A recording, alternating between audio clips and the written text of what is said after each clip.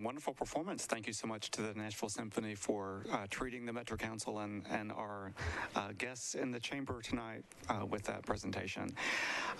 We do have a few minutes remaining before the start of the meeting. Do any council members have announcements that you wish to provide today?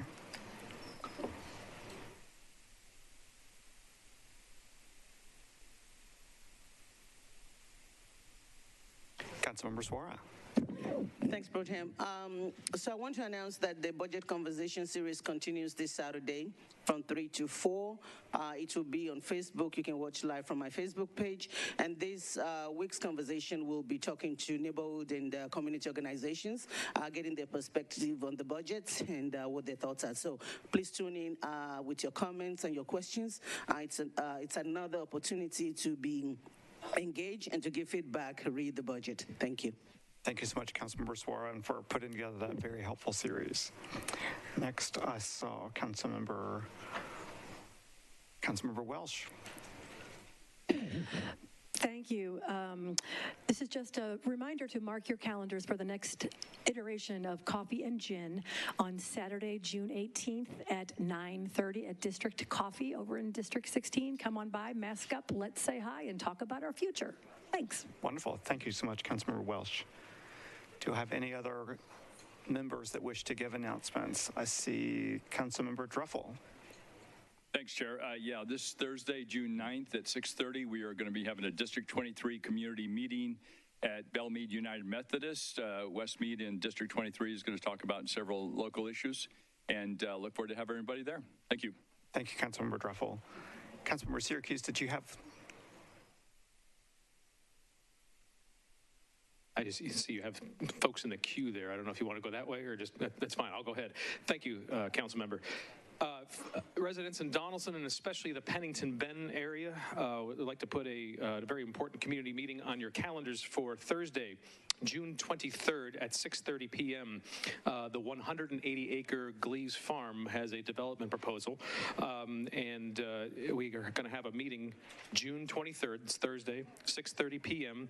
At the Texas Troubadour Theater. That's at 2416 Music Valley Drive. It's proposed to be a luxury RV park, so especially everybody in the Pennington Bend area, please attend this important meeting at the Texas Troubadour Theater, Thursday, June 23rd at 6:30 p.m. Thanks so much. Thank you so much, Councilmember Syracuse. Next, I believe I saw Councilmember Evans. Thank you, Mr. Pro Tem. Early save the date, Tuesday, July 26th, we will be having a follow-up special called Public Health and Safety Committee meeting here in the council chambers from 4 to 5:30 p.m. on synthetic opioids, and we'll be hearing from MNPD representatives to talk about state laws that were recently passed and what that means for Nashville. We'll also be hearing from parents and the impact that illicit substances and opioid poisoning has had on their lives, and so I'd appreciate everybody's attendance. Thank you. Thank you, Councilmember Evans. Do I have any other members? Let's see. Next, I'll call on Councilmember Porterfield, and then I have Councilmember Vercher next.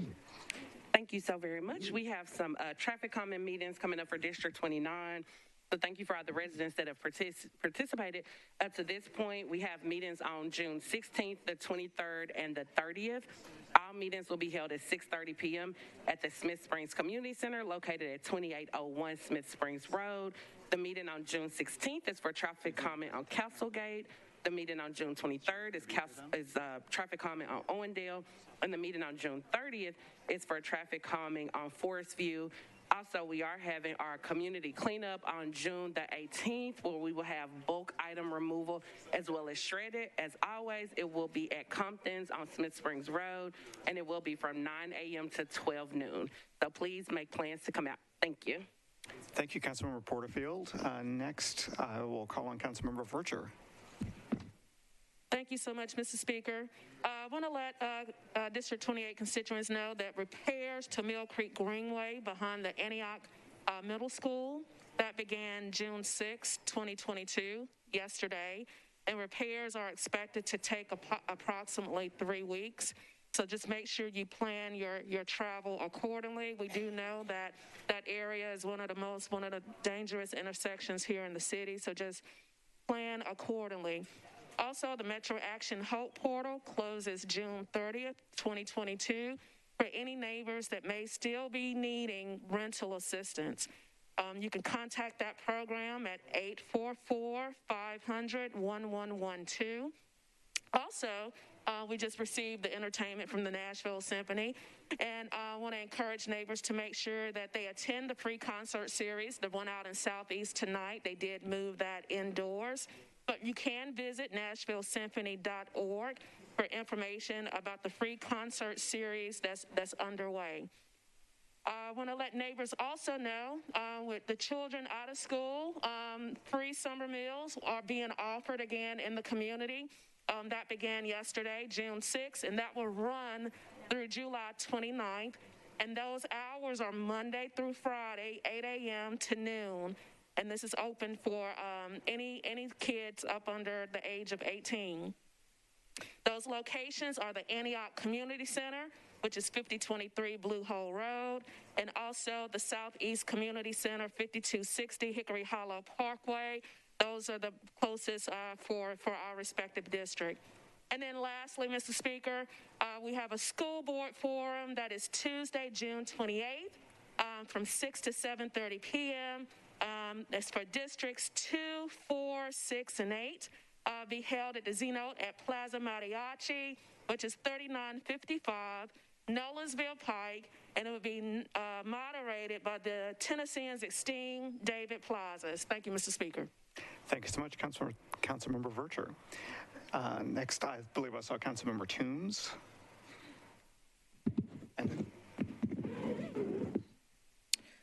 Thank you.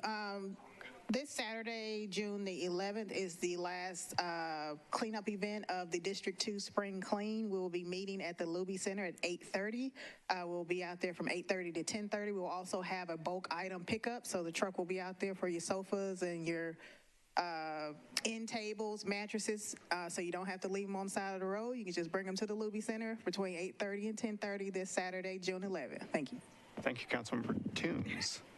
Do I have any other colleagues wishing to share announcements? Councilmember O'Connell.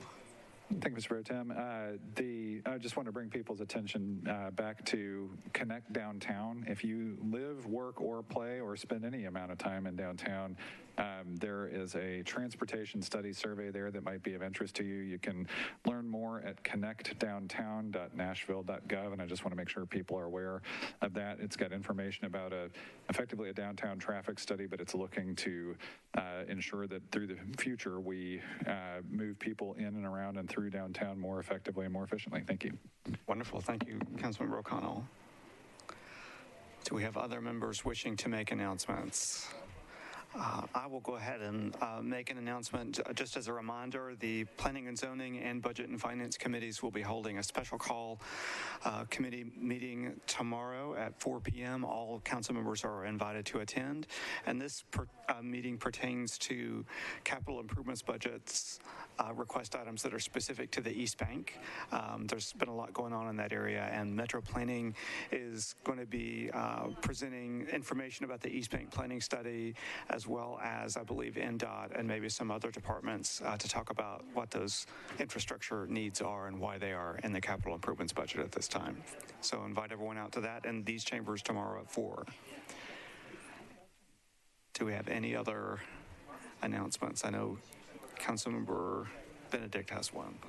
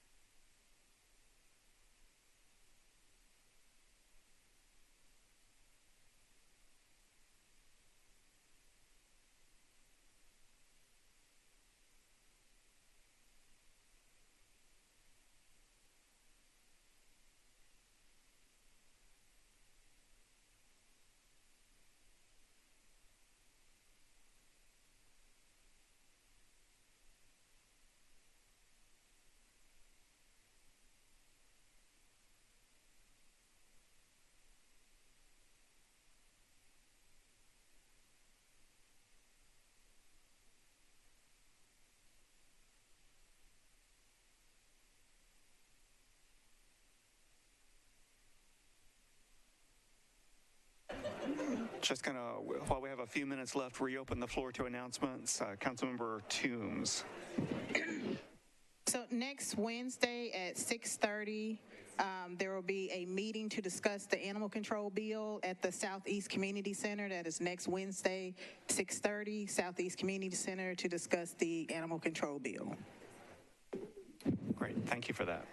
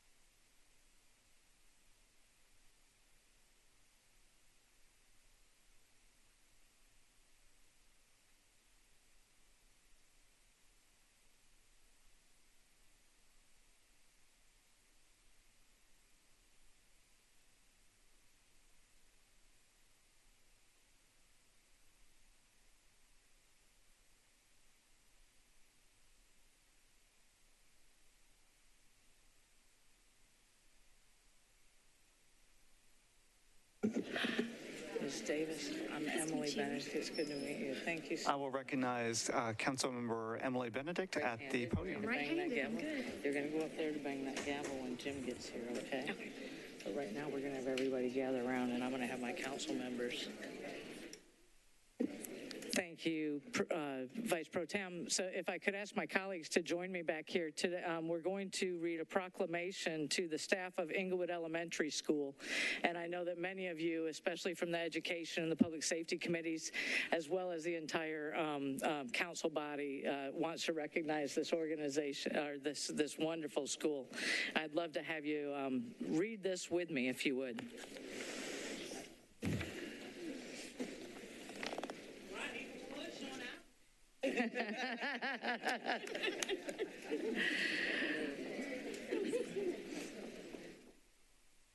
Ashley. Right there. Thanks. Hey. Oh, wonderful. All right. Ready?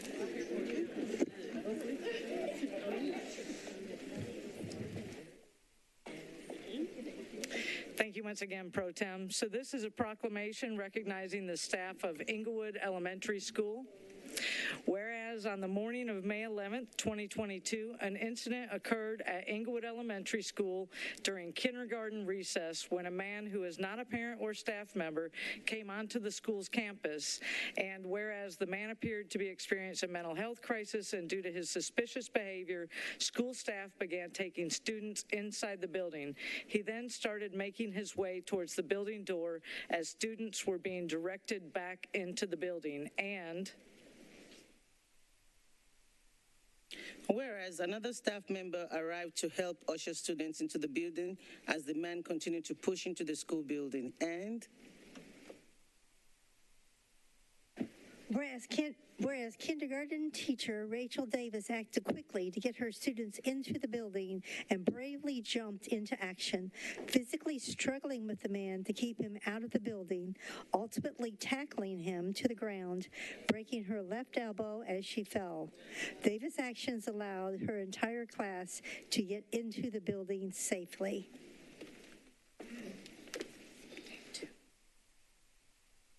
Whereas the man managed to get up into the building, at which point the school was placed on lockdown to secure students, and whereas school secretary Katrina Nikki Thomas helped lead students from the playground onto the building safety, and was one of 2 staff members who restrained the man while waiting for police to arrive, and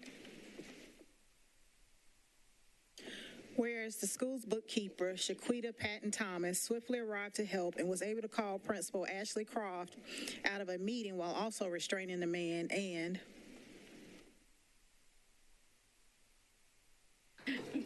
whereas the quick thinking and heroic actions of Rachel Davis, Katrina Thompson, and Shaquita Patton Thompson stopped the intruder from getting any further and risking the safety of the students, and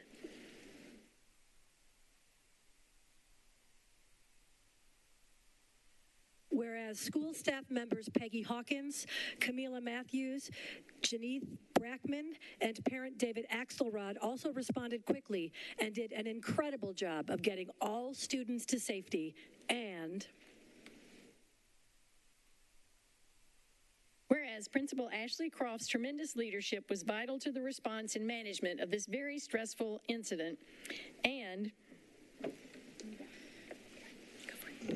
whereas the entire Englewood Elementary staff went above and beyond their typical duties to secure students quickly and keep them as calm as possible during a traumatic situation, and it is fitting and proper that their actions and bravery be recognized.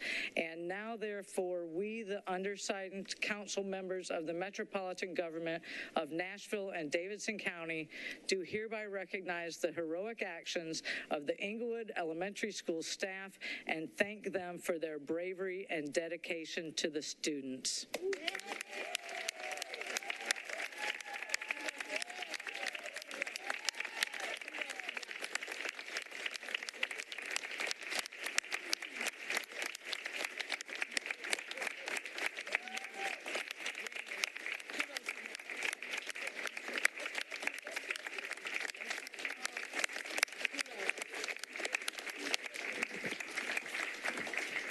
Do you have it? Ms. Croft, would you like to say anything? Yeah.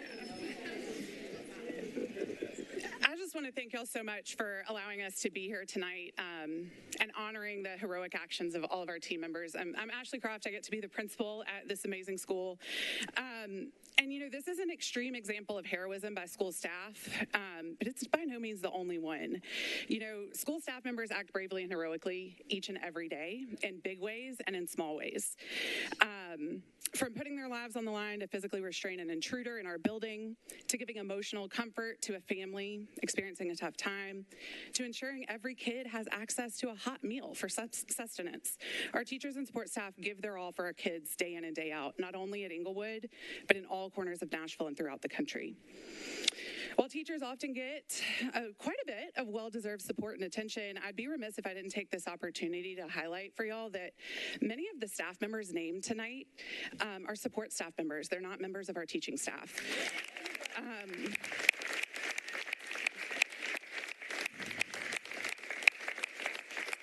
So our children are safe and happy and learning because of the incredible work of our entire school team.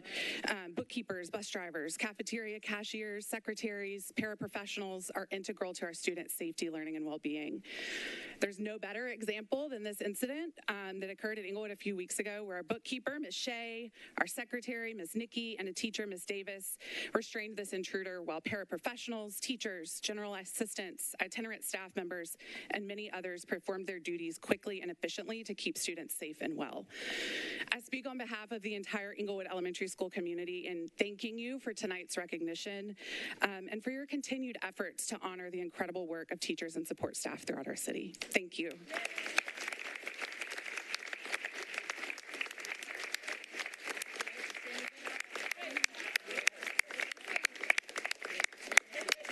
Thank you.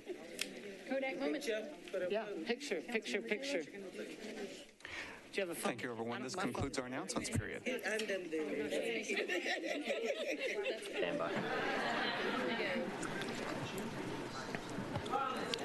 Tonight's meeting of the Metropolitan Nashville and Davidson County Council is coming to you live from the council chambers at the historic Metro Courthouse. It's a public affairs presentation of the Metro Nashville Network. Good evening, everyone. I'm Pat Nolan, your announcer for this program. Tonight, the 15th Metropolitan Council holds its 65th business meeting of a four-year term.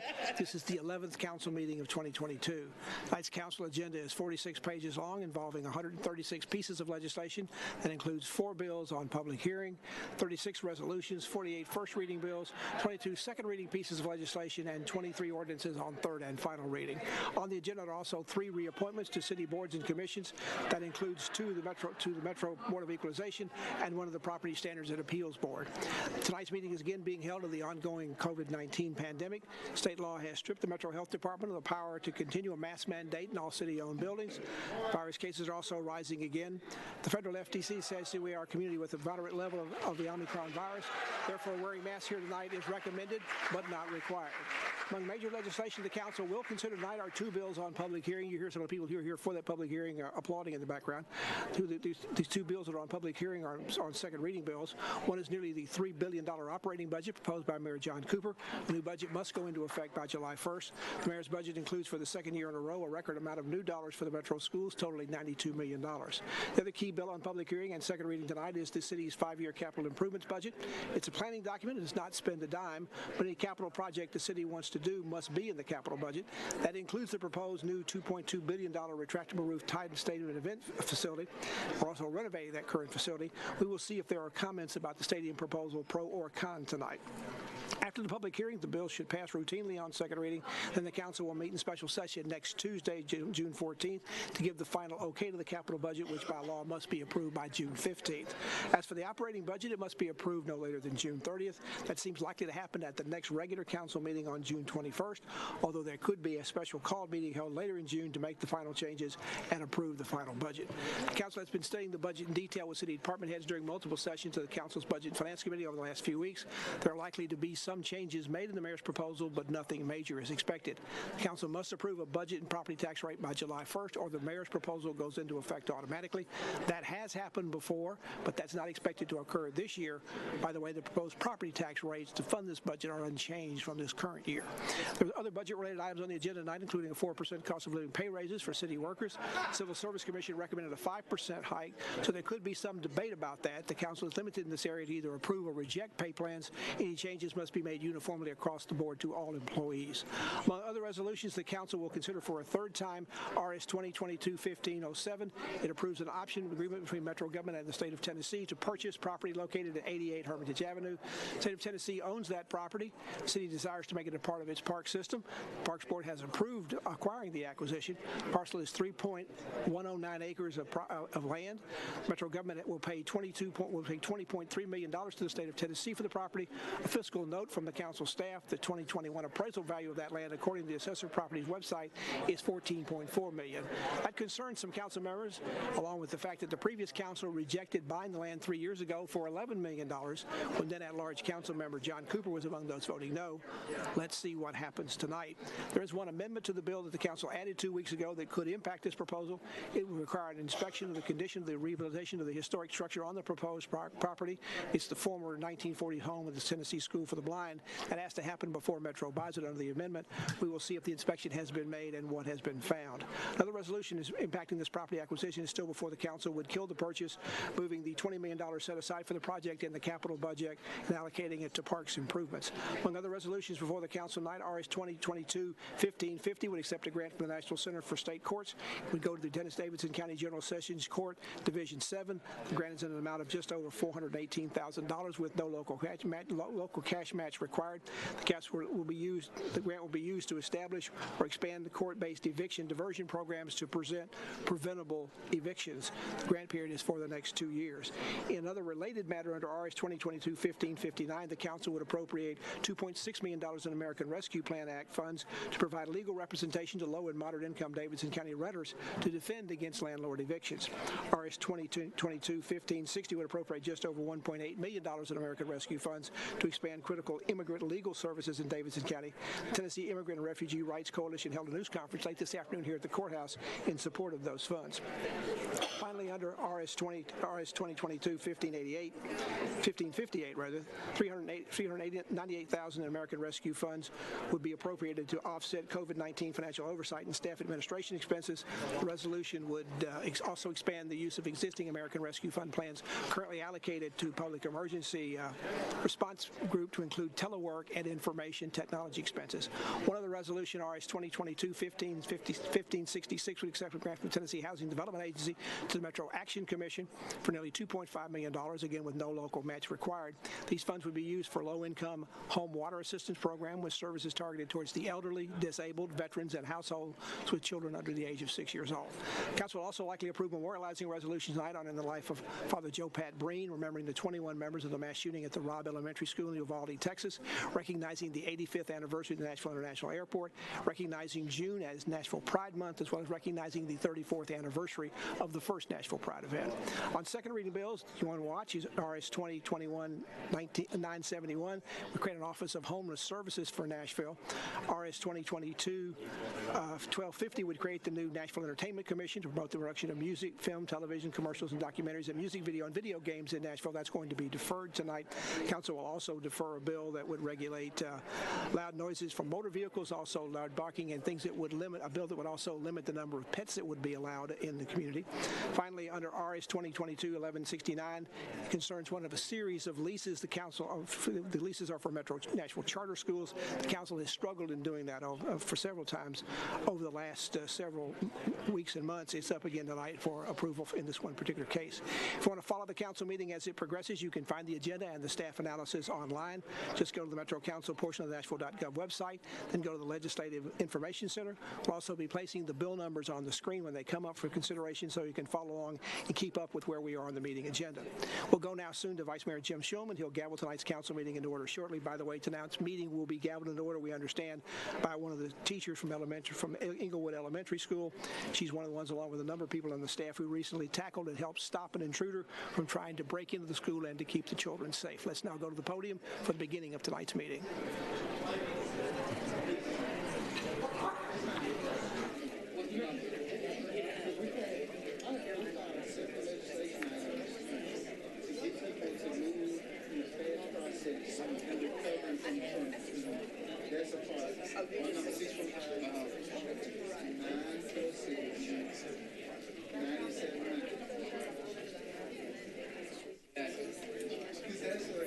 You know what I'm saying?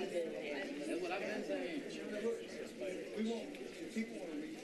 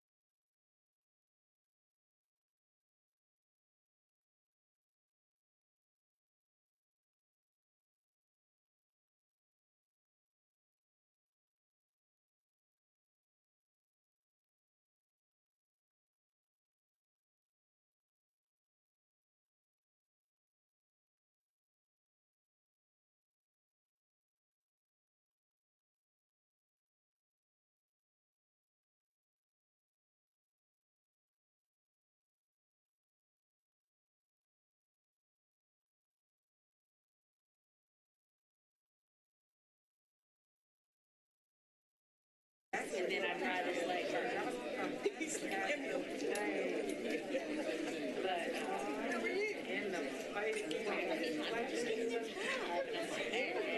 Okay, you ready?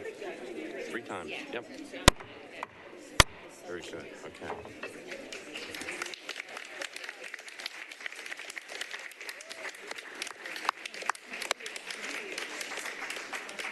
So we've never had anybody clap right after the gavel is banged. Usually they wait for a little while.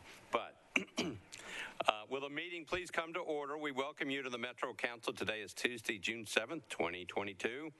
Will all members of the council, as well as the public, please rise for the invocation, remain standing for the Pledge of Allegiance. Invocation this evening will be offered by Reverend Jacques Boyd of the Mount Bethel Baptist Church, a guest of Councilmember Freddie O'Connell. Let us pray. To the all-wise and knowing God, who is the creator and sustainer of life, we ask now, God, that you allow your presence to be in this place. We ask, God, that you touch the minds, the hearts, the bodies, and the spirits of all people represented here today. We ask, God, that you allow us to lead this city, not for some, but for all. We ask, God, that you allow decisions to go forth that will break down the barriers between the have and the have-nots. We ask, God, that you allow us to see the danger of leading without your presence.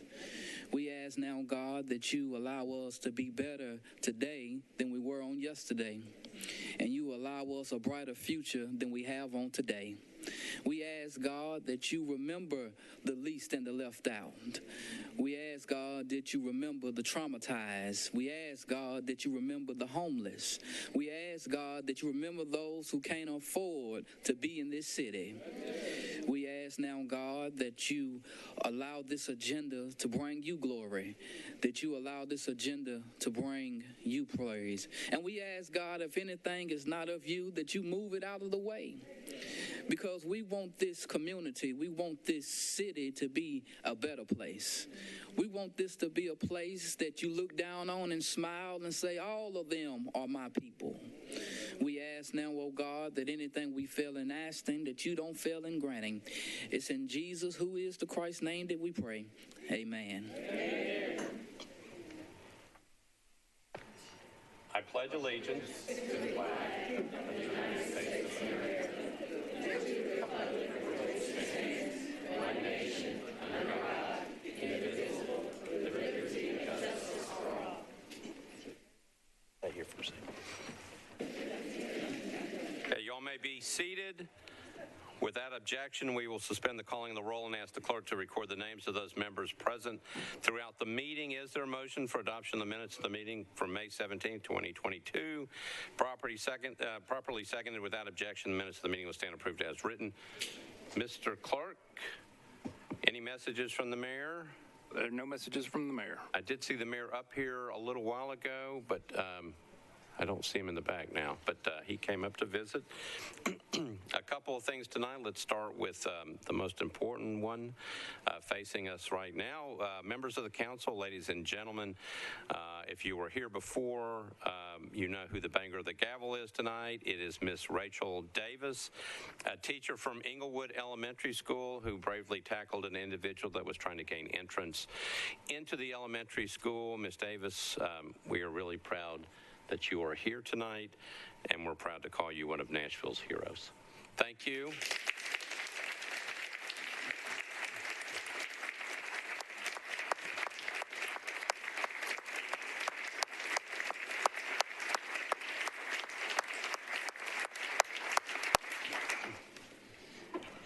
And I'm going to recognize Councilmember Benedict. Thank you, Vice Mayor. Ms. Davis, thank you for joining us tonight and for bringing the meeting to order. I'm just so proud and thrilled to know the staff of Englewood Elementary and to see the heroism that took place on May 11th and the way that everything has been handled with such grace and integrity, and folks who really care about the Englewood Elementary community, the teachers, the staff, the family, and of course the children, our little young scholars. I just want to recognize, as we did earlier tonight, the entire team at Englewood Elementary.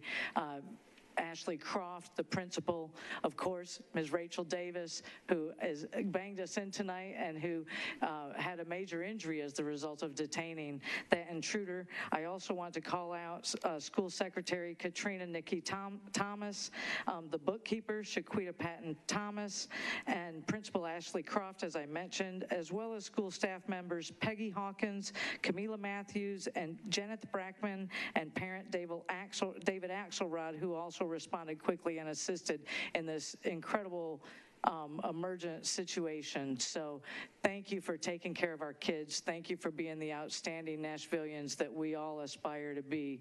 I'm so grateful to have you in our community and in District 7, and just so, so proud and grateful for you. Thank you.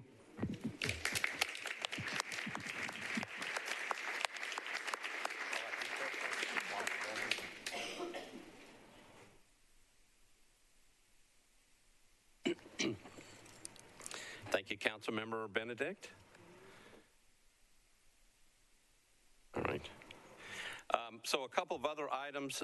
We do have tonight a Spanish interpreter that is here tonight for any individuals that wish to be a part of tonight's public hearing on the budget. Ms. Sandra Obando de Reyes is here and will be available to translate. Ms. de Reyes, I'm looking for you in the back. She may be on her way here right now. We'll keep an eye out. When she gets here, we'd like for her to indicate in Spanish at the back microphone what she is here to do tonight, and that if anybody in the audience would like to utilize her services, we're happy to provide that service tonight. I do know there's a resolution up tonight that remembers our dear friend, Father Breen. He passed away recently. Father Breen brightened these chambers many times and was a friend to everyone he met, and he was what I would call one of the moral compasses of this city. We'll have the resolution a little bit later. Nashville is greatly going to miss him. And since our last meeting, we in this country have experienced some horrific situations. I actually looked them up. It's just terrible. We've had situations in Chattanooga twice, Mesa, Arizona, Saginaw, Michigan, Philadelphia, Tulsa, Oklahoma, and obviously Uvalde, Texas. And that unfortunately is not all of them. And we need not to forget the people of Ukraine and other places that are battling for their countries and for their lives. A lot of very sad things happening around this world. All right. And one other point that I'd like to at least mention is that our interim director of the Codes Department, Byron Hall, lost his son today, Brandon Hall. And so our thoughts and prayers go out to the Hall family. All right, we are now ready to proceed to elections and confirmations. I'd call on Councilmember Vercher for a report.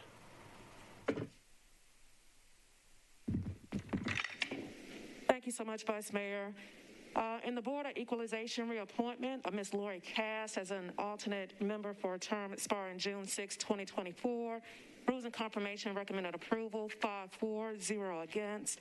And also for Property Standards and Appeals Board reappointment of Ms. Claudia Weber, the finest citizen we have here in Nashville, residing in the best district in the city, I may add, for a term expiring on August 6, 2024.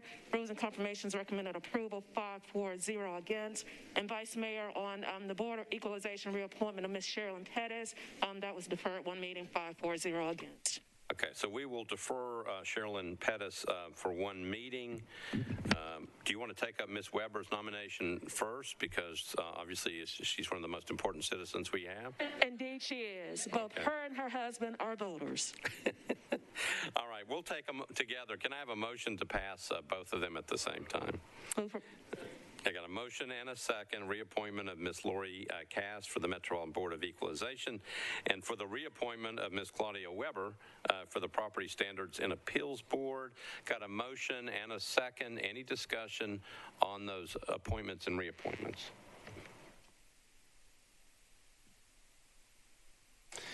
Seeing no hands up, we're ready to vote. All those in favor of the motion say aye. Opposed, no. The reappointment, it's actually two reappointments pass. If I could get Ms. Cast and Ms. Weber to stand up. And we want to thank you for your service to Nashville. We appreciate you being here tonight, and congratulations.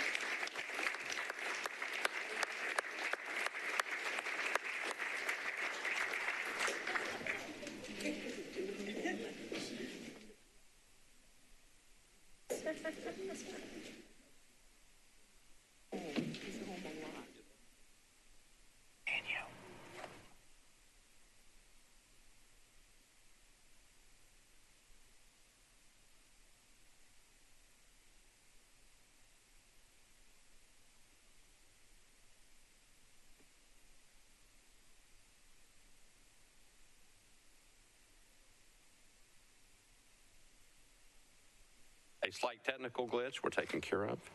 All right, we are now ready for bills on public hearing, which tonight includes 4 bills.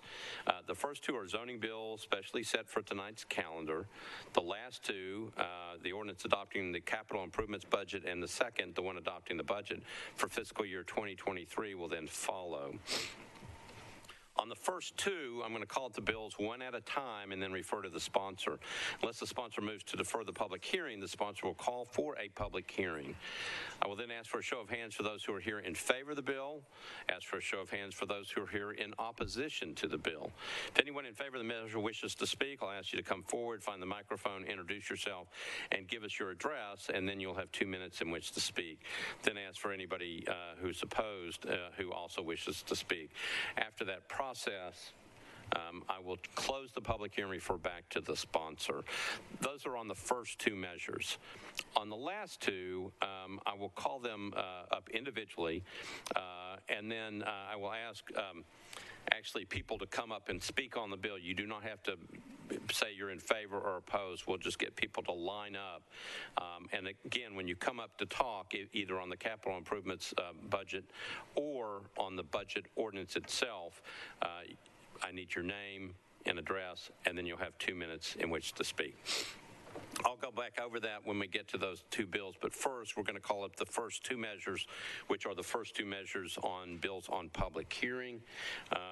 It is BL 2022-1204 by Councilmember Swope and BL 2022-1205 by Councilmember Swope.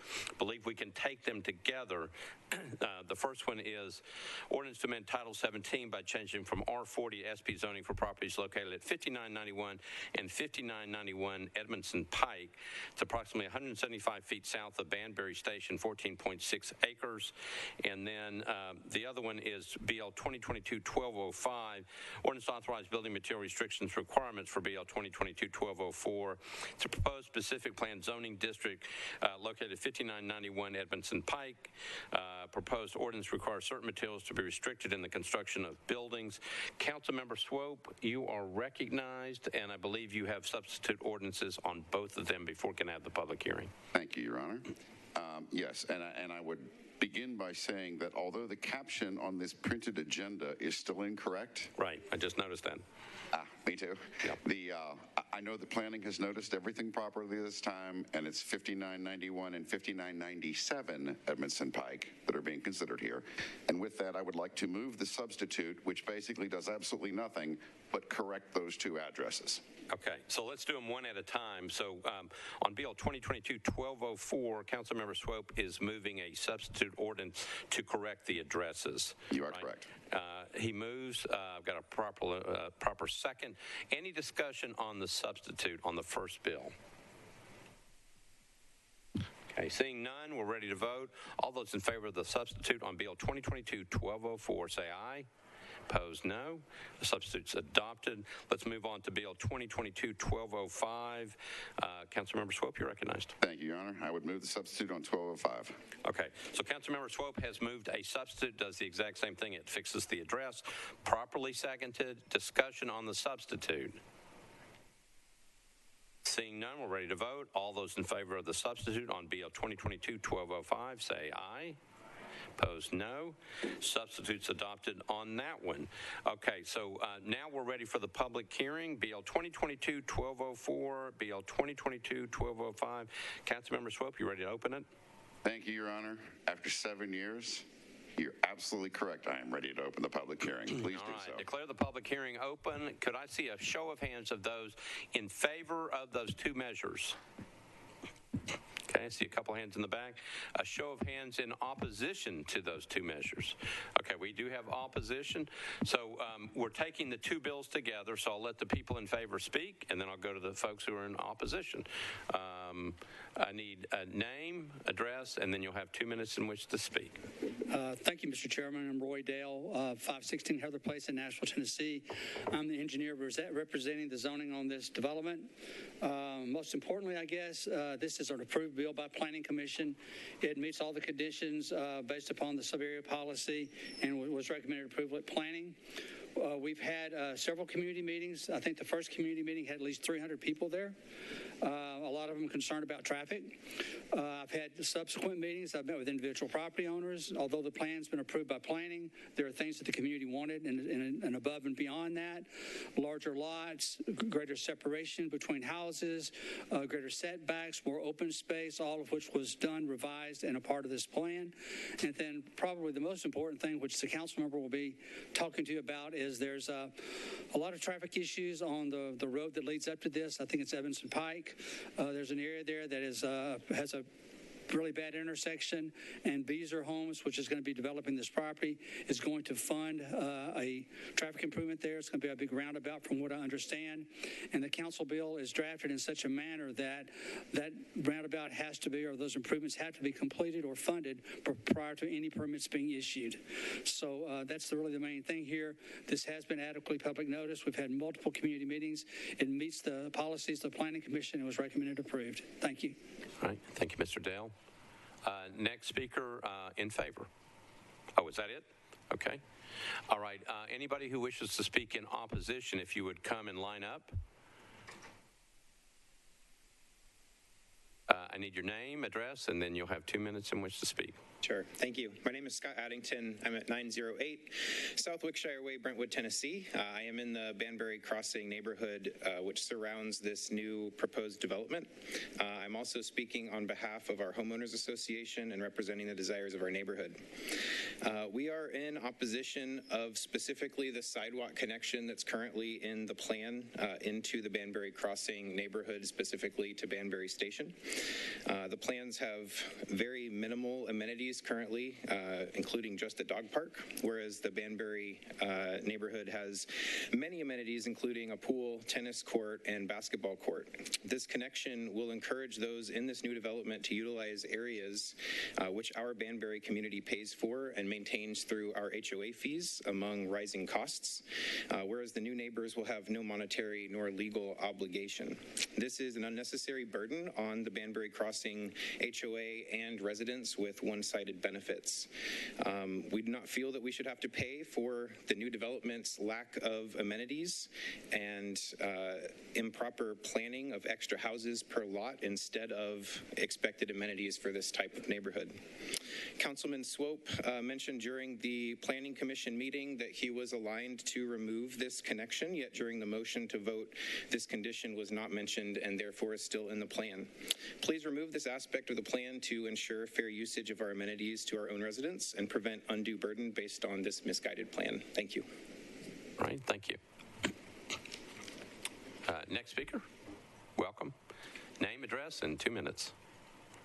My name is Etzel Charles. I live at 609 Banbury Place off Edmondson Pike for over 23 years. My profession is to provide market research to the home building industry and consulting service. I've actually acted as an expert witness on behalf of Metro government in court cases. Going all the way way back when Jeff Browning was the Davidson County Planning Director, all subdivisions west of Edmondson Pike were required to only use 2 lots per acre, every one of them. Past planners and council members required 2 lots per acre. This impacts 250 acres and over 500 families in 5 subdivisions. No one was allowed to use more than 2 lots per acre over all these years. But now one of the last small tracts is being considered at 2.46 lots per acre. This small tract must be required to follow the same requirement as all the other subdivisions of 2 lots per acre. All 500 families depend on Metro keeping its word that all would be at 2 lots per acre. I created a map right here in case you wanted to prove all the record of all the subdivision. There is no exception over all these years for all the councils. The integrity of the county needs to be at 2 lots per acre, not 2.46. Again, there was no previous exception. Time goes by and we forget and we don't know, you see. 250 acres, 500 lots, all were required at 2 lots per acre. Let's do what's honest and of integrity and what's right. Someone needs to address this issue and simply change it from 2.46 to 2 lots per acre like all the rest of us over all these years have been required to do. All right, thank you. Anybody else wish to speak? All right, declare the public hearing closed. Councilmember Swope, you're recognized. Thank you, Your Honor. In the name of expediency, I would move approval with no comment. All right, so Councilmember Swope has moved approval on both bills, which is BL 2022-1204 and 1205, both as substituted, properly seconded. Again, this is on second reading. Any discussion on the 2 bills? All right, seeing none, we're ready to vote. All those in favor of BL 2022-1204 and 1205 for passage on second reading, say aye. Opposed, no. Bills pass on second reading. Thank you, Councilmember Swope. Thank you. All right, we are now ready for the next 2 bills on public hearing. The first one that we will call up is actually item number 4, BL 2022-1268. Pursuant to the charter, we need to take that one up first, and then we will hear the budget ordinance second. Again, the first item is the capital improvements budget. It is the document that contains the wish list items of items that the capital spending plan comes out of.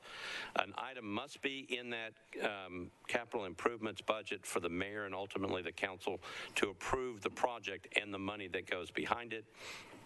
Again, it is a wish list of items. It is not the budget. Nor is it the capital spending plan. It's simply the capital improvements budget. I'm looking at Councilmember Allen just to make sure we've got this right. For calendar purposes, this bill must be passed by June 15th. There will be a special joint budget and planning meeting on June 14th, 2022 at 5 p.m. to consider the capital improvements budget ordinance, and then there will be a specially called meeting of this body of the council to take up that measure on Tuesday, June 14th, 2022 at 6 p.m. Councilmember Allen, is that correct on all those things? That is correct. Okay. After we get through that one, the budget ordinance comes next. That's the operations budget for the city for fiscal year 2023. Again, that ordinance contains the operating budget for the metropolitan government. If you would like to speak on that measure when I announce that bill, please go ahead and line up, not right now, but come on up, form a line, and then you are welcome to speak. And it doesn't matter, it's too hard to try to figure out if you're for or against. We just let everybody line up, and we'll be here to listen to you.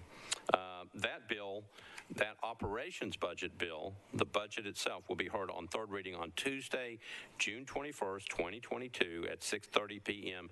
here in the chamber. There are 3 scheduled workshops on the budget after tonight.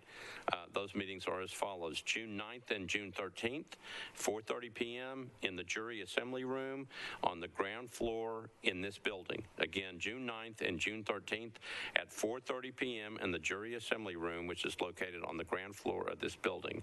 The last workshop will be here in the chamber on June 14th at 4:30 p.m. And I believe there's one more, if possible, if necessary, and that will be called.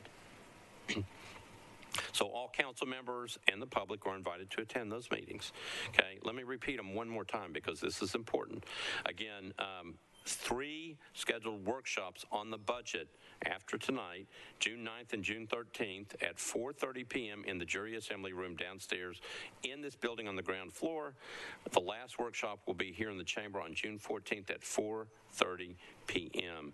And this, the budget itself, assuming nothing happens tonight, the budget itself will be scheduled for third reading on Tuesday, June 21st, 2022 at 6:30 p.m. It's our next actually real scheduled meeting. We have a specially called meeting a week from tonight to take up the capital improvements budget. Councilmember Allen, did I miss anything? Anything you need to add? The only thing I would add is there is a last-ditch option of meeting again on the 28th to pass this budget, but our intention is to try to have our work done on the 21st. Right. So as Councilmember Allen said, we have until June 30th to get a budget passed. If we don't pass anything in this chamber, then the mayor's budget automatically becomes law effective July 1st. So we do have some time built into our schedule. All right, we are now ready for the capital improvements budget ordinance. It is item number 4 on your calendar. It is BL 2022-1268. It's an ordinance adopting the 2022, 2023 through 2027-2028 capital improvements budget for the Metropolitan Government of Nashville and Davidson County as the official capital improvements budget of the Metropolitan Government of Nashville and Davidson County for fiscal year 2022-2023. Councilmember Allen and Withers are the sponsor. Councilmember Allen, you are recognized. Thank you, Mr. Vice Mayor. I'd like to open the public hearing with the understanding that this is the capital improvements budget. We will also have a public hearing for the operating budget, which I think may be what most people are here to speak for. That's right. And if they speak on the wrong one, we'll figure it out, but right. Just so people know. In case people are watching, this measure was referred back to Budget and Finance and back to Planning and Zoning. It's been there before, was not taken up yesterday. You don't have a committee report to give. It will be referred back to those committees before this ordinance is actually voted on third reading. All right, so again, we're on BL 2022-1268. Councilmember Allen and Withers are the sponsors. Councilmember Allen has called for the public hearing. I declare the public hearing open. If you would like to speak on the capital improvements budget for fiscal year 2022-2023, you are welcome to come forward. Anybody wish to speak on the capital improvements budget? All right. I declare the public hearing closed. Councilmember Allen, you're recognized on BL 2022-1268. Thank you, Mr. Vice Mayor. I move approval. So Councilmember Allen has moved approval of 2022-1268, properly seconded by Councilmember Withers. Any discussion on this matter tonight? Again, it will come up for further discussion. Anybody? Councilmember Mendez, you're recognized. Thanks, Vice Mayor. There's an amendment in the package that I'm not moving tonight that has to do with the football stadium, and there was discussion at Budget and Finance that I refer people to, is just to give folks a chance to see it a couple weeks before, or at least 1 week before we move it. So I'm not moving the amendment. It's just to clarify what the local option sales tax will be one of the revenue sources for the revenue bonds related to the stadium. Thanks.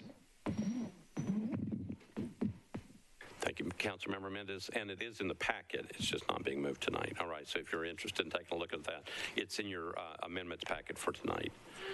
All right, I've been informed that our interpreter is here. Again, we have a Spanish interpreter here tonight. For any individual that wishes to be a part of tonight's public hearing on the budget, Ms. Sandra O. Bondo de Reyes is here and will be available to translate. We'll get through this bill first, make sure we got it. Ms. Reyes, are you here? There you are. Okay, thank you. I'm going to call you up in just a minute. We're going to get through this bill and then call you up. All right, so we are on BL 2022-1268. Councilmember Allen has moved the bill. It was properly seconded. Any further discussion on this bill? Seeing none, we are voting on Bill 2022-1268 for passage on second reading. All those in favor say aye. Opposed, no. You adopt. Okay, so the motion passes. Okay. All right. Both those bills will be re-referred back to Budget and Finance and to Planning and Zoning for further discussion. Okay. Now, all this is happening at different times. Let me get, if I can, Ms. Bondo de Reyes, if you don't mind coming up to the back microphone.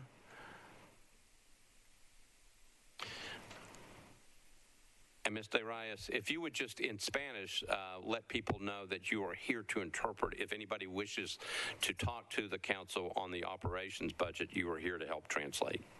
Mi nombre es Sandra Bando, soy la intérprete en español para la sesión de esta noche. Si alguno de ustedes necesita los servicios de una intérprete para el idioma de español, para la sesión de esta noche, yo estoy a su servicio. All right. Gracias. I got most of that. All right. Thank you. So if anybody does wish to come up and speak, they just need to tap Ms. de Reyes and she will help. Thank you. All right. So we are now on the actual budget document. It is BL 2022-1248. Sponsors are council members Allen and Sawara. It's a bill entitled the Budget Ordinance of the Metropolitan Government of Nashville and Davidson County, Tennessee for fiscal year 2023. Councilmember Allen, you're recognized. Thank you, Mr. Vice Mayor. I'd like to open the public hearing. And again, this one is going to be re-referred back to Budget and Finance. There is no committee report tonight. I declare the public hearing open on BL 2022-1248. Please line up if you want to speak on this measure. You want to be first? We can speak. No, okay. No, we're just with you. We're just more support for you. Okay. All right. All right, so again, we're going to be here for a while, so if people want to sit down, if you're not actually in line, we're not going to hold you to that. You can get up and join the line anytime that you want. All right, so the public hearing is open on BL 2022-1248, Budget Ordinance of the Metropolitan Government for fiscal year 2023. Ms. Johnson, you are recognized. I need your name, address, and then you'll have 2 minutes in which to speak. Thank you, Vice Mayor and members of Council. My name is Mina Johnson, 6600 Foxhole Road. Here with me is Patsy Cottrell, retired judge, and Brenda Wayne, Davidson County clerk. We are speaking on behalf of Sister Cities of Nashville tonight. First, we would like to thank you for your courtesy of the delegation from Erbil, Kurdistan region of Northern Iraq at the last meeting. They are so impressed and very grateful of your warm welcome. And we are happy to report to you, all of them are back home safe and eager to continue our participation. Also at the last meeting, you sworn in the student ambassadors. They are currently in Mendoza, Argentina, and keeping up their oath as well as enjoying alfarejos, which is, I think, a caramel cookie. So they are the small example of what we do as a sister city of Nashville. And we do appreciate your involvement and continuous support. And we are so grateful of Mayor's budget, including some increase after hard time with COVID and crisis budget. We shared sacrifice. So this year, we are asking to increase our budget, restore full funding prior to a pandemic. And this 20,000 investment will go a long way for us. It will allow us to sustain student exchange program, economic development, and cultural exchange opportunity. Especially, it will help to expand student funding, scholarship funding for economically disadvantaged student. So we appreciate your consideration and thank you for your help and understanding, and we appreciate it. And on behalf of the sister cities of Nashville, thank you. Thank you, Ms. Johnson. Ms. Wynn and Ms. Cottrell, thank you. All right, name, address, and then you'll have 2 minutes in which to speak. My name is Honey, and contrary to what my sister said over there, I live in the best district, and it's historic. The Old Hickory. Okay, you just gave up 15 That's seconds. fine, baby. I got a whole crew behind me. What I missed, they're going to pick it up. That's called teamwork. No, that's fine. Now, we just had support staff, and teachers. Y'all just clapped for them and honored them. They came down here and they fought and did what they do best. I bet you if you put all their years of service together, it probably equal half of y'all years of service. Betcha. They just came down here, y'all clapped for them, gave them a proclamation, all this stuff. And in the very same meeting, they got to fight to have a living wage to live in this city. That's shameful.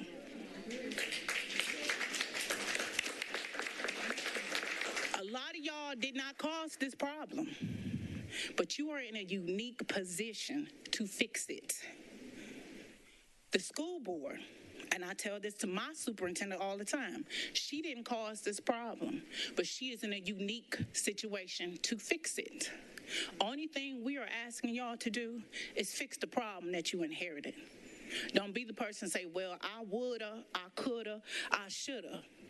No, fix it.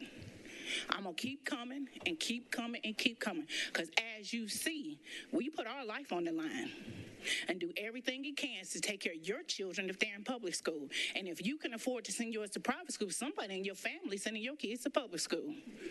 And if something happened to us, nobody's going to pay our rent, our mortgage, and take care of our kids.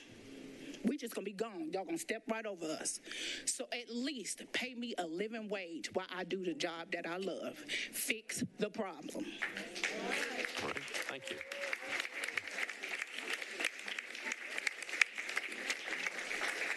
Well, I hate to follow that, but anyway. My name is Jerry Park. I live at 3713 Central Avenue over off West End. And I'm here representing NOAA tonight, and specifically for affordable housing. I fear we continue to fall further and further behind on our affordable housing needs. The Mayor Task Force came up with several recommendations. I believe it was 9 in total. 2 of them concern how many units we need and how much money to devote to the Barnes Fund. They came up with the figure 5,000 units a year that we need from now to 2030. And they came up with the figure $30 million to put annually into the Barnes Fund. The good thing about the Barnes Fund is that every dollar you put over there turns into $7. So if you can put $30 million, I'm going to run some numbers by you. If you can put $30 million into the Barnes Fund this year, that will turn into over $200 million. Now, we know affordable housing units cost an average of $220,000. So that's about 945 units. Now, we need 5,000 a year. Right now, we're picking up 1,300. This would get us another 945. It's not the whole thing, but it gets us going there and gets us close. I don't want to wake up one day and this wonderful city that you all serve and we all love is slowing down because people have stopped moving here because they can't afford it, or people who live here are moving away from here because they can't afford it. Put $30 million into the Barnes Fund this year. Thank you. All right, thank you. Name, address, and you've got 2 minutes. My name is Michelle Sheriff, and I'm president of Metro Nashville Education Association, representing teachers in Metro Nashville Public Schools. As part of our memorandum of understanding with the district and Board of Education, we have a compensation committee comprised of district leaders, M&EA officers, and classroom teachers.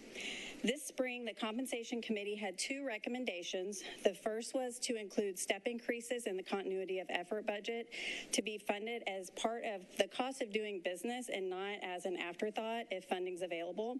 And the second recommendation was a 4% COLA. We were pleased to see both of these employees included in the mayor's budget. And the committee had a discussion about 4% COLA and if we should ask for more, if that was the right amount. But we decided on 4%, recognizing that increasing pay of support staff should be the priority this year. Much like correcting salary schedule for teachers was the priority last year.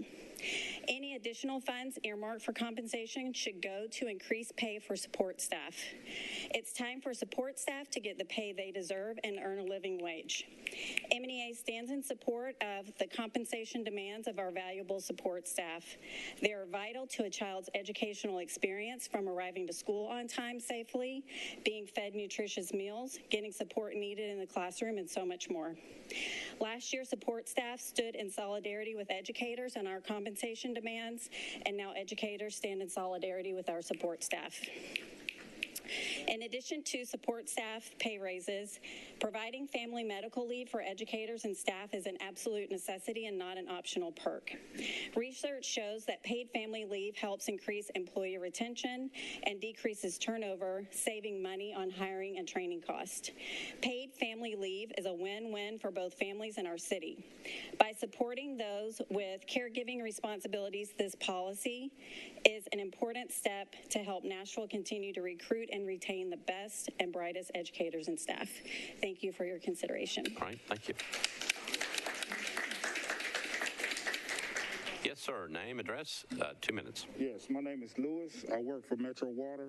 I live in Antioch. We have issues going on with this budget. We need this money, and what I'm saying, we need this money. Without water, nothing can operate. When your water breaks at your house, you call me. You don't call just a plumber, and if a plumber can't fix it or cut anything off, they call me. When the main breaks, they call me. I have to work out 16 hours a day to fix a main break on West End. You call me. That takes away from my family. That takes away from anything extra that I have to do. But you can't put out a fire without water. You can't brush your teeth without water. That means whatever you do, you need me. So what I'm saying to you all, I need you to help pass this budget. Thank you. All right, thank you. Name, address, 2 minutes. Hi, my name is Alexandria Danner, and I live at 265 30th Avenue North. Thank you all for your time. I work at Nashville Public Library at the Green Hills location, and I have worked there for about 9 months. I take extreme pride in my work and help to keep the city running. I work as a teen program specialist, providing after-school extracurriculars, programs, educational resources, and a safe environment for local youth to express themselves and engage with their peers. I have also personally compiled and provided emergency mental health services to local youth, as well as emergency housing resources to several teens without a home. We all know about the rising cost of groceries and gas, and in Nashville, we know rent and childcare are through the roof. The Civil Service Commission recommended we receive a 5% cost of living adjustment. That's a compromise considering the consumer price index is up 8%, and when you look back at how many times Metro employees have sacrificed over the years. I'm a native Tennessean and have lived in Nashville for the past 9 years. Nashville is my home, and I hope to spend the rest of my life here as a public servant. Unfortunately, the material conditions that I live in and the economic reality that the people of this city face have forced many Metro employees, including myself, to weigh our love and passion for the city and our community against our own survival and well-being. Housing prices have more than doubled in the past 10 years, and the recent population boom is pushing locals further and further out of the city. Pair this with our weak public transit infrastructure, rising gas prices, and stagnant wages, and we're pushing the people who keep the city running to the brink. I myself do not know how much longer I can afford to live and work in the city that I love. And how can we as a community hope to continue to grow and thrive when we can't provide for the very people who hold this city together? We need you to fund $6.5 million more to the pay plan and fund the 5% COLA recommended by the Civil Service Commission. If we can find the money to build a $2 billion football stadium, we should be able to pay the people who keep the city running what they deserve. Thank you for your time. All right, thank you. Next, name, address, 2 minutes. Yeah. Hello, everyone. I'm Lisa Biebert. I live at 1204 Greenfield Avenue, District 7 resident, Emily Benedict. Hello. I am a proud public servant at the Nashville Public Library along with Alex. I'm a children's librarian, specifically at the Madison branch. Hello, Counselor Van Reese.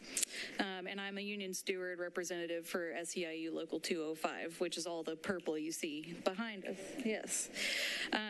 So yeah, just like Alex said, last spring, Civil Service Commission recommended a 5% COLA increase along with roughly 3% in merit and step increases for Metro workers.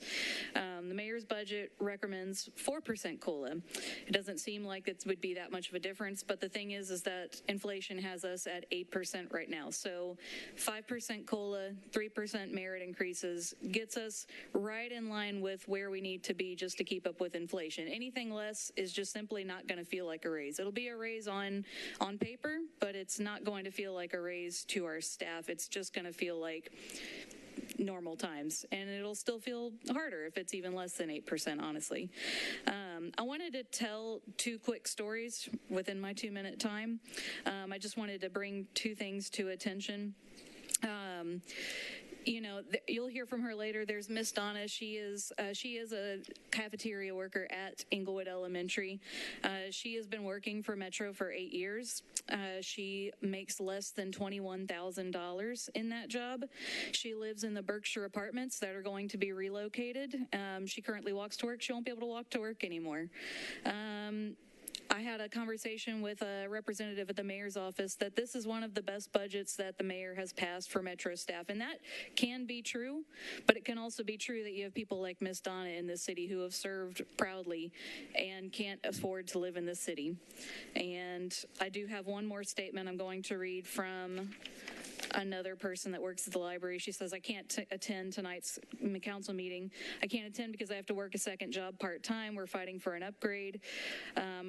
I have to make enough to pay rent and care for my 88-year-old mother who suffers from Alzheimer's. Every evening she commutes downtown from the main library branch. She works her full time. Then she goes to Laverne to work her second job. She takes on extra shifts and weekends to make ends meet. She has no family and friends to help. She's the only child, sole caregiver.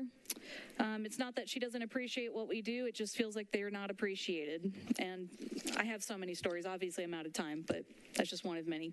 Thank you. Thank you. Hey, Lisa, do you want to give those stories? Okay, if you'd give them to the Sergeant at Arms, that'd be great.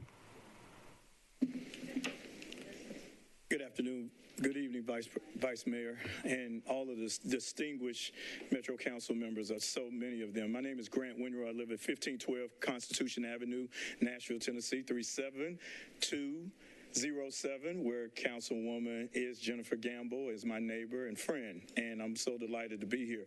I'm going to make this really quick. I had a lot of talking points, but I'm here. A lot of people know me from Tennessee State University, but I'm going to get to that in a minute. My most important thing, if you know that how long-winded I am, I'm going to make this the quickest thing that you've ever heard, and that is everyone lives by a Greenway. I proudly serve as a board member for the Greenways for Nashville, and thanks to you, Councilwoman at Large Sharon Hurt, for my many years of service with Greenways for Nashville. Thank you for recommending me for this role. I've never found more passion about wanting to be a part of this ever-changing Nashville, its city, and Greenways is very special to me. In as much as that, in this day of mental health and all of what we are dealing with, a Greenway is what I use to relax and to unleash and to unwind. I just got off a flight from Eugene, Oregon, and I was in San Francisco. And everybody that everyone that I tell that I'm from Nashville, they all get excited. And we need to be excited with them because we need to forever change our city and make it more accommodating. I would like to just plead with you all to make sure that the bill that is proposed on the mayor's budget, that is fully funded. We need Greenways for Nashville. Everyone lives by a Greenway, and you'll need this for your mental stability. Thank you very much. All right, thank you. Next speaker. And if I may, if I can leave this with you to let you all know about our greenways and some of the stories that people have, that we have profiled in this magazine. Sorry to take up a few more seconds. No problem. Thank you. Yes, ma'am. Name, address, and then you'll have 2 minutes in which to speak. Good evening. My name is Anna Austin. I'm part of the 16th District in South Nashville. Just a little bit about myself. I work for the Metro Nashville Emergency Communication Center. I've been there for about 2.5 years now, being a 911 and non-emergency call taker and police dispatcher. It's a 24/7 job, 8-hour shifts, 5 days a week. We hear about criminal, disorderly behavior occurring, on a daily, minute basis, along with some of people's worst days to endure. It's not just for the job for the faint of heart and can be easy stress if you let it. We come here tonight to plan funding towards the 5% COLA increase recommended by the Civil Service. As a single 26-year-old female living in Davidson County, our wages on Metro dollars is not enough to suffice for everyday living. Before all the increases in the last 6 months, I had roughly $300 a month to play with, and that is only after paying my bills. It was barely enough for groceries at the time, let alone any other necessities and mental improving attributes I can bring to myself. Now with the rise of everyday costs, and more recently, maybe like some of you, the mortgage raise that rose about roughly $160.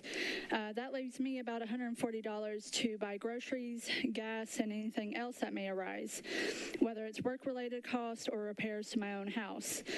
It's bad enough that if I have to come home after a bad call at work or an officer-involved incident on my radio, that I would have to continue to carry stress in my daily life. Me personally, I can only handle one stress at a time. More than that, I simply shut down, being that it would be overwhelming or overstimulating. That is where I am today. When I budget my monthly costs and earnings, I have to push aside those wants, things that would improve me mentally to focus on my needs. That is not healthy and simply not something we would have to stress over. We need to use that $6.5 million to fund our employees before we keep losing them. Like some of my coworkers, they live outside of Davidson County. Why? Because the cost of living and taxes are way too high.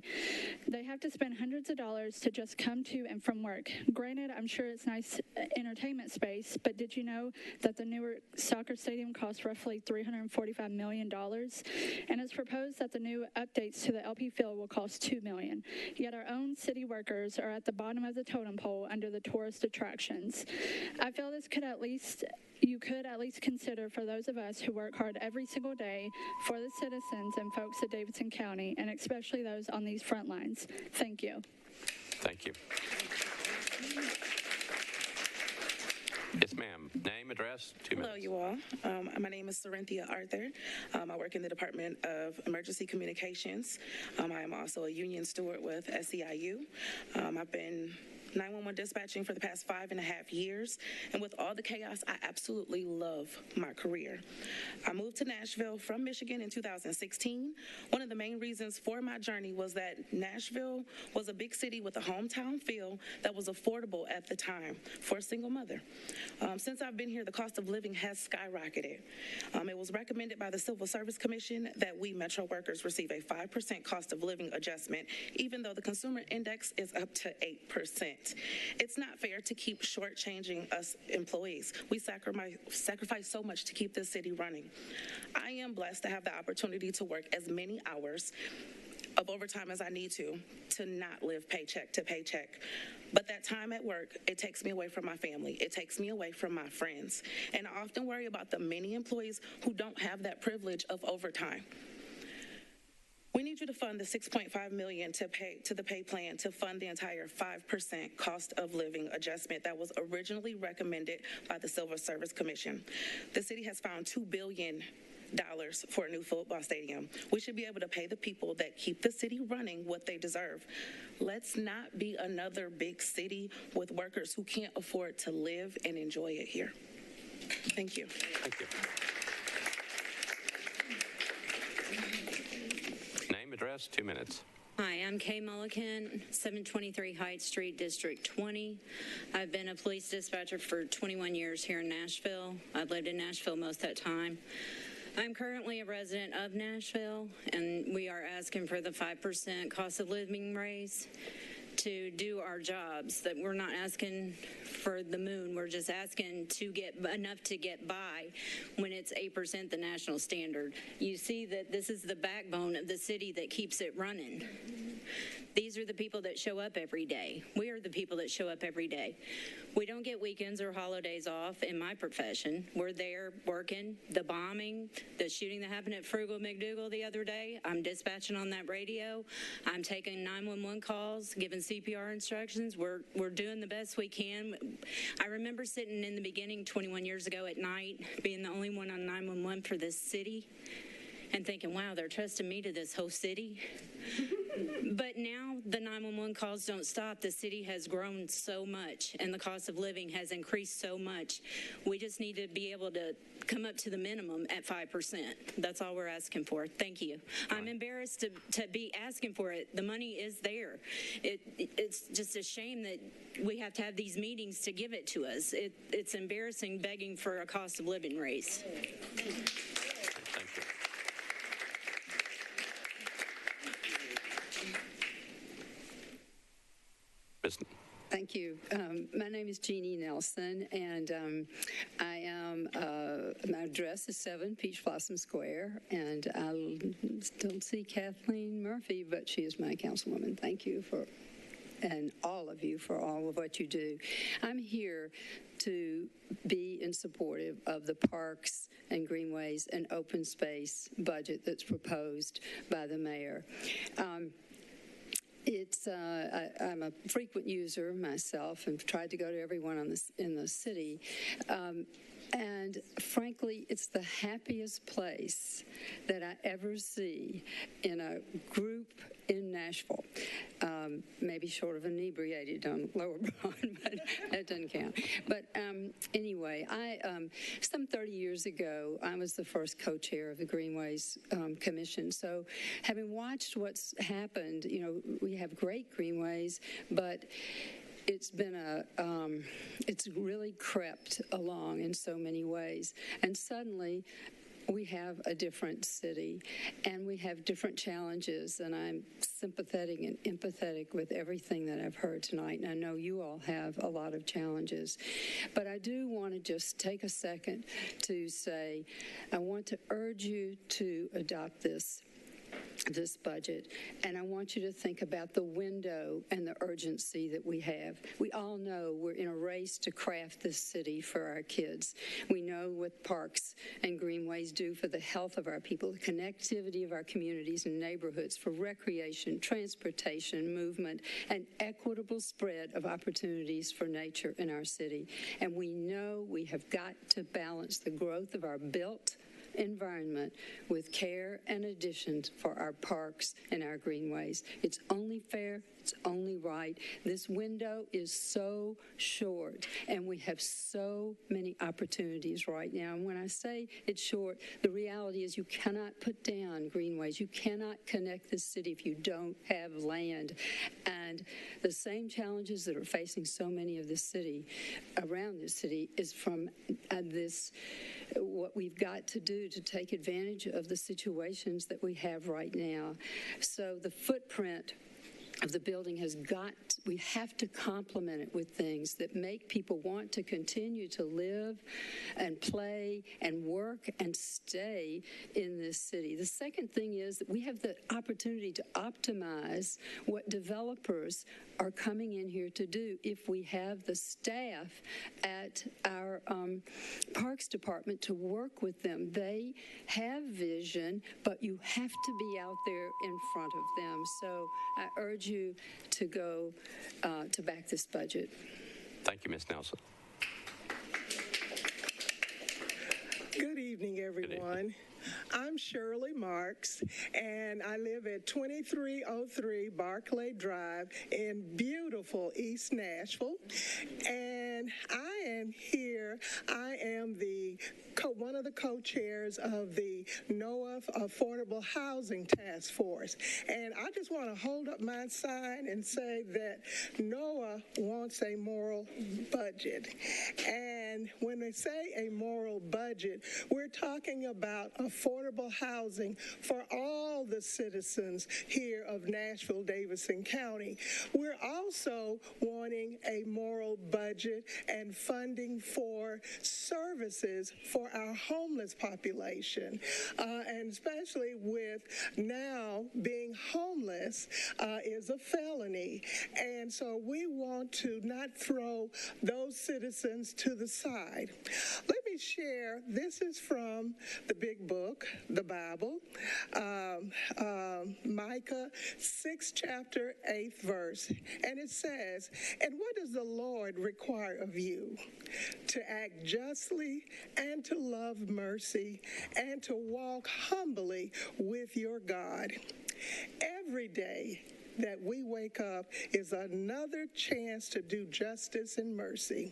And my prayers are that the Metro Council chose to walk humbly in passing a budget that includes monies not only for affordable housing, but also homeless services.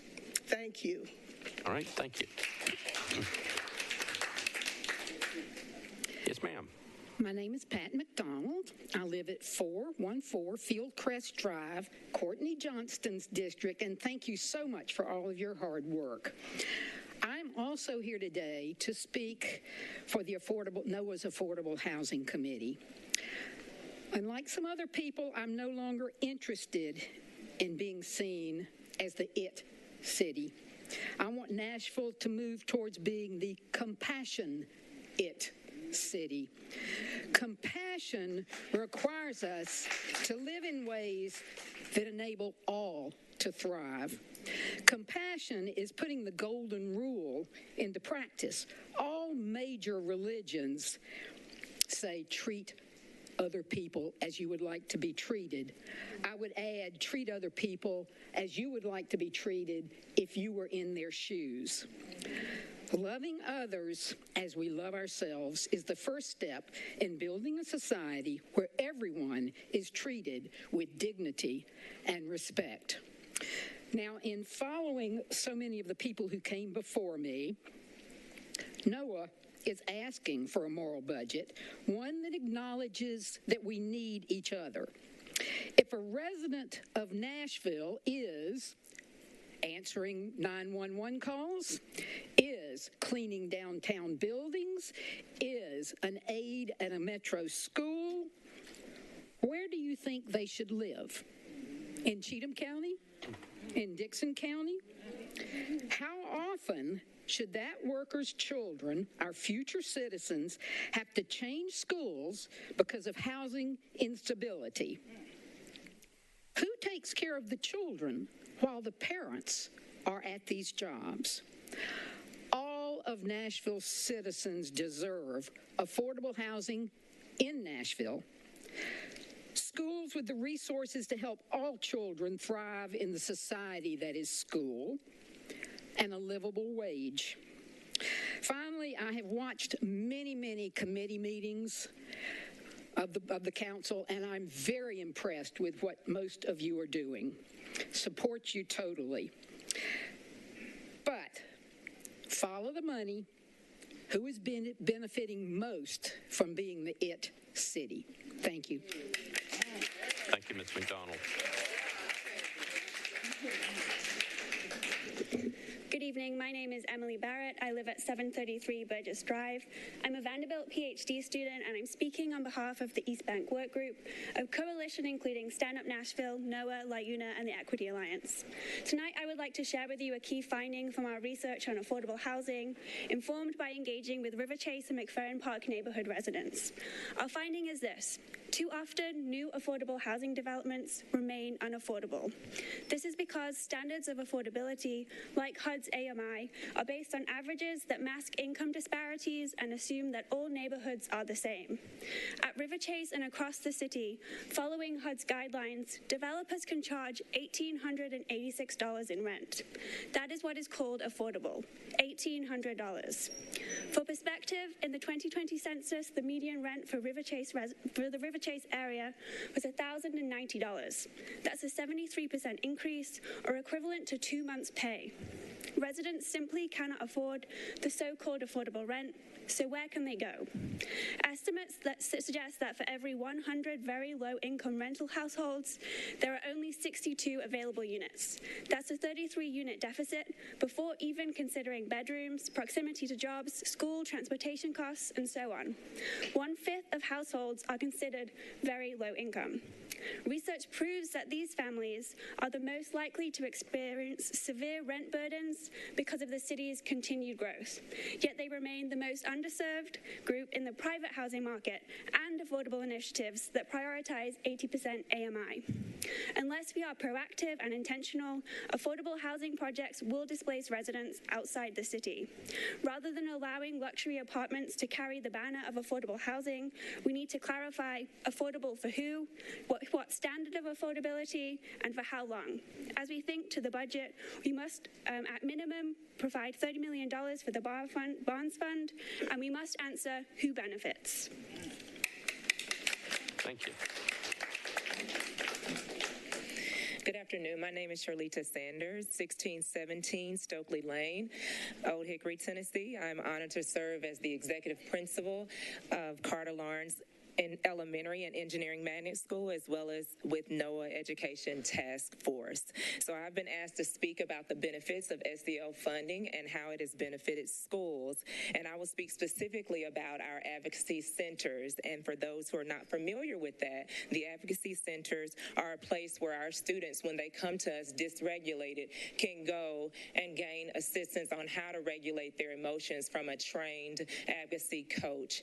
And that really helps the students that I serve, because as those who have come before me has stated, many of the families that I serve are working class and aren't receiving the funding that they need on their jobs, and that stress that they're under is transferred to their students. So I have students coming through my door crying because a parent screamed at them before coming to school. So before we can even teach them anything, we have to regulate their emotions. So the funding that we have received, again, to have advocacy centers in our school has tremendously helped us to educate students. The advocacy centers also serve as a stopgate between the prison to school to prison pipeline, meaning that students learn not to go to the principal's office for often a punitive response or consequence, but they're going to an advocacy center where they can learn and correct behavior and then get the education that they need and not lose more instructional time. So we have certainly benefited, and we just ask that the funding continues and also expands to our educators, who are also, as you've heard, under a lot of emotional distress. And they can use, just an idea, a licensed therapist, for example, on school campuses, so they can also get the support that they need to do the tremendous job that our educators are doing. Thank you for your time. All right, thank you. Yes, sir. Name, address, 2 minutes. Good evening. Tom Surface, 300 Harvard Avenue, off West End. I am a voter from District 24, proud father of 2 graduates of Metro Nashville Public Schools, former algebra and geometry teacher at Overton High School, and a member of also a member of the NOAA Education Task Force. So I'm here as a leader of our SEL committee there. NOAA has advocated for funding social emotional learning over the years, and we support that continued funding, as you've just heard. I'm glad to see that it is included, the advocacy centers and the the RPA's restorative practice assistants are included in the budget for next year. Last year, Metro government gave our public schools a record amount of funding, including $3.7 million for those advocacy centers in 72 elementary schools. This is serious progress, you guys, for the students, the parents, the teachers, and everyone in Metro. It's a reason to celebrate. In the 21-22 school year, advocacy centers did have an impact. Out-of-school suspensions were down 21%. That's fantastic news. Serious progress, however, it's not the same as victory. Stats have shown consistently year after year that suspensions continue and are disproportionately applied to African American students. This is what we saw at the 21-22 school years. The fact that this last year was the first year for advocacy centers provides some rationale for that racial inequity. But the moment is now, continues to be now, that we need to expand funding for these essential programs. NOAA supports the implementation of social emotional learning in the form of these advocacy centers and the restorative practice assistants in middle and high school that'll be coming online next year. But this means continued funding for these critical tools and a living wage for the individuals who staff them. Thank you. Thank you. Yes, ma'am. Good evening. My name is Victoria J. Koo. I've been working with the Metro Nashville Public Schools for the past 8 years in the nutrition department. I'm currently the cafeteria manager at Englewood Elementary. I also am a cafeteria manager of 2 other elementary schools. Metro school support staff have been the lowest paid workers in Metro Nashville government for far too long. We are every bit as essential to our school system as teachers. Hey, Ms. Victoria, could you move your microphone down just a little bit? That Yes, way sir. we can hear you. There you go. Is it okay? Thank you. Working in with the cafeteria team, we ensure the students, staff have quality hot breakfast and lunch daily. This year we were told we were the priority, but based on what's in the mayor's budget, it's clear we're not the priority. This year has been challenging. The cost of rent, groceries, childcare, and gas are way up, and it's becoming impossible for me to live in the city. I currently, as I mentioned, live in Gallatin, Tennessee. I travel 90 minutes to work each day, and honestly, it's been a challenge being a single parent, as most employees that I interact with are, and dealing with some of the same challenges. We have choices to make as parents, dire choices to make. We have to decide sometimes if we're going to put gas in our car or buy groceries. Sometimes we have to decide on if we're going to pay our electric bill or put groceries in the house. And I know that there's far more things that I've heard, I've witnessed, and I've like I said, I've experienced myself. We need you to send $9 million more to MMPS so every support staff person can earn a living wage. We should not have to be here demanding this again, but we are here.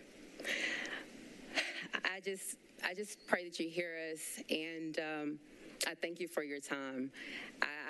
I love what I do, and like as I mentioned, I've been doing this for the past 8 years. We need your help. We need help. We need help. I don't want to leave my job, but that's something that I'm faced with. You know, I have a decision to make if I'm going to continue to make this commute and, you know, take away from my savings monthly. And, you know, I would prefer to work in the city where I live. It needs to make sense for myself and a lot of people, and it's not. I appreciate your time. Thank you. All right, thank you.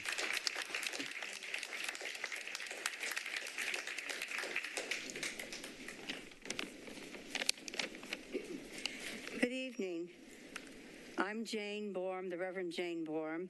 I live at 2206 Grantland Avenue, 37204 in District 17, Colby's district.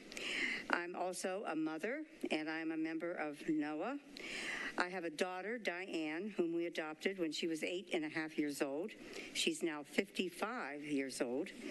She's intellectually challenged, medically disabled, and emotionally disturbed.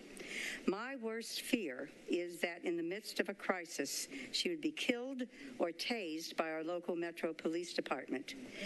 Because Diane doesn't communicate well or understand verbal directions, she would become easily threatened by a law enforcement officer's efforts at trying to resolve her out-of-control anger. In order to calm her, I must spend at least an hour talking her down. Having watched our police tase, shoot, and kill other mentally challenged adults, I doubt if they'd take that much time to let her emotions cool.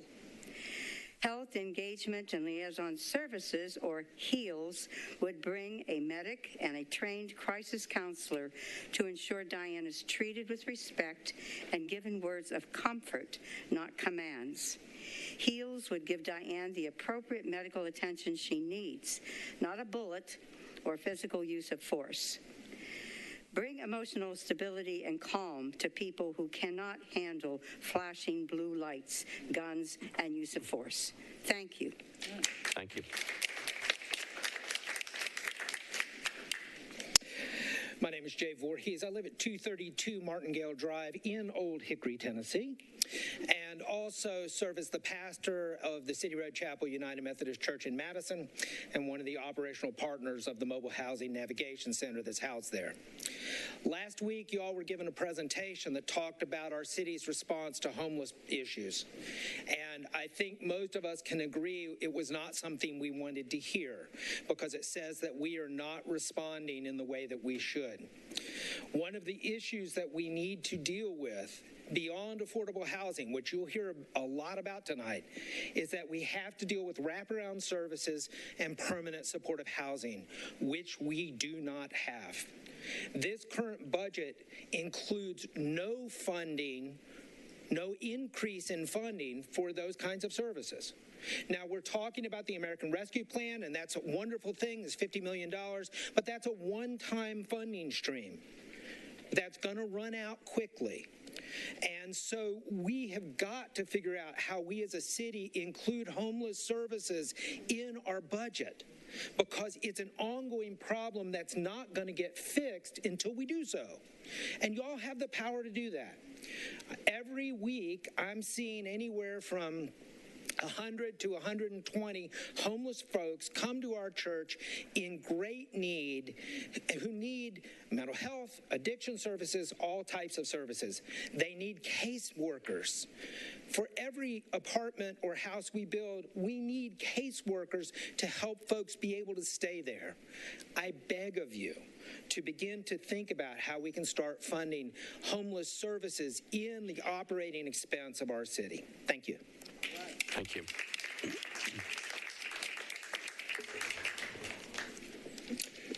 Vice Chairman Schulman, members of the council, I'm Joe Engel. I live at 5711 Old Hickory Boulevard. District 1, I haven't heard any shout outs for District 1, but I'm giving one. I'm talking about tension this evening.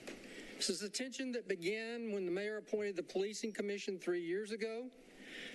There were two committees on that policing commission that came back with different reports on mental health crisis response. One was composed of professionals, a judge, a police chief, the mental health co-op. They came back with a response of what became Partners in Care. Another committee came back with the response of CAHOOTS, which is a health crisis worker and an EMT responding to mental health crisis. Two totally different things. As the events of the last few months have shown, we have not adopted CAHOOTS or our Nashville version, which is HEALS, and as a result, Mr. Estep is dead. That was an ideal situation for someone to come and talk to a man who was off his meds and help him get on his meds, but we had no model to do that. So we're asking asking you please to adopt the HEALS proposal for $1,151,000, which will provide this resource to our 911 and our citizens in Nashville. It's desperately needed. And there is the tension 3 years down the line. You know, the community groups weren't represented on the policing commission, the professionals were. But as a result of the efforts of the community groups, we're here with HEALS, and the Department of Health is now saying, oh yeah, we want to put together a combination of a non-law enforcement person with an EMT. But that is not the CAHOOTS model. They're not, you're going to use the mental health co-op, which refuses to respond to anyone who has a knife or a box cutter. So we're so limiting on our response to mental health crisis response at this point, it's a crying shame. So I ask you to please support HEALS and include it in your budget. Thank you very much. Thank you.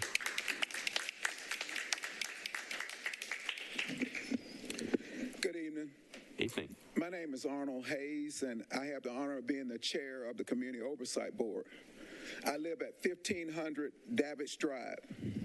The idea of a Community Oversight Board went from being rejected by the Metro Council to being voted into existence by the citizens of Nashville to becoming a model for the nation.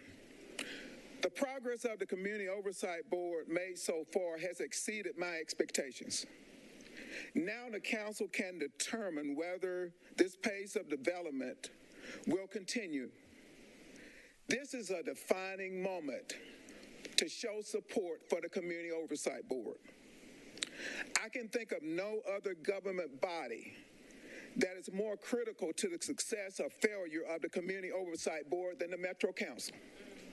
No one gets on the board without being confirmed by the council. Every penny that the COB gets, it is approved by the council.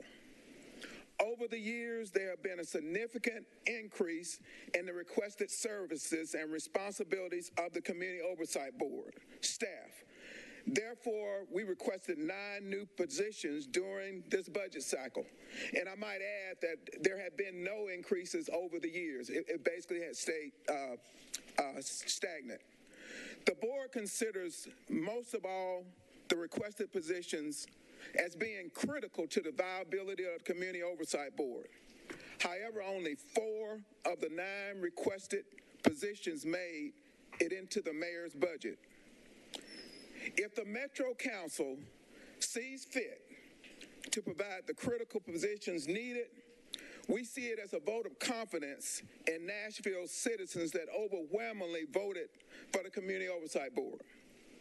More importantly, the needed resources for the COB respects the enormous sacrifices made to form the board. I ask that the council grant the standard penny for every dollar that police departments across the country allocate for boards for them to effectively do their job. Thank you for your time. Thank you, Mr. Hayes. Next speaker, name, address, 2 minutes. Thank you, Vice Mayor and council members. Hello, my name is Carter Barnett, and I live at 2105 Chickering Lane, Nashville, Tennessee, 37215. Nashville's lack of affordable housing impacts many of its residents.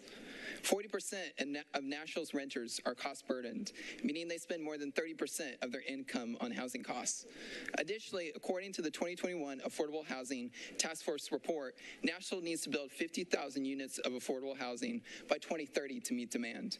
To help solve this problem and make Nashville a more livable city for all, as much funding as possible should be allocated to the Barnes Housing Trust Fund.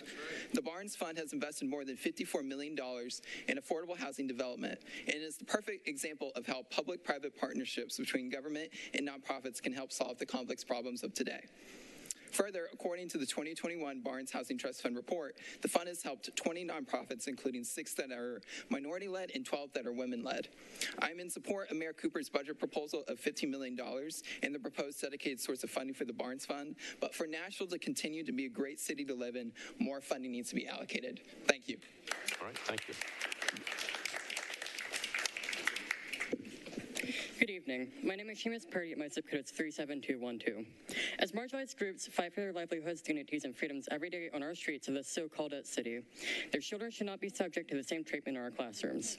What we label as measures of safety, cops in schools had a grim reality of oppression and violence within what must be a safe space for us, the youth of our city.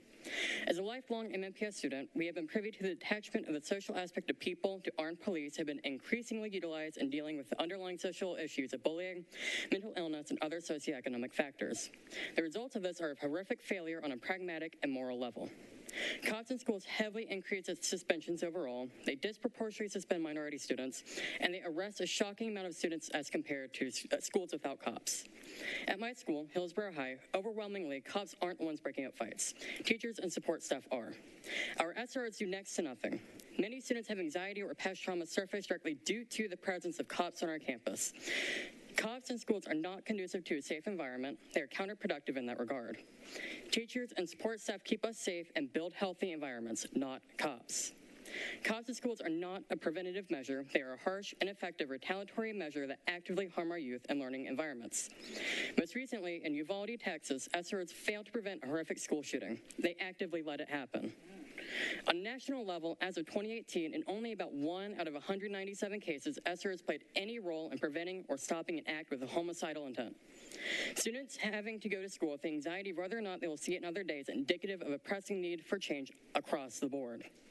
We need further increases to our SEL budget. We need to meet the proper ratio of students to psychologists, social workers, nurses, and counselors. We need to reevaluate MMPS with a holistic approach in mind to student discipline, safety, and support. Retaining north of $7 million for cops in schools and funding MMPD the way we do is antithetical to the cause of supporting students in our city. I've spoken about this a lot recently. Student voices must be heard. For the reasons I've entailed, for the safety, preservation, health of our youth, I and many others ask this council to remove SROs and build a strong support system for students in this budget. Thank you. All right, thank you.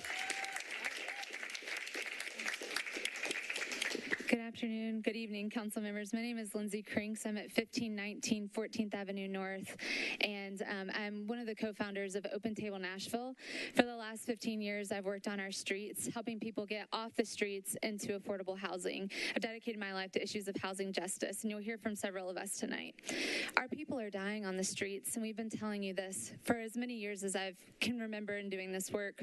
Last year, the death rate was over 200 people that we collectively buried that did not need to die before they did. Issues of affordable housing, as you've heard, affect every one of you and every single person that you've heard speak in this room and that you will hear speak tonight.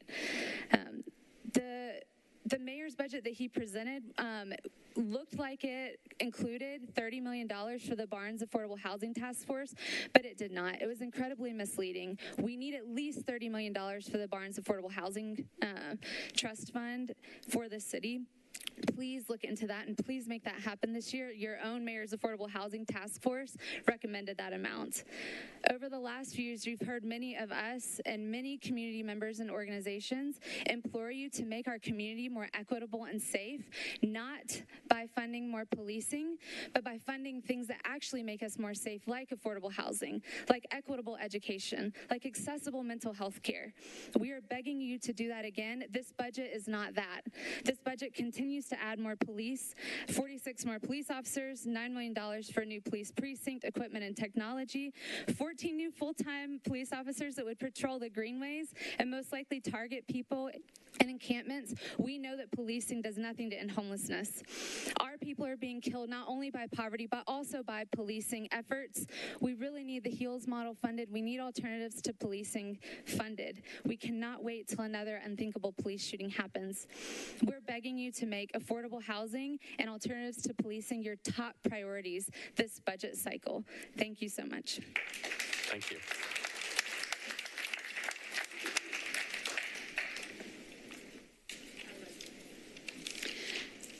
Hello, and thank you, Vice Mayor Schulman and members of the council. My name is Martha Carroll. I live at Ms. Carroll, bring the microphone down just a little bit. There you go. Okay. I live at 325 Gatewood Avenue in East Nashville. Are we in favor of making sure families have a place to live here or not? Our mayor appointed an affordable housing task force, and the result of several months' study were made public. Some of us have been working for 3 years now on River Chase, wanting to make sure residents would have a place to live and that whatever was built would include affordable housing. Matt Mathias, the previous owner, and CREA, the current owners of River Chase, have promised that that would happen. Well, two things. This past week, those negotiations with CREA fell apart. Why? We met for a negotiation session, and their response was, we can't go below 80% of the area median income because our lenders and investors won't let us. This was after months of talking with them and agreeing on lower figures. We were stunned. After all this time and discussion, it's clear nobody who has lived at River Chase and qualifies to return to a new apartment will actually be able to afford it. Given the figures they're using, you'll be able to live at River Chase if you make between $60,000 and $70,000 a year. That means half of us living here in Nashville won't be able to afford to live in their affordable housing. As Equity Alliance says, the math ain't mathing. And then, second big disappointment, the mayor is not taking the advice of the Affordable Housing Task Force. Instead of the $30 million, you've heard this several times tonight, that NOAA and this task force have called for the Barnes Fund, he's decided $15 million will do. Well, it won't. Surely he knows that. You know that. All God's children know that. NOAA is supporting what the mayor's task force for affordable housing recommended. That's the $30 million on a recurring basis for the Barnes Fund, and a separate Department of Affordable Housing with the 4 staff members Director Hubbard has requested. Plus, we're suggesting and recommending one more, a staff person for senior housing, becoming a huge crisis here. We have the resources to make this happen. Nashville is thriving in so many ways. We have smart, innovative, creative people, all of you for sure, and others who care about this city. But do we have the will to do what it'll take to create enough truly affordable housing? Frankly, after the events of this past couple of weeks, I am no longer sure we have it in us. Thank you. Thank you, Ms. Carroll.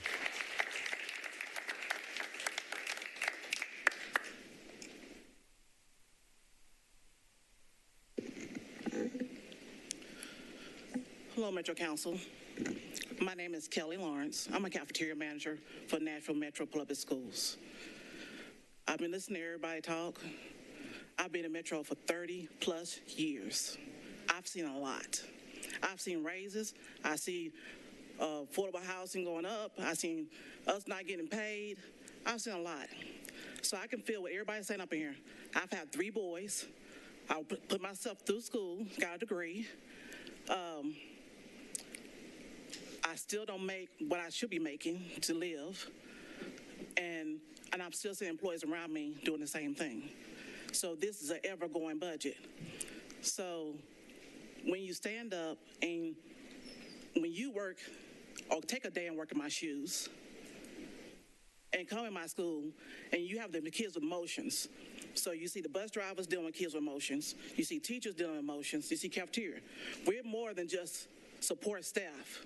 We're family to them. I'm a mama. I'm an auntie. I'm a grandmother. That's what they call me. They don't call me Miss Kelly. Mama, can you do this for me? Granny, can you help me out with this? Auntie, do you got 25 cents? Come on now. I might not have it, but if they ask me for it because I know they're not getting it home, I'm going to give it to them because I feel like those are my children. I have seen children leave me, come back and grown, that work for the mayor. They probably work for you. They tell me, Miss Kelly, if it wasn't for you feeding me and talking to me, I might not be here. I might have committed suicide because they go through a lot. Just this year, I've talked to several students that want to commit suicide. But they didn't go to the teachers. They didn't go to the council. They didn't go to the principal. They came to me because I listen and I give them the love they need. I don't want to leave my job. I have experience that I can, but I think I'm needed where I'm at. So in order for me to say where I'm at, because cost of living is going up, gas is going up, food is going up, I need your help to keep me so I can help all y'all children and grandchildren and great-grandchildren to do what they need to do. Thank you. Thank you, Ms. Kelly. Thank you. afternoon to everyone, Councilman. To those who have met me and those who haven't, my name is Donna Clay, and the story has already been told.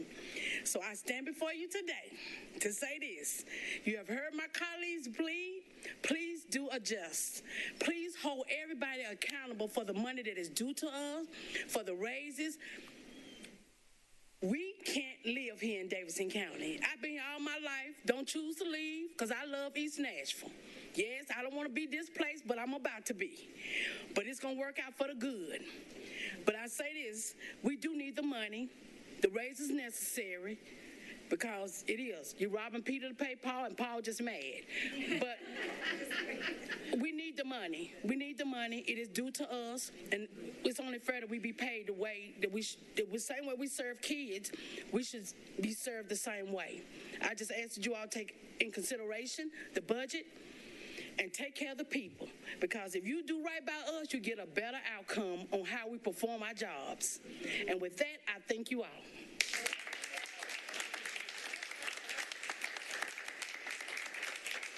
Thank you, Ms. Donna. You're welcome. Excuse me. Good afternoon, everyone. Please forgive me. I'm a little nervous. It's my first time speaking in front of this many people. No problem. Just take your time. But my name is Xavier Washington, and this is my daughter, Queen Washington. And she's here to support me, to address you, to let you see how sad and painful it is to have to be here, to get what is due, and really what we have been in Metro government and Metro Nashville Public Schools asking for. I have been, I'm an administrator of records, school finance, and payroll, which is formerly known as a secretary bookkeeper for A.Z. Kelly Elementary School. Since the fall of 2002, I have been dedicated and reliable employee of Metro Nashville Public Schools as a substitute teacher for 7 years, as a general office assistant for 5 years, and I am currently in the role of a financial administrator for 8 years. With almost 20 years of service and a bachelor's degree in business management and a real estate license for the state of Tennessee, I currently am ashamed and embarrassed to disclose that I only make $19.64 an hour with Metro Nashville Public Schools. I want each and every one of you to look me in my face and in my child's eyes and tell her, how is that fair? 20 years of dedication, and I have to walk away from the job that I love and not be there on a daily basis to see my daughter grow up, make sure she gets everything she needs, because I cannot financially afford to stay an employee with Metro Nashville Public School. I am here tonight resigning from my position in front of all of you to let you know it is serious. And not only am I doing this tonight, but you have already lost over 24 moms. We are the mothers of the school. We are the only administration, 12-month administration inside of a school setting, and I make less than $20 an hour. Tell me, is that right? I see the budget. I make the payroll.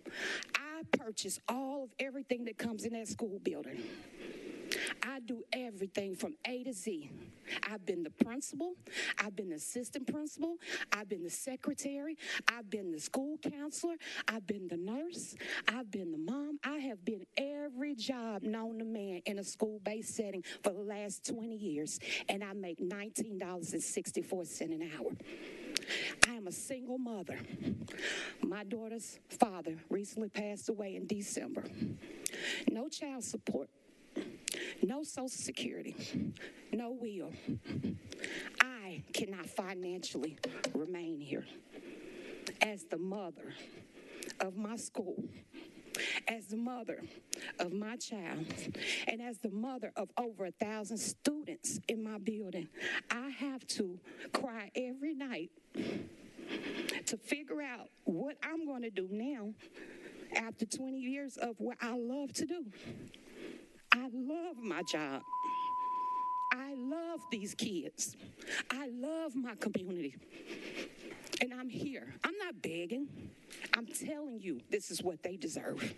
I'm telling you, if you don't take care of these people, guess what? The mothers of the school are going to be gone.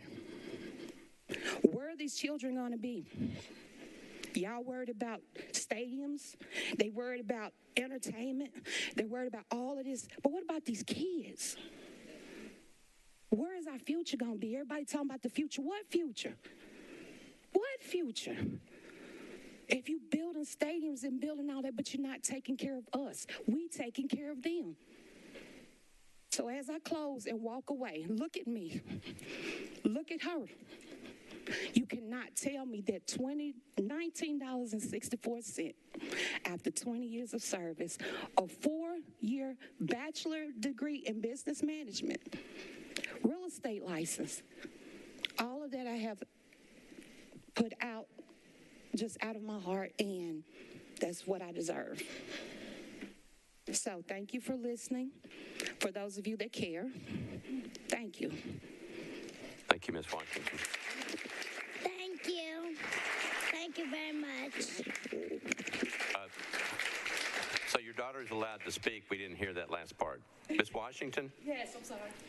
if your daughter wants to speak, that's okay. Oh, you want to say something? Thank you for listening to what we have to say. It's hard. It's very hard of what we are going on to, what we are going on. Okay. So thank you. Thank you for listening. Thank you, Ms. Washington.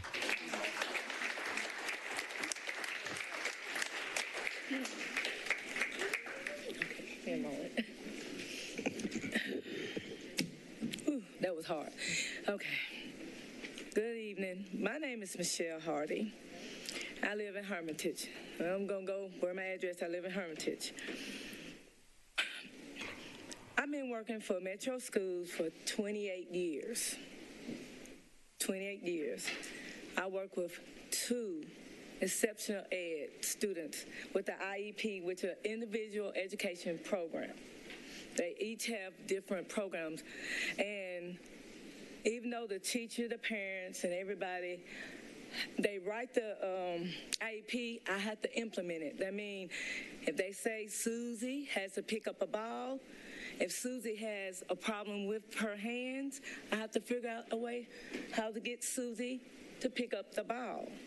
So it's on me. And it's not hard. 28 years. I mean, I can be doing something else, but I love my job. I'm not even complaining. I would have been gone. I'm like the other lady. I could have been gone. I have other things I could do, but I have grown to love these children. I mean, whether they're yelling, screaming, getting big, get hit in the face, cussed out, whatever, we're there for the long haul. How many people can say here they've been at their job for 28 years? Okay. But I'm not just here as I'm a paraprofessional, if I didn't say it. But I would like to see the campus school supervisors. No one was here to represent them, but I told a friend I would represent them and also the ISS monitors. I work 2 jobs. And on my second job, and I'm embarrassed to say this, I'm only making $4 more than I'm making on my job of 28 years. This is a part-time job. And as I'm looking at each one of you guys, looking at me and looking at everybody else, I feel that some of you care, and some of you don't even care. I'm just going to be honest. But I want to say on this, we're 10 months. The paraprofessionals, some support are only 10 months, but on paper, it's 9 months. We're only getting paid for 9 months. To make it look good, 10 months, 9 months, we're getting paid. There are other coworkers that would love to be here, but they have other jobs. I didn't have to work my second job, but they work other jobs. They have kids and they can't come. Let's go back to the opening prayer. Did anybody even listen? Does it resonate that we all work together? We should care. We should care about, the little people as well as the people high. Put yourselves in our positions. She said she only make $19 a month, $19 an hour for 20 years. For 28 years, I'm only making $1 more. So what do they say? What they say about, anybody care? Do you care? Do y'all even care? If you care, you would get yourself together, pray, and come up with a solution, something that's workable, something that's really to show that you care about us. Just put yourself in our shoes and ask yourself, would you want to have to beg for what you deserve? We're not begging. We shouldn't have to beg, but we deserve these raises. We deserve it. So I just pray in the name of Jesus that you guys would just think about it before you vote. Just think about it. And just wonder, could I afford to live at these rates? Thank you for your time. Have a blessed night. Thank you, Ms. Hardy.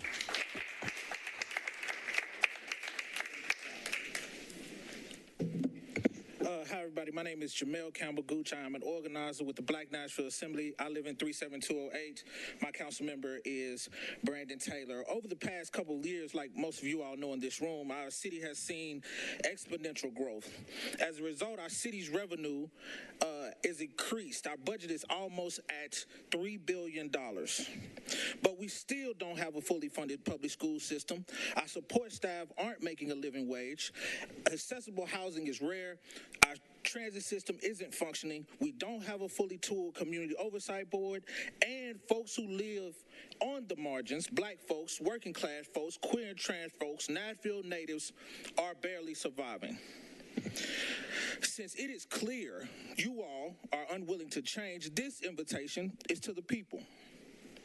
Take back your city from corporations who run rampant and special interest groups that are constantly getting funded. Organize with your neighbors. Work together to bring about a budget, a mayor's office, and maybe a city council that will build a community worth our grace, love, and dignity. So join us in building a future that we deserve, where we can love one another, live, and thrive in Nashville. Thank you. Thank you.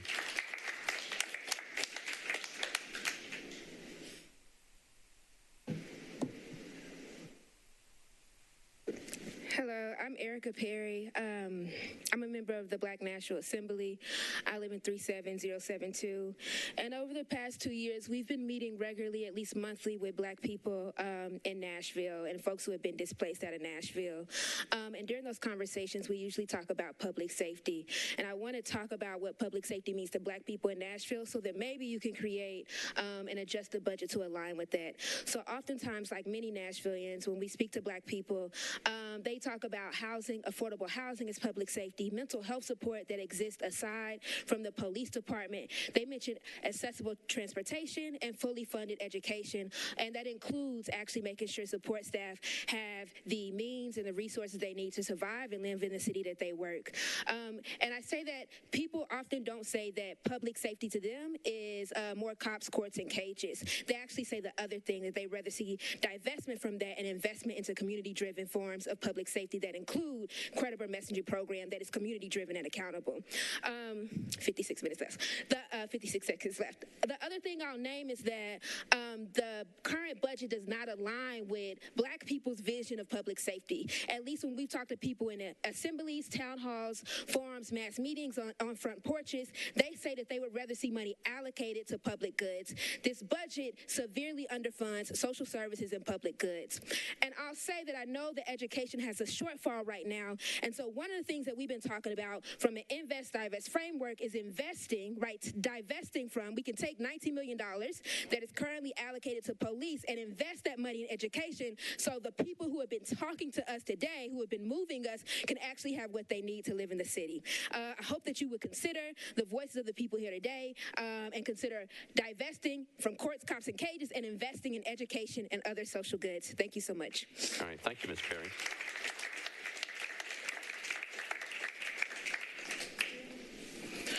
Hello, everyone. My name is Maxine Spencer. I live in zip code 37203, and I wanted to come before everybody today and just say, really, can y'all really look at yourselves and really feel like you've done a great job right now?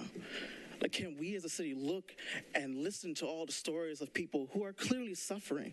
Well, you have staff members that literally are on the front lines providing the most basic part of support for students, and they're trying to choose between groceries and keeping the lights on. Is this really the Nashville that we say is the it city? Is this really the town that we say that everybody wants to live in? At some point, we have to really look at ourselves, and by we, with all due respect, I mean y'all, because the decision is now in y'all's hands. There's so many things that need to be funded. The Community Oversight Office needs to have the full funding for its staff. The Barnes Fund, the deficit that's present for the Nashville public school system. There's so many things that need to be funded, and yet there seems to be no genuine discussion on actually trying to invest from sources of problems, such as policing, into healing communities and bring more resources into our communities. If you invest that money, just thinking about it, that $19 million, and if I'm correct, remember, it's a $22 million deficit for the school system. So if you take that $19 million, you can do a lot in trying to help address that deficit. And so really, when we're thinking about and listening and remembering the people's stories that have come here today, I just really want y'all to think about how we started this whole process, lauding them for doing their jobs, for being there, for acknowledging that they are the backbone of the city. And so now, as I close out, all I ask is that y'all do yours and support them, because they are the people that make this city what it is. Thank you. Thank you, Ms. Spencer.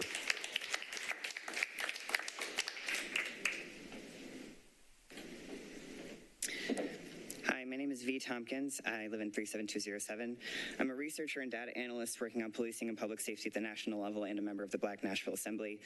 This year's proposed budget once again does not meet the current moment. Year after year, the city has increased funding for police, courts, and jails while neglecting the areas that actually keep Nashville residents safe, healthy, and housed.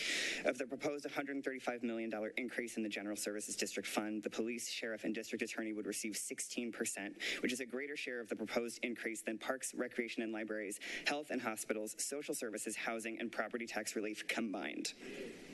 That's just this next year's proposed increase, not to mention the disparities we see in the existing funding. Instead of investing in our communities, we're continuing to invest in surveillance, punishment, and incarceration. We know both from our personal experiences and research at the local and national level that these systems only serve to perpetuate systemic racism, intergenerational trauma, and poverty. As we've heard over and over again tonight, the people of Nashville are struggling. A budget is a moral document, and this proposed budget clearly shows that the city would prefer to police and punish those that are struggling rather than give them the resources they need. Thank you. All right, thank you.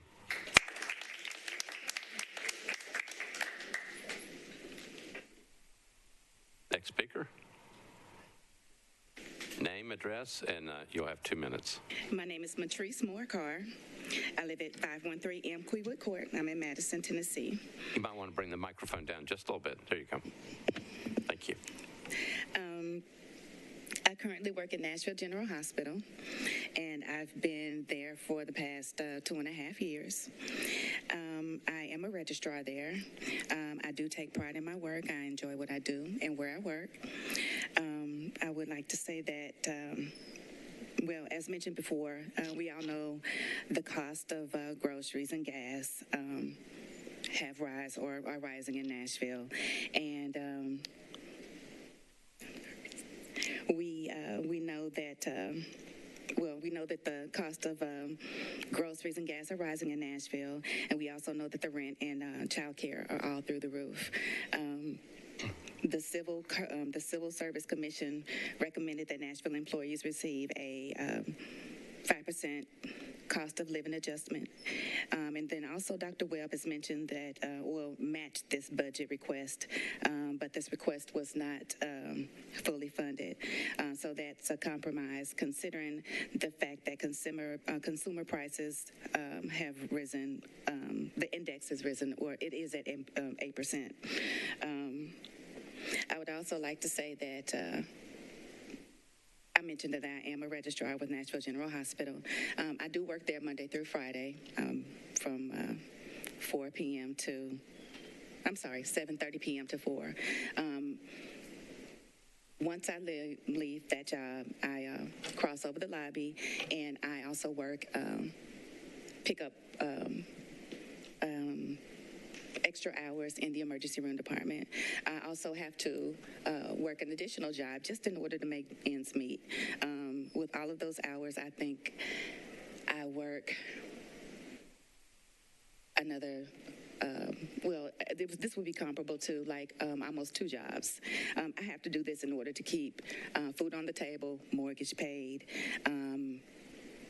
gas in my car, all of the essentials. I have to do this in order to make ends meet. So I'm saying all of that to say that I'm asking that you all please allocate an additional $4 million to Nashville General Hospital to fund the 5% COLA recommended to the recommended by the Civil Service Commission. That's all I have to say, but thank you. All right, thank you. Thanks for listening.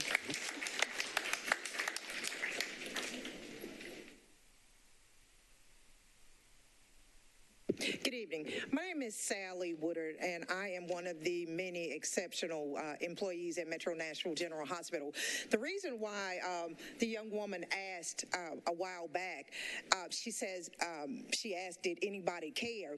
And the reason why she asked that, I don't know her, but I would assume if I were one to assume, I would assume that it would be because of some of the expressions on your faces. Now, with that being said, with me being at Metro Nashville General Hospital, we serve the least, the left out, and the downtrodden. We not only serve them, but many of us, we have become their families. They have become our families. We serve some of the population that other hospitals don't want to serve. They don't want them because of maybe some of the addictions that they have, or maybe just who they are as a person. But at Metro Nashville General Hospital, we take everybody in. Every single body in. We take them in and we care for them. So with that being said, I've been down here several times begging for money. And I say begging for money because of the fact that we don't get paid enough. You know, I'm a writer, and one of the things I was going to put pen to paper, and I was going to give statistics. I was going to do comparisons, market analysis, but I said, nah, I'm not going to do that. I'm not going to say that it said that from last year to this year that it's been an increase of almost 15% for us to, there's been, let me back up. It said that to live in Nashville comfortably, it's $80,540. I make nowhere near that, even with two jobs. And it's also said that 15% that I was talking about. It's also said that I guess the cost of living has increased almost 15% since last year. So with that being said, we need money. We deserve money. And it's not to live extravagantly. It's just to live. And what I said out in the lobby is I'm down here asking for money just so I can barely make it. 5%. That's not enough. Lastly, the woman that made $21,000 a year, as part Metro Council, as this being a part-time job, what do you make? Have a good evening. Thank you, Ms. Woodward. Next speaker. Name, address, and you got 2 minutes. My name is Leonardo McLemore, 37208.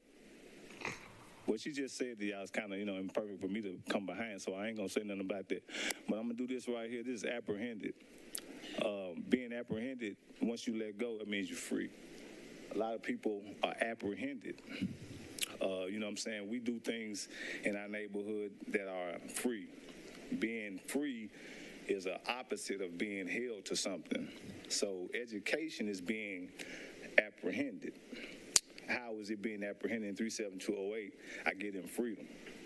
You can come through 7208 and see where the freedom aid is in the education purposes. So we look inside the education, you say that you're not going to fully fund it or whatever is fully. Anything fully sometimes is out of control, full blown. Anything is not good for anybody. But listen to the terminology of things. I got McQuarter terms behind us. Ned Ray, we Ned Ray kids. We at the age, and I look around the city of Nashville, and I see all the people that are McQuarter term kids. What is your term? What is your terminology? Well, I think Ned Ray really just taught us one thing, sit back and enjoy the ride. National basketball, I came here before. I'm not concerned about it. I'm concerned about education now because it really woke me up to living. It woke me up not to a cost of living. I drove with an Uber driver yesterday. He said, man, y'all don't have enough colors now. I said, colors? What do you mean by colors? He said, maybe the people had some colors to look at. They would live longer in their house. They wouldn't sell it. Someone knock it down, and then they don't have a place to stay. Then you talk about homelessness. Too fast for me. He can drop me off, at the NBA where I'm at. And I really told him in the common sense, yeah, I do care. That sounds like it hurt, but he's not a Nashvilleian. He's a out-of-towner telling me what this looks like. Apprehended. Let us go so we can speak for ourselves. Quit telling people outside of us what we cannot do. And that's it for me. National basketball enough. All right. Thank you, Mr. McLemore. Yes, ma'am. Hi, my name is Kayla Phillips, and I'm currently experiencing homelessness outside of downtown. Imagine being homeless with nowhere to go. I have been homeless since I was 18. After 6.5 years trying, I finally got a Section 8 voucher in December. I, to this day, still don't have a forever home due to lack of affordable housing. This budget is upsetting to me. I'm sorry, give me a second. That's okay. Take your time. Can you finish it? I'm kind of... Sure. Okay. Kayla says, this budget is upsetting to her and so many others working so hard to establish housing in Nashville. We deserve a place to stay, and we need to allocate more money to the Barnes Affordable Housing Trust Fund so people like her can have a place to exist. I want to leave you with this. Hebrews 13:2 says, always show hospitality toward the stranger, for you never know when you're entering angels. We might not be perfect, but we are people who are really trying hard to survive. Thank you, and have a good night. Thank you, Ms. Phillips. My name's India Pungarcher. I live in District 5, zip code 37207, and I'm here today because affordable housing impacts every single person in this city, and I'm also here today because I work for Open Table Nashville, and I want to express both my personal concern as well as our organization's concern about the mayor's budget line item that will fund new full-time positions for the Metro Homeless Impact Division, or MHID, particularly for the new employees who will, particularly for the 4 new employees who will, quote, partner with Metro Nashville Police Department to provide support throughout encampments in the county. We've seen over the past year that MHID is no longer operating as the entity that promotes the coordination of resources and processes among already existing service providers that it was designed to act as. We've unfortunately seen MHID operating alongside police and expediting camp closures. Even if you house everyone at a camp, then close that camp and police it so new people don't show up, that is unjust, violent, and a waste of resources. We're losing more housing units than we are creating, and people have to have a place to exist. Paying police officers and other Metro employees to close in police camps only further perpetuates this violence. It puts an unbearable amount of stress on our friends experiencing homelessness when police come to their camps weekly and tell them they have to leave today or they'll be arrested. Threatening criminal charges regularly takes a toll on our friends. Unfortunately, one of our friends passed away early this morning because he was so stressed out and struggling with his sobriety after first facing an eviction from his apartment unit months ago and then an eviction from his campsite only weeks ago. Our housing crisis truly is killing people. I also have a friend with a misdemeanor charge that is 6 years old. Nowhere will take him even when we waive $500 to the low barrier housing collective monies in landlords' faces. This charge is for trespassing, simply for camping while experiencing homelessness. If these new positions are funded, MHID will continue to perpetuate this cycle of homelessness. So we would instead like to see budgetary resources be used to create a new standalone Office of Housing and Homelessness that local advocates, service providers, the Mayor's Affordable Housing Task Force, and the recent Nashville study of homelessness and affordable housing have all called for. We'd also like to see this budget provide funding for our new Director of Housing, Angie Hubbard's 4 full-time employees that she requested. Please listen to those experiencing homelessness and those working on the ground. The only way to address visible homelessness is through steep investments in building low-barrier housing, which this budget yet again fails to do. Thank you.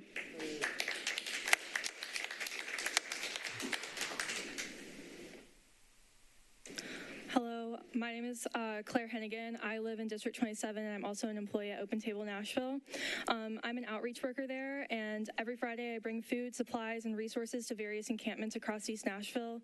Recently, one of the camps I visit was partially closed with bulldozers piling up a makeshift fence made of people's belongings, debris, etc., on the pathway to the only accessible shaded area of the camp, right before some of the hottest days of the season. Our friends on the streets are terrified of what is going to happen to them if their camp closes. Funding an MHID street outreach manager and 4 new employees to work with police is a violent act against those with nowhere to go. As India just pointed out, MHID has been working to close camps and evict people, move them around the city, traumatizing them further and creating even more barriers to housing. This is a waste of our resources. People we housed years ago are coming back to us with now and need to be rehoused at no fault of their own. The properties they've resided in and called home are being sold for top dollar, and they're given 30 days to find a new home. As a result of this and so many other economic factors, people enter and re-enter homelessness in Nashville every single day. People aren't outside because they want to be. We don't have accessible shelter beds. Funding new positions to police our friends is not and will never be a solution. Funding housing is. I hope you consider those who are impacted the most in this budget, like Kayla, and fund housing, not violence and camp closures. Thank you. Thank you, Claire.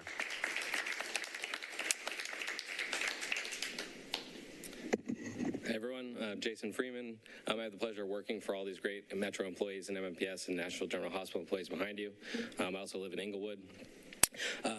I just wanted to say that, we've been here years in the past when there was a difficult budget, and we've had to look at members and say to them that really the money wasn't there. And I just want to make it really clear that this is not that year. I can't look these people in the eye and tell them that the money is not here, because the money is here to do the right thing. And part of that is because these people stood up and told the city when it was difficult the tough choices we had to make. And now they're sitting here having to come up here and, as they said, beg again for what they deserve. And part of that is because we're not living our values that we say we believe in as a city. Every 4 years, these people interview candidates running for office seeking their support.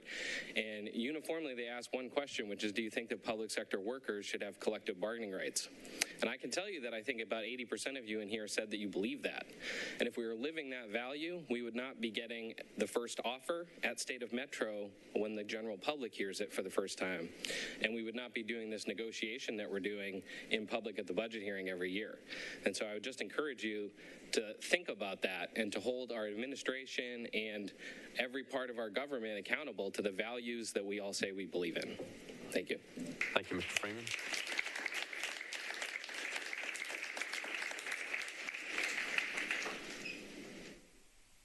Anybody else wishing to speak? All right. Yeah, hi. I don't have anything like super exciting to say. Just have to introduce yourself. Nicole Williams, 4425 West Lawn Drive. this is like a super lame thing to end on, so if anyone else has anything to say after me, please do. I have a process concern about the budget. I consider myself a relatively high information citizen, and it has been so difficult for me to figure out what the hell is going on with this budget. Like, when are the meetings happening? Where are they happening? Where are the documents? Y'all have there's a whole page on Metro's website, the Citizen's Guide to the Budget, and instead of just putting the council budget resources on that page, you have a page that I literally could not find if my life depended on it, of like council office, council resources, and it's got 100,000 links on there. So I know that it's really easy for all of you to understand what's going on. Okay, well, if it's not easy for you to understand, then imagine how it feels for us, and imagine how it feels for, like, I spend so much time on this stuff, and I'm so happy to do that, to like help people out, but I can only do so much, and my reach only goes so far, and ultimately, like, we shouldn't have to figure it all out ourselves. It should be easy. It should be straightforward. And yeah, that's all I have to say. Please, someone come say something inspiring. Thank you, Ms. Williams. Anybody else wanting to be heard on the operations budget? Anybody else? This is your chance. Okay.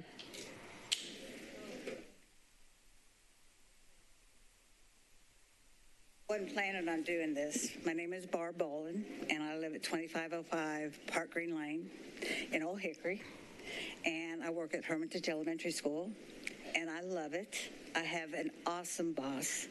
Dr. O he's so good to me. He's very supportive of me. I wrote an email that kind of started a whirlwind, but all of us, I work, of course, MNPS, and we all kind of get dumped on. There's a few of us even more, and we're the support team because, you know what? Oh, I can't do it. Just let one of the paras do it. Oh, our department didn't want to do this. Just give it to the bookkeepers. We've had a lot of that the last few weeks. I was hired to do a job. I will do it the very best I can. But if you keep giving me everybody else's jobs, I can't do mine. Do I listen to my auditors when they say, this isn't right, you need to do a journal entry, let's do this, blah, blah, blah? Or do I listen to, I'm not going to mention the department, anyway, that you need to make these phone calls. Which one's first? My auditors or a department that should be doing their own thing? Then in the summer, I'm a 12-month. The reason I'm a 12-month is because I have a lot of work to do in the month of June and July, but I keep being told, and I hate this phrase, is you're there anyway. So that's the raises. Yes, I could definitely use it. I have a husband with an illness, but a lot of it's respect, and I feel like a dumpster. It's just like, just give it to them. They'll take care of it. And to show my loyalty, and I don't want to go over, is, and I'm not trying to pat myself on the back, I had no one to do payroll in December 2020. Everybody's on Christmas, okay? I had to have back surgery December 29th of 2020. 7 a.m. in the morning on the 30th of December at Vanderbilt Hospital, I had my laptop and I had to do payroll. There was nobody else to do it. When we're out, nobody else does our job. But when everybody else is out, oh, it's okay. Just get the administrator of finance and payroll to do it. And again, I'm sorry, I didn't mean to go over, but and another thing too is I've noticed a lot of people not really paying attention. I'm not trying to be rude, but looking at their phones, laughing, and again, I'm not being disrespectful to you, but that's all I got to say. Thank you. Thank you for coming up.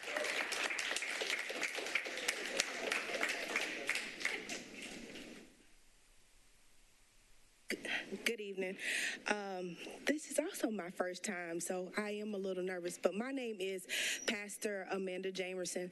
I live in the 37115 zip code, but 2 minutes is not enough for what's going on in Madison.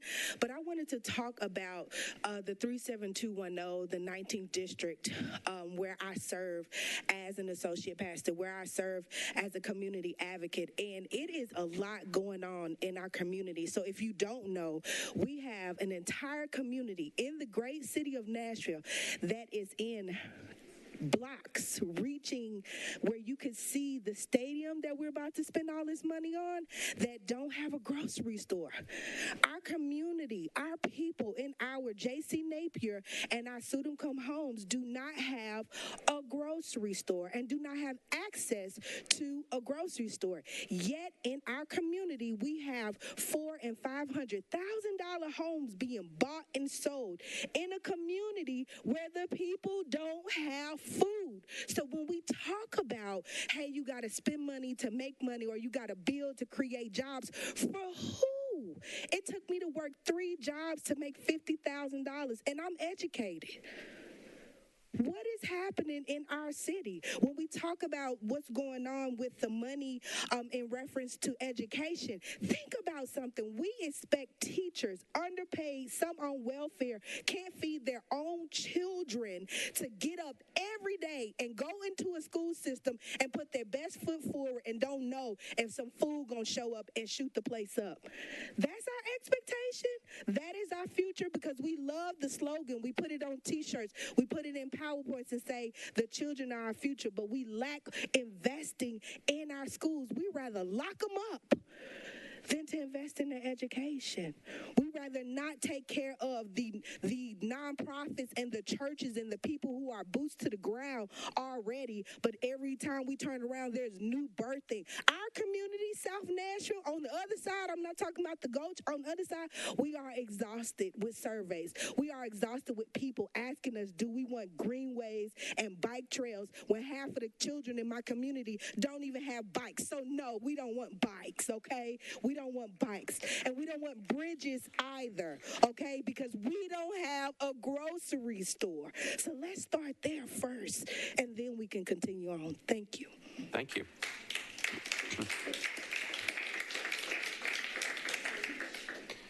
All right, anybody else who'd like to talk about the operations budget?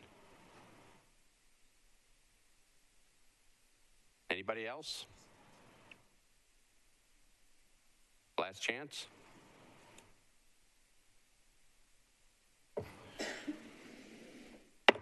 Declare the public hearing closed. We appreciate all the comments that were made. Councilmember Allen, you are recognized. Thank you, Mr. Vice Mayor. I do want to thank all the people that came out, and yes, we are listening, and yes, we do care, and if some of us were turning around to our phones, I just put in an email to Metro IT asking if they would create a link from the Citizens Guide to the budget to the schedule. So we are trying to respond to things as quickly as we can. With that, I would move for approval and remind people of the schedule that is coming up. We'll begin talking about the wish list on Thursday and the following Monday, and also the following Tuesday. So with that, I move for approval. All right, so Councilmember Allen has moved for approval of BL 2022-1248 on second reading, properly seconded by Councilmember Sawara, with a re-referral back to Budget and Finance Committee. I got a motion and a second. Discussion on BL 2022-1248. Councilmember Mendez, you're recognized. Thanks. Just a quick process question. Do I remember in the schedule there's a deadline for if wish list items coming out of tonight's hearing? Is that? That deadline is tomorrow. Right. Because we got to start working on Thursday. So if people heard things tonight that they want to add to the wish list, then please do that by tomorrow. Is there a time associated with that? Noon, 5, midnight? It should be noon, but there's probably a little bit of fudge on that, but shoot for noon. All right, thanks. Okay. Anybody else? Councilmember Sawara, you had your button pushed? Okay. All right, we are on Bill 2022-1248 for passage on second reading. This is the budget. Any other discussion? All right, seeing none, all those in favor of BL 2022-1248 for passage on second reading, say aye. Aye. Opposed, no. The budget is adopted on second reading. Thank you all, everybody, for listening, and for those who came and spoke, thank you. All right, we are now on consent resolutions and resolutions. We have a bunch on the consent calendar. I'm going to go through them.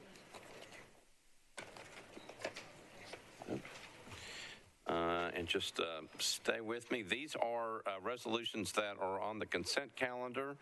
RS 2022-1548 is on consent. That's item number 7. 1549 is on consent.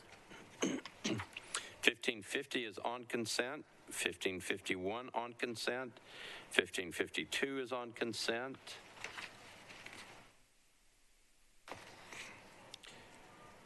1559, that's item number 18, is on consent.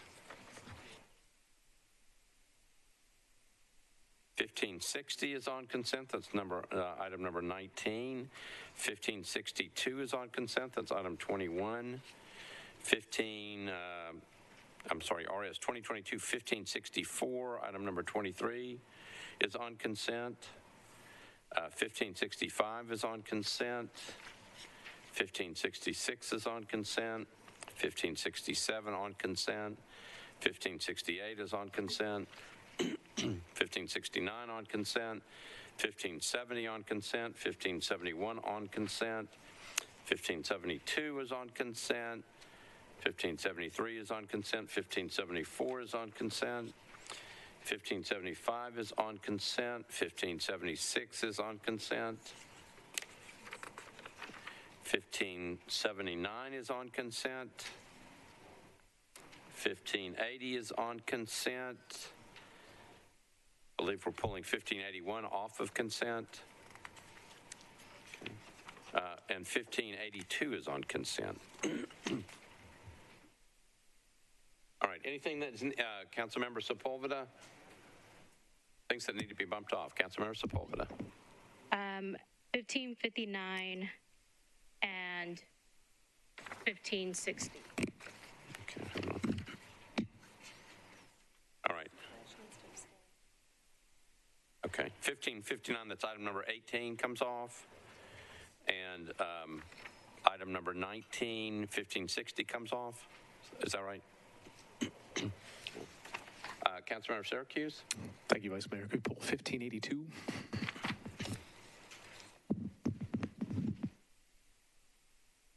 Okay.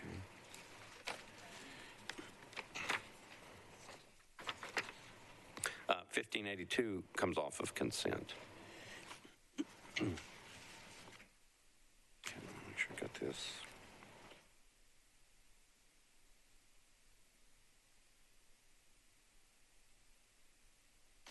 All right, anything else needs to be pulled off of consent? Oh, Councilmember Stiles. Thank you, Vice Mayor. I'm having some difficulty with my screen, so I can get to it, but I wanted to pull off my resolution that I have, and I'm looking for the number. Okay, hold on.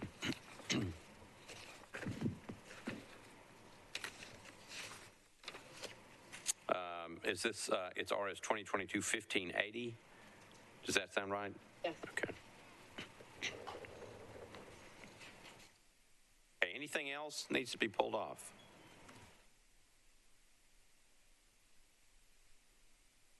All right. These are on the consent. These are consent resolutions. All right, the first one up is RS 2022-1548 by Councilmember Allen. Resolution accepting a grant from the Tennessee Department of Mental Health and Substance Abuse Services to the Metropolitan Government through the state trial court to provide Tennessee Highway Safety Office recovery court enhancements to existing recovery court programs. RS 2022-1549 by Alan Swarran Welsh. Resolution approving an Amendment 1 to a grant from the Tennessee Department of Mental Health and Substance Abuse to the Metropolitan Government through the state trial trial courts to provide the Tennessee Certified Recovery Court Program at the Davidson County Residential Drug Court to enable the establishment of adult and juvenile drug court programs to address the needs of nonviolent offenders. RS 2022-1550 by Alan Welsh and Sawara. This is item number 9, a resolution accepting eviction diversion initiative grant for the National Center for State Courts, acting through the Davidson County General Sessions Court Division 8 to establish or expand court-based eviction diversion programs to prevent avoidable evictions. RS 2022-1551, Allen and Sawara, resolution approving Amendment 1 to a grant from the Tennessee Department of Mental Health and Substance Abuse Services to Metro government through the Davidson County General Sessions Court to provide Tennessee Certified Recovery Court Program services. RS 2022-1552 by Allen, Sawara, and Welsh, resolution approving Amendment 3 to a grant from the Tennessee Department of Children's Services to the Metropolitan Government through the Juvenile Court to provide community-based case management and probation services to children at high risk of state custody. The next one is item number 21, RS 2022-1562, Allen, Young, and Stiles resolution accepting the terms of a cooperative purchasing master agreement for plastic refuse and recycling containers with related technology solutions for the Department of Water and Sewer Services. RS 2022-1564 by Allen and Bradford, resolution approving a contract between the Metropolitan Government and the Library Corporation to provide software maintenance and support for the Carl X Integrated Library System. RS 2022-1565, Allen and Stiles, resolution accepting the terms of a master agreement for rental cars for the Metropolitan Government. RS 2022-1566, item number 25, Allen, Welsh, Sawara, and Stiles, resolution to appropriate grant funds from the Tennessee Housing Development Agency to the Metropolitan Government through the Metropolitan Action Commission for low-income home water assistance program services. RS 2022-1567, Allen, Welsh, Sawara, and Stiles, resolution approving a grant from the Community Foundation of Middle Tennessee to the Metropolitan Government through the Metropolitan Action Commission to provide a stipend for summer 2022 interns in the Power Use High School Interns Program. RS 2022-1568, that's item 27, Allen, Evans, and Stiles, resolution accepting a donation of public safety service delivery equipment for the Nashville Downtown Partnership for the Nashville Fire Department and the Metropolitan Nashville Police Department. RS 2022-1569, Allen, Evans, Sawara, and others, resolution approving Amendment 2 to Victims of Crime Act, grant from the Tennessee Department of Finance Administration, Office of Criminal Justice Program to the Metropolitan Government through the Metropolitan Nashville Police Department to fund the position of a VOCA Law Enforcement Victim Coordinator.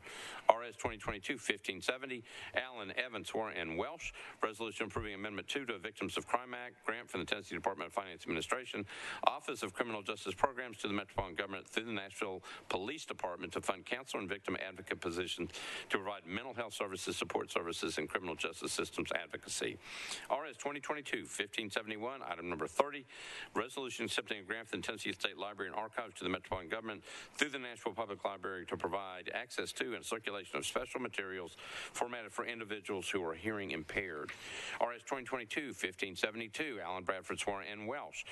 That's item number 31, a resolution approving Amendment 1 to a grant from the Tennessee State Library and Archives to the Metropolitan Government through the Nashville Public Library to provide access to and circulation of special materials.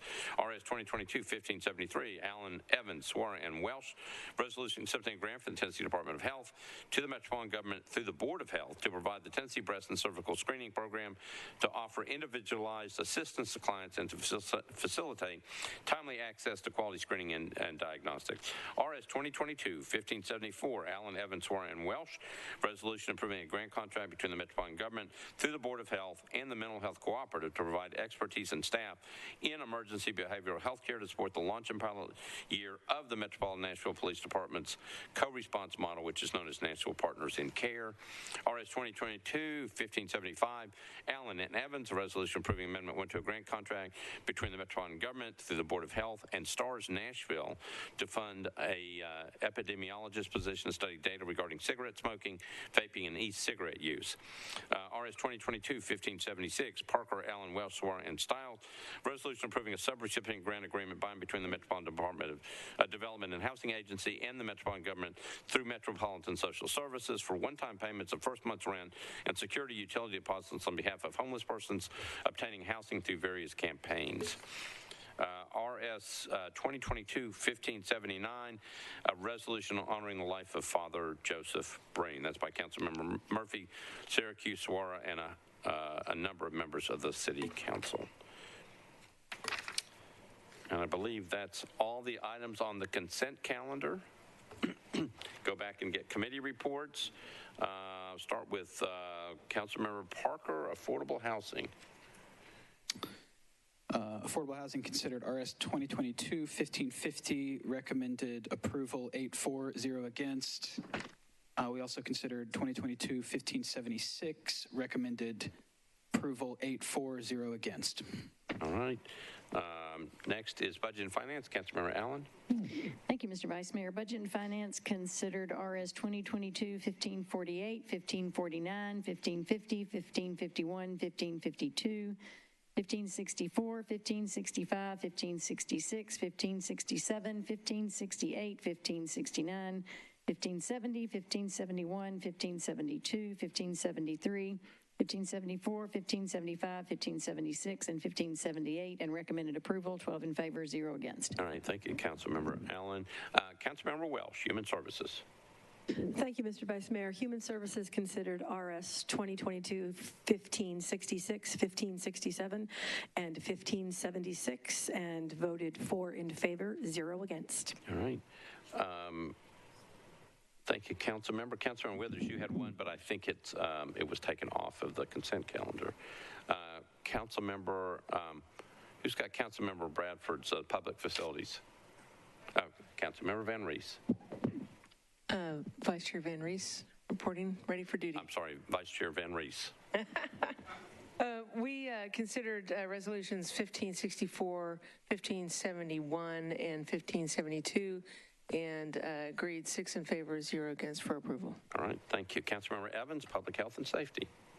Thank you, Mr. Vice Mayor. We considered RS 2022, 1568, 1569, 1570, 1573, 1574, and 1575, and voted in favor, 7 in favor, 0 against.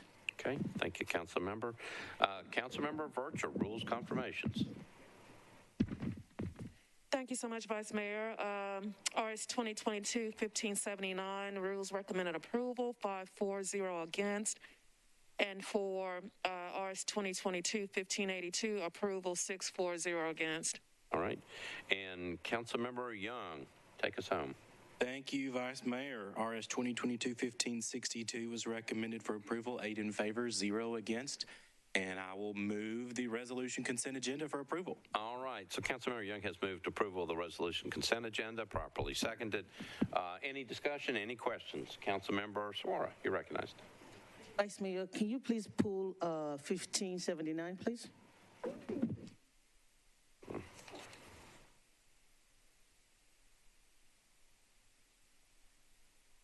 Okay, so RS 2022-1579 is coming off the consent calendar. Okay. All right. With that understanding that 1579 is off the consent calendar, we have a motion to approve the resolution consent agenda. Any other questions? Seeing none, ready to vote. All those in favor of the resolution consent agenda say aye. Aye. Opposed, no. You adopt. Okay, so let's go back and pick up the ones that we didn't approve on the consent agenda. We're on item number 5. This is by Councilmember O'Connell, Allen, and Withers. A resolution approving an option agreement between the Metropolitan Government of Nashville and Davidson County and the state of Tennessee, authorizing the purchase of the property located at 88 Hermitage Avenue. Councilmember O'Connell, you're recognized. Thank you, Mr. President. I'd like to move approval. Okay, got a motion to approve, properly seconded. You've got a committee report, affordable housing. My apologies. Yes, thank you, Mr. President. I'd like to get that committee report. All right, Councilmember Parker. Affordable Housing considered resolution 1507. We voted 8 in favor and 0 against. All right, thank you, Councilmember Parker. Back to you, Councilmember O'Connell. Thank you, Mr. President. Now I'd like to move approval. Okay, got a motion to approve, properly seconded. Councilmember Johnston. I have a late amendment to this resolution. All right, so Councilmember Johnston has a late filed amendment. So you're going to need to suspend the rules. Councilmember Vircher, did this one go before Rules Committee? It did, Vice Mayor, and there was no objections. All right, thank you, Councilmember. Councilmember Johnston, you're recognized. Thank you. I'd like to suspend the rules, please. Okay, so Councilmember Johnston has a late filed amendment, like to suspend the rules. Is there objection to suspension of the rules? I see two hands, so rules can't be suspended. All right. All right, so we're back to Councilmember O'Connell's motion to pass RS 2022-1507, properly seconded. Any other discussion on this one? Seeing none, we're ready to vote. All those in favor of RS 2022-1507 say aye. Oh. All right, I didn't get all the way through. Councilmember O'Connell, you're recognized. Thank you, Mr. President. Just a quick question from the administration. I know there has been a public commitment to preserve the building. Is there also a commitment to use the site for affordable housing? It's been unclear to me what the actual plan for the property is. Mr. Jameson, you're recognized. Yes, that is the intention. There will be a feasibility study engaged in by Director Angela Hubbard in the Planning Department. We've also had, if you may have seen on Friday, the expression of interest by MDHA in collaborating with Metro on an affordable housing development because their parcel A is in close proximity, and that is absolutely the intent, as well as the preservation of the historic Tennessee School for the Blind building. Thank you. Thank you, Mr. President. All right. Councilmember Johnston, you're recognized. Thank you. I'm going to be voting against this tonight. It's unfortunate the rules couldn't be suspended to introduce an amendment that I thought would made a good path forward with the purchase of it. We do not have a plan still for this property. There's no defined use for this building. The cost estimate to repair it and at the most basic level of an office building is $8.8 million, with an asterisk, understanding that that's today's prices.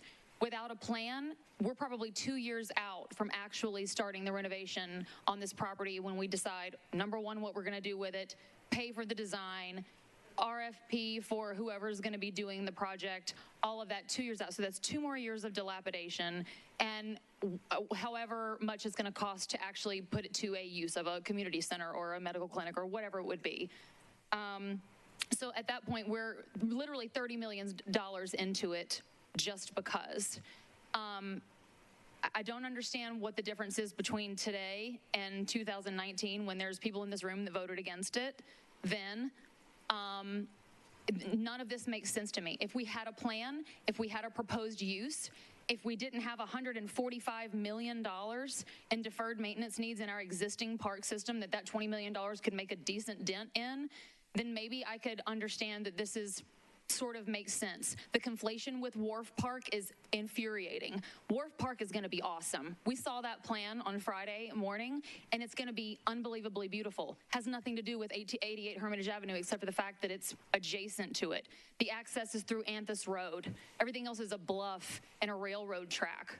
So regardless of what happens at 88 Hermitage Avenue, Wharf Park and the riverfront activation is going to be literally amazing, and I'm really excited to see what that's going to be. This is a poor use of funds. I don't know why our hair is on fire to buy this now, 3 years later. Nobody can explain it to me. I've got more questions. The more questions I ask, the more questions I come up with because it really just doesn't make sense.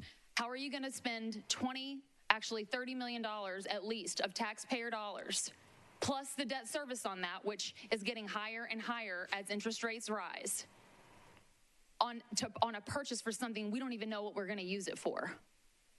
It doesn't make any sense to me. So I hope that my colleagues will vote no on it. Right. Thank you, Councilmember. Councilmember Evans. Thank you, Mr. Vice Mayor. I wanted to kind of piggyback a question for the administration based on Councilmember O'Connell's question about affordable housing.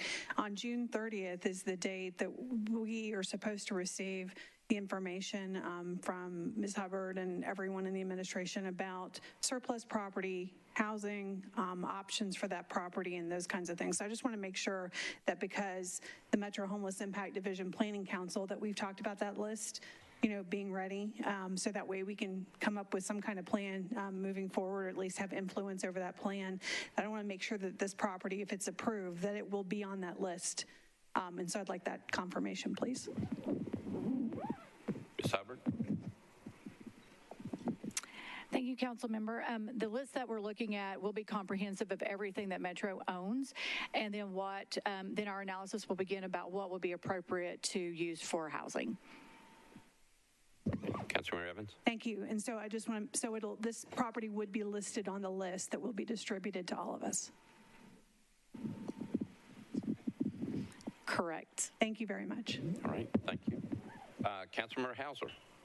Yes, my question has to do with the wording. The resolution says an option agreement. It doesn't say purchase.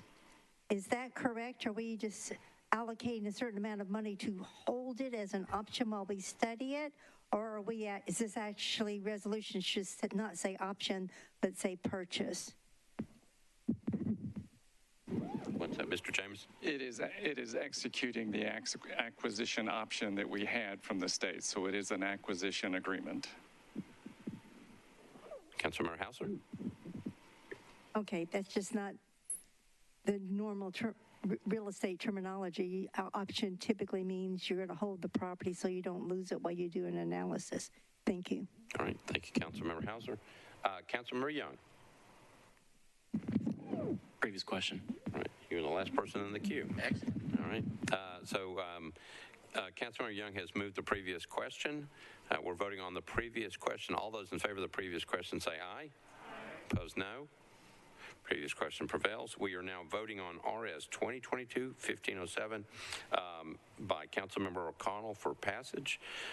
All those in favor, no, we got to go on the board. Mr. Clerk, if you would prepare a vote on RS 2022-1507. Ready?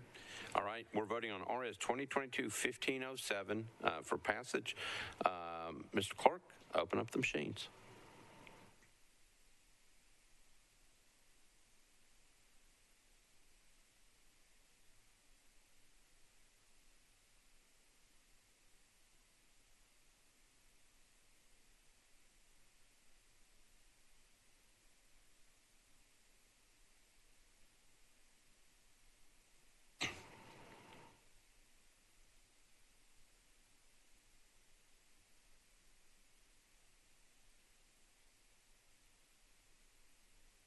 All right, Mr. Clerk, close the machines, take the vote.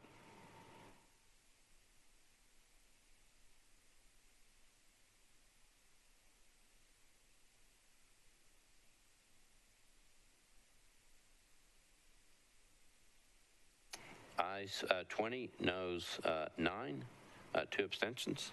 Resolution passes.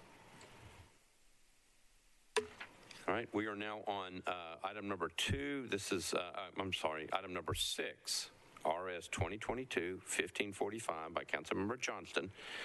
This is a resolution amending resolution number RS 2021-1201, initial resolution determining to issue general obligation bonds of the Metropolitan Government to reallocate funding as further described in the resolution. Councilmember Johnston, you're recognized. Withdraw.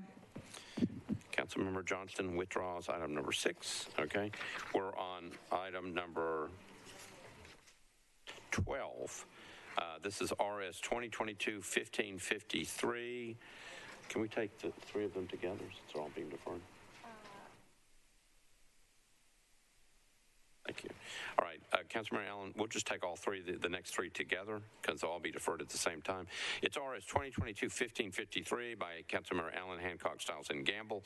It's a resolution adopting a new pay plan for the general employees of the Metropolitan Government, excluding employees of the Board of Health, the Board of Education, and the Police and Fire Departments. This would be effective July 1st, 2022. Item 13, RS 2022-1554 by Councilmember Allen, Hancock, Evans, and Gamble. Resolution adopting a new pay plan for employees of the Metropolitan Departments of Police and Fire, also effective July 1st, 2022. RS 2022-1555, resolution adopting a new pay plan for employees of the Metropolitan Board of Health, effective July 1st, 2022. That's by Councilmember Allen, Hancock, Evans, and Gamble. Councilmember Allen, you're recognized on all 3 of those matters. Thank you, Mr. Vice Mayor. Committee reports. Let's go budget and finance for the 3. Budget and Finance recommended a one meeting deferral, 12 in favor, 0 against for all three of these. Okay, and they'll be re-referred back to Budget and And Finance. re-refer back to Budget and Finance All Committee. right, Government Operations and Regulations, Councilmember Hancock. Hold on. Ready? There you All right. I appreciate budget's unanimous voting. We did as well in government operations, 6 in favor, 0 against for all three. All right, and then be re-referred back to your committee, correct? Yes, thank you. Okay, and then Public Health and Safety, Councilmember Evans, there were two of them. Yes, we considered 1554, 1555. We also voted 7 in favor, 0 against on both to defer one meeting. I was not smart enough to think about re-referring back to Public Health and Safety. I assume that's a default. Thank you. We will re-refer them back to you. Thank you so much. So, Councilmember Allen, back to you. Thank you, Mr. Vice Mayor. Just by way of explanation, these three deal with the three pay plans that will be part of the budget, and there are a number of wish list items that deal with this, and so we need to allow the council the opportunity to discuss if we want to make any changes, and then we'll bring it back with the budget. So with that, I renew my motion for one meeting deferral. All right, so Councilmember Allen has moved to defer items 12, 13, and 14. That's 1553, 1554, and 1555. Motion to defer one meeting was properly seconded. Any discussion on the deferral motions? Seeing none, all those in favor say aye. Opposed, no. All three of those matters will be deferred one meeting. We're on item number 15 by Councilmember Allen, RS 2022-1556. This is the resolution authorizing the issuance, sale, delivery, and payment of one or more series of general obligation improvement bonds, aggregate principal amount of not to exceed $650 million, and providing for the levy of ad valorem taxes for the payment of debt services on the bonds. Councilmember Allen, you're recognized. Thank you, Mr. Vice Mayor. Committee reports. It's only yours. Okay. Budget and Finance recommended a one meeting deferral and re-referral back to our committee, 12 in favor, 0 against. All right. Councilmember Allen, you're recognized on your resolution. And I move for a one meeting deferral. This is required by rule, and if Director Darby would like to explain that rule, she can do that and cover a couple other things coming up. Councilmember Allen? I'm sorry, Ms. Darby? Excuse me. Rule 21 requires that all resolutions regarding debt obligations be deferred one meeting, plus they cannot be considered during the pendency of a budget, the operating budget ordinance. So these will come up at the next meeting after the budget operating ordinance is passed. All right. Councilmember Allen, back to you. That I renew my motion for one meeting deferral. All right, so it's a one meeting deferral with a re-referral back to the Budget and Finance Committee, properly seconded. Any discussion on the motion to defer? Seeing none, all those in favor of the motion to defer with a re-referral back to Budget and Finance say aye. Opposed, no. Motion to defer with the re-referral passes. We're on RS 2022-1557 by Councilmember Allen. It's a resolution authorizing the issuance of not to exceed $290 million in aggregate principal amount of interfund tax anticipation notes of the Metropolitan Government. Councilmember Allen, you are recognized. Thank you, Mr. Vice Mayor. I would give a committee report. That's yours. I may. Budget and Finance recommended a one meeting deferral and re-referral to the committee, 12 in favor, 0 against, and move for one meeting deferral and re-referral with a brief explanation. All right, so you've heard the motion properly seconded. Any questions or discussion on the motion to defer with the re-referral? Seeing none, all those in favor say aye. Brief explanation? Do you want an explanation? I just was going to briefly say this falls under the Rule 21, and also if Director Flannery wants to improve upon what I'm trying to say, I want to explain that this is an interfund tax anticipation note, which is just an official way to move money between funds because the cash doesn't always come into the right fund at the right time. And we are doing this because we have gotten our financial house in order and we actually have the money that we can move around. Last year and the year before, we had to borrow money outside of Metro. So this is just something to brag about, that we've gotten our financial house in order and we've got the reserves that can back this up. Do you want to add anything to that? Ms. Flannery, do you want to brag? I didn't want to, and then you kept going. It's not reserved so much. It's the water fund revenue, and so we are thankful to the water department for their support for the operations. Thank you, Ms. Flannery. All right, any discussion on the motion to defer with the re-referral? We're on RS 2022-1557. Councilmember Mendez. Yeah, I just want to underscore, like, it's got, like, there's nothing good about it. Like, we don't collect property tax revenue till later in the year. The water department happens to have a bunch of revenue, and so early in the fiscal year, the metro government borrows water revenue until we get paid on property taxes. So we're self-financing a line of credit. Ideally, if we were properly funded and had adequate reserves, we wouldn't have to borrow money from the water department every year. Right. Thank you, Councilmember. Councilmember Allen? Just to add, we're in better shape than we were. We're working towards getting even better. Thank you. All right. Any other discussion on this one? It's a motion to defer. Seeing none, it's a motion to defer with a re-referral back to Budget and Finance. All those in favor say aye. Opposed, no. The motion passes. Deferred one meeting. Re-referred back to Budget and Finance. Item number 17, RS 2022-1558 by Johnston, Gamble, Sepulveda, and Welsh. A resolution appropriating $398,000 in ARPA funds from Fund 30216 to offset COVID-19 Financial Oversight Committee and staff administrative expenses, expand the use of the existing American Rescue Plan Act funds currently allocated to public emergency response. Councilmember Johnston, you are recognized on the resolution. Thank you, Vice Mayor. So this is the administration funds of, actually Mary Jo is probably, but she's not here, but you know who is Wade. Wade, can you do a better job at explaining what this is and how we came about this, please?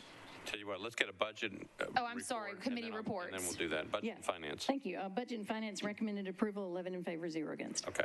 One not voting. Okay. All right.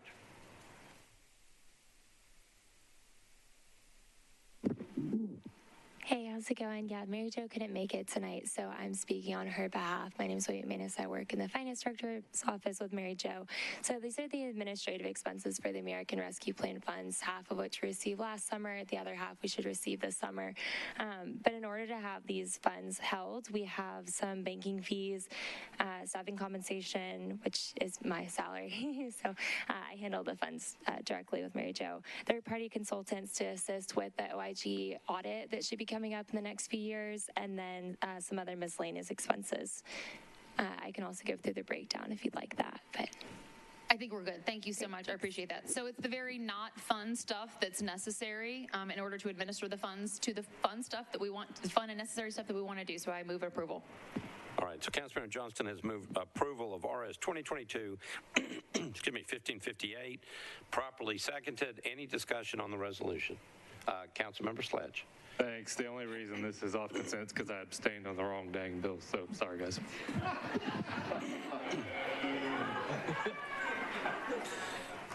All right, but you don't need to abstain on this one. Correct. Okay. All right, we just wasted 3 minutes of our lives because you made a mistake.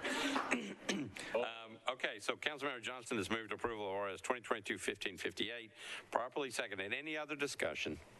Seeing none, all those in favor of RS 2022-1558 say aye. Aye. Opposed, no. Resolution passes. RS 2022-1559 by Suara, Gamble, Johnston, Welsh, and Allen. Resolution appropriating $2,600,851 in ARPA funds from the Fund 30216 to provide legal representation to low and moderate income Davidson County renters to defend against landlord eviction. Councilmember Suara, you're recognized. Thank you, Vice Mayor. Committee reports, please. Affordable Housing, Councilmember Parker. Affordable housing considered 1559. We voted 8 in favor, 0 against. All right, thank you. Councilmember Allen, Budget and Finance. Thank you, Mr. Vice Mayor. Budget and Finance recommended approval, 12 in favor, 0 against, and maybe that should have been 11 in favor and 1 not voting. No, is this the right bill? No, never mind. Okay, 12 in favor, 0 against. We stand by that. All right, Councilmember Suara, you're recognized. I move for approval with a brief explanation. All right, so Councilmember Suara has moved for approval of RS 2022-1559, properly seconded. Back to you. Thank you, Vice Mayor. I'm very excited about this resolution. We heard tonight so many things said about housing, making sure that people can stay in their house. About 2 years ago, I was approached by Ms. Erin Akri from United Way about a program that would allow us to be able to provide what is called a right to counsel, where people facing evictions can have legal representation. Since then, we brought in Vanderbilt University Peabody Institute, and the student did a study showing that there's a very big variation, disproportionate, between landlords and tenants when they actually go to eviction courts. And so the plan originally was to do an ordinance and do a bill and create something, but when the ARPA funds came in, we realized that, we can actually do a study and see how that works to be able to help Nashville residents. Since then, we've brought in legal aid, the Hispanic Lawyers Association, Connection Americas, Workers' Dignity, PATH, the American Muslim Advisory Council, a whole lot of community organization to make sure that we serve all of Nashville and all of our residents that are facing eviction have the opportunity to be able to get help. As we're talking about housing in Nashville, affordable housing is critical. Building a lot of new units is essential. But I think another big part of it is also making sure that we help people to stay in their homes. We cannot but do that. Otherwise, we'll create the homelessness issue. And so that's why I'm very excited about this resolution and the work that we'll be able to do in 2 years. And hopefully, we'll be able to build more around it. We're looking at cities across the nation that are doing it with an ordinance built in. It's something we need to fund. It's something we need to do for Nashville. And with that, I move for approval. Thank you, Councilmember Saguaro. Councilmember O'Connell. Thank you, Mr. President. I just want to celebrate Councilmember Saguaro here. I had actually been talking to attorneys with legal aid for a very similar purpose. And just to be clear, you're charged with a crime. We have an entire division of Metro, the Public Defender's Office, that will stand by you and represent you as you go to court to defend yourself. If you are evicted, you also go to court, but you are not guaranteed the right to an attorney at that time. So this funding is critically important to ensure that people who choose to be represented when they go before a judge in evictions have access to do so. And so I really am appreciative of Councilmember Saguaro for building a collaborative process around this and then finding the funding, and now I hope passing the funding. So thank you, Councilmember Saguaro. All right. Thank you, Councilmember O'Connell. Councilmember Sepulveda. Thank you, Vice Mayor. I did a similar thing to Councilmember Sledge. I was supposed to abstain on this one in affordable housing due to a conflict of interest, so I need to do that for this vote. Oh, on this one, okay. So RS 2022-1559, Councilmember Sepulveda is abstaining, correct, on this one? Okay. All right, any other discussion on this? Councilmember Saguaro.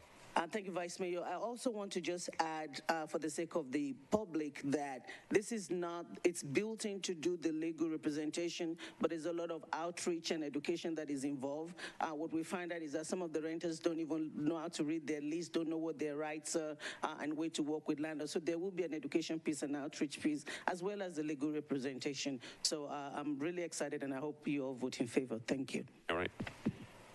Thank you, Councilmember Saguaro. Okay, so we're ready to vote.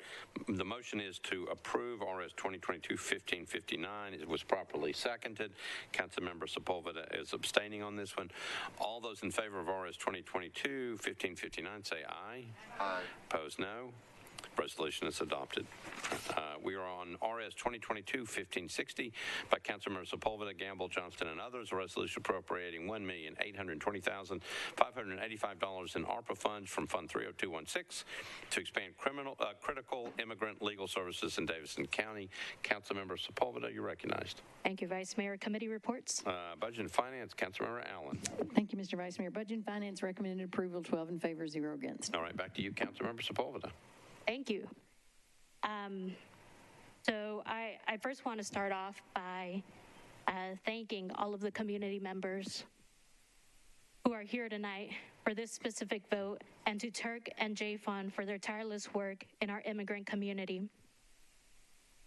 Quiero agradecer a todos los de la comunidad que tomaron su tiempo para estar aquí esta noche. No saben cuánto me agrada que mis colegas puedan ver caras como la de nosotros. I would say that in another language, but I only have the two. Tonight, also being Immigrant Heritage Month, I brought a picture of my mom here on her naturalization ceremony. My My parents immigrated to the U.S. from Durango, Mexico. Her and my dad became permanent residents under Reagan's administration during amnesty. It was the program that allows undocumented people to apply for permanent residence if they entered before the registry date and had remained in the country. My mom would later become a citizen. Today not only means a great deal to me, but a great deal to the communities in this room and in this city. This is a life-changing investment. There are plans for legal clinics and help with DACA applications, asylum applications, residency applications, and citizenship applications. This funding is to help all immigrants from all backgrounds. I know firsthand how life-altering this could be. It's the ability to apply for jobs, open up bills in your names, get licenses, etc. It's the ability to no longer live afraid, and for your story, concerns, and priorities to finally be heard. It is the ability for a student in college to be able to work in the field they studied in the country that they have only ever called home. It is the ability for people abused at their workplace to not be afraid of reporting it because their supervisor had threatened them with ICE. It is the ability of a mother who only made it through elementary school to walk into a voting booth and vote for her daughter. In a country built on the belief of equality and liberty, what can be more American than that? What can be more Nashville than that? A city where time and time again has pushed back against rhetoric such as English only. A city where 140 languages are spoken at our public schools. The vote we take can change the trajectory of someone's life, and that is cause for celebration. Colleagues, we talk about change all the time. Tonight, we have the privilege to vote for change, the privilege to vote for opportunities. It is my hope that we never take that for granted. A la comunidad, to the community. Hoy puede ser el primer paso. Today can be the first step. Pero no será la última, but it won't be the last. I encourage my colleagues to vote yes. All right, thank you, Councilmember Sepulveda.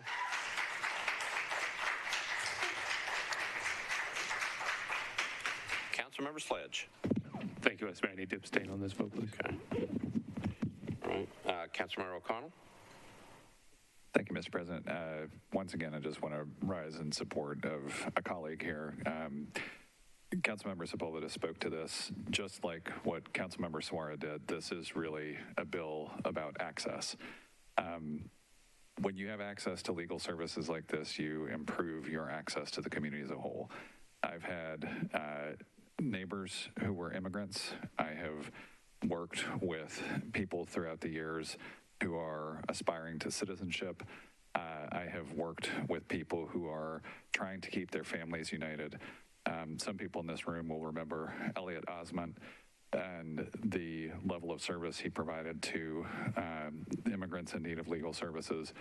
This funding is critical for families in Nashville who are sometimes in dire straits, sometimes in seeking opportunity, and fundamentally in trying to keep their families together. And I am strongly in support of this. I encourage colleagues to be as well. And thank you to Councilmember Sepulveda for bringing this. All right, thank you, Councilmember O'Connell. Councilmember Suara. Thank you, Vice Mayor. I also stand in support of this resolution, and I want to commend everyone that worked on it to make it happen. We have a lot of people in this city that we all know about and we all want to help. I want to use the Afghan refugees as an example. As some of you may know, we had Afghan refugees coming to our cities not too long ago.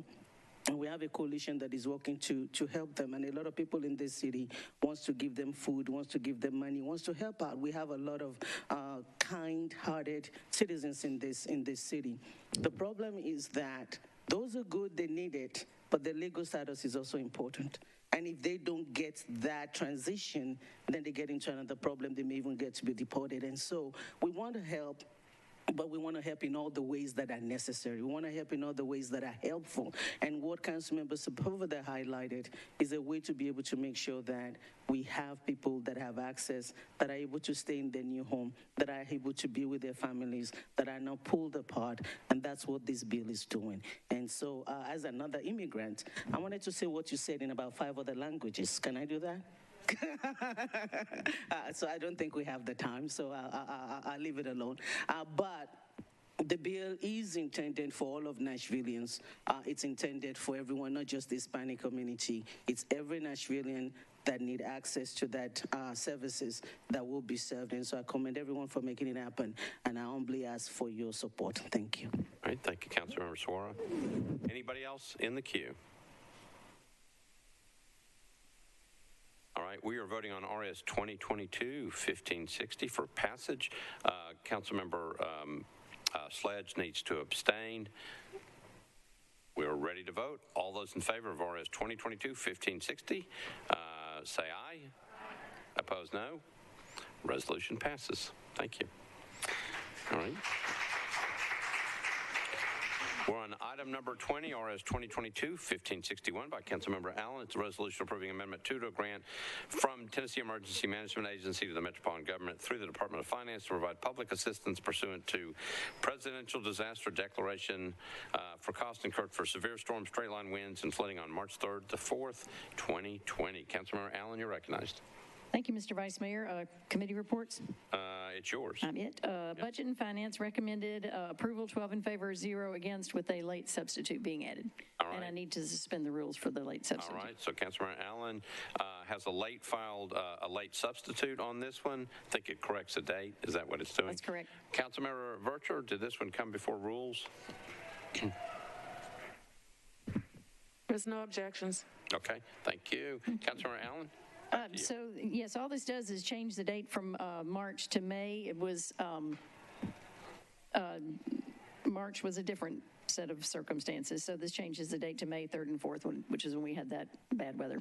All right, so you need to suspend the rules. Need to suspend the rules to move the substitute and That's right. ask for support of the substitute. Any objection to suspension of the rules? Seeing none, rules are suspended. You're on your late file substitute. Right.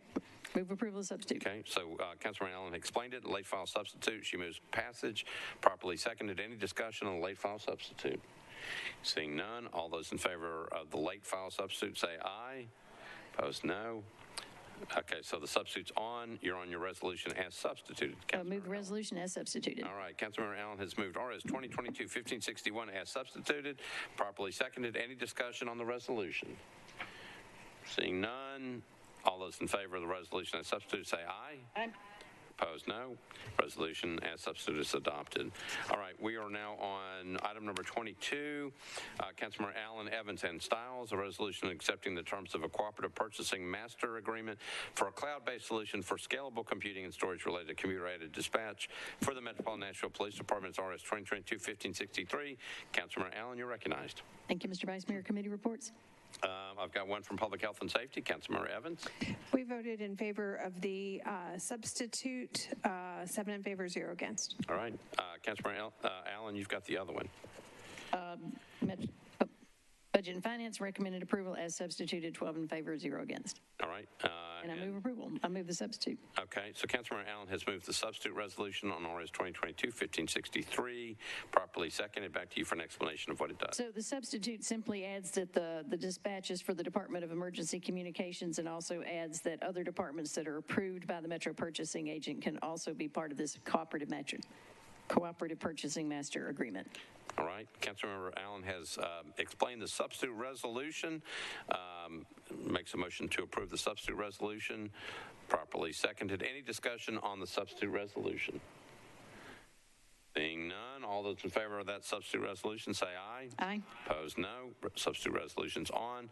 You're now on your resolution as substituted. I move the resolution as substituted. Councilmember Allen has moved the resolution as substituted. We're on RS 2022-1563 as substituted, properly seconded. Any discussion on the resolution as substituted?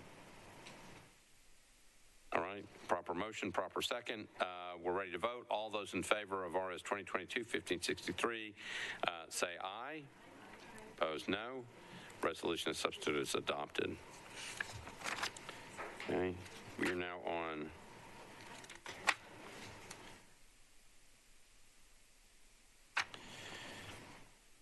RS 2022-1577 by Councilmembers Allen, Young, Suarez, and others. This is item number 36, a resolution accepting a federal COVID relief funds for transportation improvement grants from the Tennessee Department of Transportation to the Metropolitan Government through NDOT and multimodal infrastructure for pedestrian safety, multimodal intersection improvements at various locations. Councilmember Allen, you're recognized. Thank you, Mr. Vice Mayor. This is going to be withdrawn, so do I need committee reports? No, I think you can just withdraw. Okay, this will come back later with some other parts that are being added to it, and it'll be great when it comes back, but we're withdrawing for now. All right. We're on item number 37, RS 2022-1578 by Councilmember Sledge, Allen, Withers, and Young. It's a resolution approving a participation agreement between the Metropolitan Government through the Department of Water and Sewer Services and 1302 Pillow Street, LLC to provide public water service improvements for Pillow Street's proposed development. Councilmember Sledge, you're recognized. Thank you, Vice Mayor. Committee reports, please. Budget and Finance, Councilmember Allen. Thank you, Mr. Vice Mayor. Budget and Finance recommended approval, 12 in favor, 0 against. Planning and Zoning, Councilmember Withers. Thank you, Mr. Vice Mayor. Planning and Zoning recommended approval, 8 in favor, 0 against, 0 abstentions. All right, Councilmember Young, Transportation Infrastructure. We recommended 1578. 1578. Yeah, item number 37. Oh, that wasn't on consent? Oh, okay. Well, we recommended approval, 8 in favor, 0 against. All right. Councilmember Sledge, back to you. Thank you, Vice Mayor. I'm going to move for a one meeting deferral with a very brief explanation. All right. Motion is to defer one meeting, properly seconded. Back to you. Thank you. So I wanted this to go through all the committees to be found on its merits. The issue that we're having on Pillow Street is this is an agreement with water for a new development there. We have had 24 infill units there in addition to what we've done, close to 60 and another 30 coming, and there has not been one linear foot of sidewalk built on that street. And so in a Tier 1 Nashville Next Center that is, quite frankly, doing its part on infill, we need to do the same. If we're going to tear up the street, sidewalks should go in. So I have asked NDOT to come back with a proposal for that, and I'm still waiting. So with that, I would renew my motion for one meeting deferral. All right, so Councilor Sledge has moved this one meeting. Again, it was properly seconded. Any discussion? All those in favor of the deferral say aye. Aye. Opposed, no. This one's deferred one meeting. We're on item number 38, RS 2022-1579. It's a resolution honoring the life of Father Joseph Breen. Councilmember, it's sponsored by a host of council members. Councilmember Syracuse, you're recognized. Thank you, Vice Mayor. Committee reports, please. This one went to Rules. Councilmember Vercher.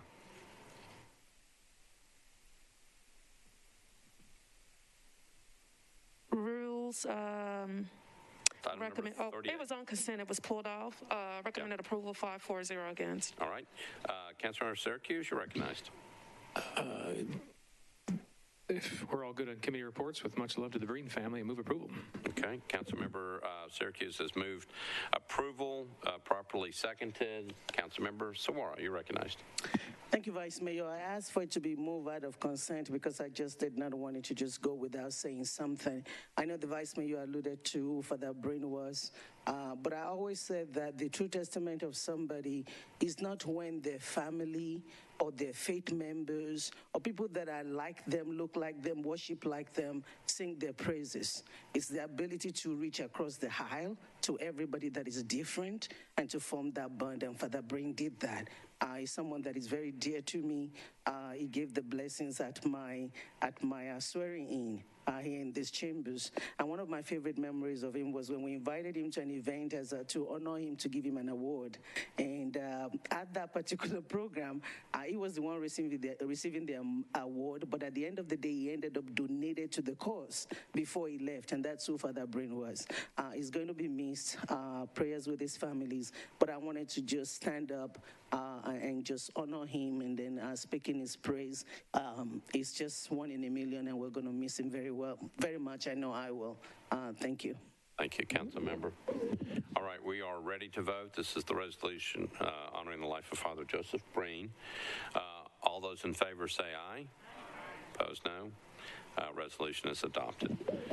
We're on item number 39, RS 2022-1580. It's a resolution remembering the victims of the shooting at Robb Elementary School in Uvalde, Texas, sponsored by Stiles, Rosenberg, Vercher, and a host of other members. Councilmember Stiles, you are recognized. Thank you, Vice Mayor. Your committee reports for this? Committee reports, yeah.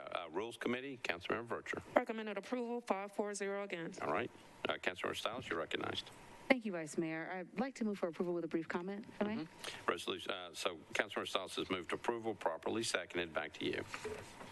Thank you. So when I originally put this legislation in, when the tragedy happened at Robb Elementary School in Uvalde, Texas, I remembered that 2 years ago, we did a resolution as gun violence as a public health crisis. And here we sit again today, and we've lost the lives of so many children this past weekend. There were 62 mass shootings across the country with 17 people dead and so many more injured. I do understand as local legislators, it is not on us to deal with gun control, but it is our responsibility, I do believe, to work with people on the state level to move things forward. We can't stay where we are, and I'm encouraging everyone to do whatever you can, reach out to your state representative and any state representative that you know to figure out how we move things forward in our state to make people safer. And so with that, I really just wanted to say the names of the lives that were lost in that tragedy. Nevaeh Alyssa Bravo, Jacqueline Cesares, McKenna Lee Elrod, Jose Manuel Flores Jr., Eliana Garcia, Uzziah Garcia, Amarie Jo Garcia, Xavier Lopez, JC Carmelo Luvanos, Tess Mata, Miranda Mathis, Alethea Ramirez, Annabelle Rodriguez, Maite Rodriguez, Alexandria Lexi Rubio, Leila Salazar, Jaila Nicole Seguero, Eliana Torres, and Rogelio Torres. I just want to say the grief felt at the senseless and avoidable loss of these young lives and the two adults that gave their lives to protect them. It's just profound, and I'm hoping that we move forward. And so with that, I ask you all to move for approval on this resolution. Thank you very much. All right. Thank you, Councilmember Stiles. The motion is to approve with a proper second. Councilmember Gamble, you're recognized. Thank you. I thank Councilmember Stiles for bringing this resolution forward, and I'd just like to have my name added. Okay, that'll be done. Councilmember Stiles? So sorry, may I add that anyone who votes in the affirmative can be added? Thank you. Yeah, anybody who votes in the affirmative will be added to the resolution. Okay, ready to vote. RS 2022-1580 for passage. All those in favor say aye. Opposed, no. Resolution is adopted. We're on item number 40, RS 2022-1581, Withers, Bradford, Van Reese, Benedict, and Young. Resolution recognizing Wednesday, June 1st to Thursday, June 30th, 2022 as the Nashville Pride Month. Celebrating the lesbian, gay, bisexual, transgender, and queer communities and their enormous contributions to the quality of life in Nashville and Davidson County. Further recognizing the 34th anniversary of the first Nashville Pride event. Councilmember Withers, you're recognized. Thank you, Mr. Vice Mayor. Could I get committee reports, please? Rules Committee, Councilmember Vercher. Rules recommended approval, 640 again. All right, back to you, Councilmember Withers. Thank you, Mr. Vice Mayor. I'd like to move approval. I know we have a couple of folks that would like to comment, but I'd like to move approval. All right, so Councilmember Withers moves a approval of RS 2022-1581, properly seconded by Councilmember Van Reese. Councilmember Van Reese, you're recognized. Thank you very much. As the chair of the LGBTQ caucus of the Metro Council, I thank my colleagues for the ongoing support of our community and how you've done that through action. I wanted to say briefly this particular event, Nashville Pride in 1988, was an important part in my life. My wife and I met each other at a women's Bible study in April of '88, and we were concerned about living in Nashville as a young gay couple in their 20s. And we drove by Centennial Park and we saw something happening, and it was Nashville's first Pride. And it has given us a community ever since. And I wanted to acknowledge that 34 years later. I also want to ask for those voting in favor of this be added to the resolution, and upon passage, invite you to join us at the mayor's office tomorrow at 2:30 p.m. for a signing if you'd like to join us. Thank you on behalf of the caucus. Right. Any objection to everybody voting in the affirmative being recognized as a sponsor? Okay. Without objection. Councilmember Stiles, you're recognized. Thank you very much, Vice Mayor. I'm happy to have signed on to this resolution, and really my question is for the members of the caucus. Does anyone have a ticket to see Leslie Jordan? Because that's what I'm looking forward to. All right, thank you, Councilmember Stiles. Councilmember Withers, anything else? No, just renew my motion to approve. All right, so we're voting on RS 2022-1581 for passage, properly seconded. Everybody voting in the affirmative would be listed as a sponsor. All those in favor say aye. Opposed, no. Resolution is adopted. All right. We're on item number 41, RS 2022-1582 by Bradford, Roten, and Syracuse. It's a resolution recognizing the 85th anniversary of Nashville International Airport. Councilmember Syracuse, you are recognized. Thanks, Vice Mayor. Committee reports, please. Rules and confirmations, Councilmember Vercher. Last one, item number 41. Okay, I got you, Vice Mayor. Rules recommended approval, 6-4-0 against. All right. Councilmember Syracuse, you're recognized. Thank you, Vice Mayor. On behalf of Councilmember Bradford, who's over in the United Kingdom right now, he asked that everybody voting in the affirmative be added to the resolution. So I move approval. Thank you. All right. Any objection to that? Without objection, we will do that on behalf of Councilmember Bradford, who is obviously out of the country. Must have flown out of B&A. All right. Everybody voting in the affirmative, again, will be added as a sponsor. We're on RS 2022-1582. All those in favor say aye. Opposed, no. Resolution is adopted. We have two late file resolutions. The first one is a resolution appropriating a total of $820,000 from a certain account of the fiscal year 21 FIN Tennessee Direct appropriation grant to various nonprofit organizations selected to receive public safety violence reduction pilot grant funds. The sponsor is, I think it's Councilmember Allen and Evans. Who's got the lead sponsor? Councilmember Evans or Councilmember Allen? I'll recognize you first. This is a late file resolution. Thank you, Mr. Vice Mayor. So I will need to get committee reports, including rules. Let's go to rules first. Councilmember Vercher? There are no objections, Vice Mayor. All right. Councilmember Allen, you'll need to suspend the rules to get this one in front of us. I will need to suspend the rules. Any objections, suspension of the rules to get this one filed in front of us? Seeing none, rules are suspended. Councilmember Allen, you're on this late file resolution. Thank you.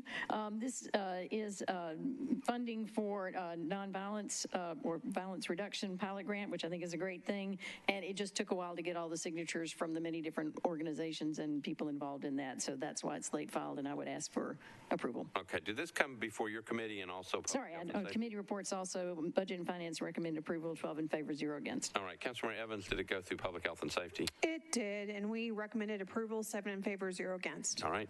All right. So Councilmember Allen is moving approval of this late file resolution dealing with public safety violence reduction pilot grant funds. Councilmember Evans will be listed as seconding the resolution. Any discussions on the resolution? Seeing none, all those in favor of this late file resolution say aye. Opposed, no. Resolution is adopted, and we have one more late filed. This is in your amendment package. It is a resolution approving the execution of the second amendment to the agreement between the Metropolitan Government and the Nashville Downtown Partnership, amending the original contract and First Amendment, extending its term. I believe this one is sponsored by Councilmembers Allen and Young. Councilmember Allen, you're recognized. So I'll need to suspend the rules and get committee reports. Councilmember Vercher? There were no objections. All right. Councilmember Allen moves to suspend the rules to get this one before us tonight. Any objections? Seeing none, rules are suspended. You're on your late filed resolution. Thank you. Again, this is simply an extension of an existing contract, and it again was due to the complexity of collecting signatures, but I would ask for approval. All right. I believe it went through Budget and Finance. And Budget and Finance recommended approval, 12 in favor, 0 against. And Councilmember Young, did it go through Transportation? It did. Sorry. Didn't want to hear from you, sorry. Self-control. Yeah, thank you. It did come through Transportation and Infrastructure Committee, and we recommended it for approval, 8 in favor, 0 against. All right. So Councilmember Allen is moving approval of the late file resolution, and Councilmember Young is seconding it. Okay. All right. Any questions, any discussion on this late file resolution? Seeing none, all those in favor say aye. We can do better than that. All those in favor say aye. Aye. Opposed, no. Resolution is adopted. All right, we are on bills on first reading. There's a lot of them. Thank you all for filing so many things. Any bills need to be considered separately? This means that we're going to have a really long calendar somewhere down the road. Okay, so if there's no objection, we'll consider all ordinances at the same time. Councilmember Swope moves to adopt all bills on first reading. Properly seconded. Any discussion? Seeing none, all those in favor of all bills on introduction first reading say aye. Aye. Opposed, no. All bills on introduction first reading are adopted. We are now on bills on second reading. If I can find the right page, it's further down. It is on page... I'm on page 33 of my calendar. It's item number 101. All right. These are bills on second reading. I'm going to go through the consent agenda first. Let me go through them. These are bills on the consent agenda. BL 2022-1169, that's item number 102 is on consent. Item 103 is on consent. That's 1198. 1251 is on consent. That's item 106. 1253 is on consent. 1254 is on consent. 1256 is on consent. 1257 on consent. 1258 on consent. 1259 is on consent. 1260 is on consent. 1261 is on consent. 1262 is on consent. 1263 is on consent. 1264 is on consent. 1265 is on consent. 1266 on consent, and 1267 is on consent. Anything that needs to be bumped off of the consent agenda? Councilmember Parker, anything? Okay. All right. Councilmember Porterfield. Thank you, Vice Mayor. Did you happen to say that 102 was on consent? Item 102 is on consent. They had a no vote in committee, so would that not bump it off consent? It should. All right, so that one comes off. 1169 comes off of the consent agenda. Thank you. Okay. Okay. Okay, anything else? Councilmember Lee?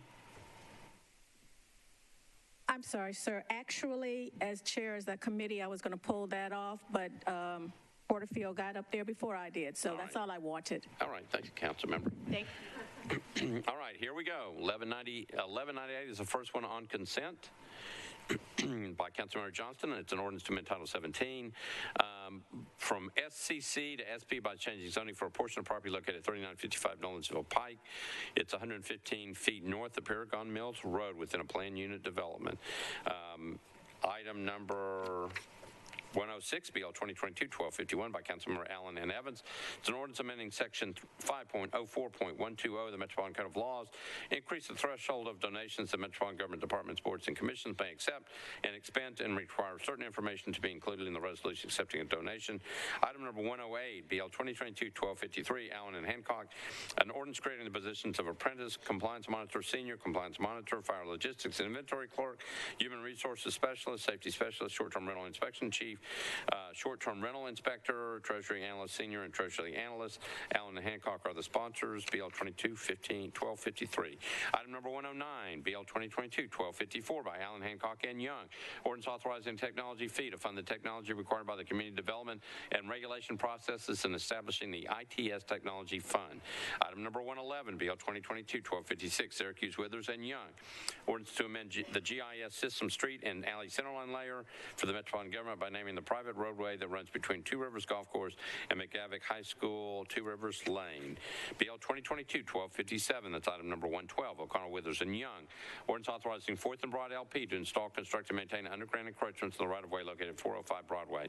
BL 2022-1258, Sledge, Withers, and Young. Ordinance authorizing Prop Code 609 Merit LLC to install, construct, and maintain underground encroachments in the right-of-way located at 609 Merritt Avenue. Bill 2022-1259, O'Connell, Withers, and Young. Ordinance authorizing the Metropolitan Government of Nashville and Davidson County to abandon existing electrical easement rights for property located at 1000 Church Street. Item number 115, Bill 2022-1260, Taylor, Withers, and Young. Ordinance authorizing Metropolitan Government to abandon existing public water mains, except new public water mains, fire hydrant assembly, sanitary sewer manholes, property located at 2000 Church Street. BL 2022-1261, item number 116, Johnson, Withers, and Young. Ordinance authorizing Metropolitan Government to accept new sanitary sewer mains, sanitary sewer manholes, and easements, property located at 454 Elysian Fields Road. BL 2022-1262, item number 117, Syracuse, Withers, and Young. Ordinance authorizing the Metropolitan Government to abandon existing public water mains and easements, relocate a public fire hydrant assembly, and to accept a permanent easement, property located at 433 Opry Mills Drive, also known as the Olive Garden Restaurant. Item number 118, BL 2022-1263, Withers and Young. Ordinance authorizing the Metropolitan Government to accept new public sanitary sewer mains, sewer manholes, and easements, and to adjust 3 sanitary sewer manholes, property located at 9828 Split Log Road in Williamson County. BL 2022-1264, Withers and Young. Ordinance authorizing the Metropolitan Government to accept a new fire hydrant assembly and easement for property located at 5738 Cane Ridge Road.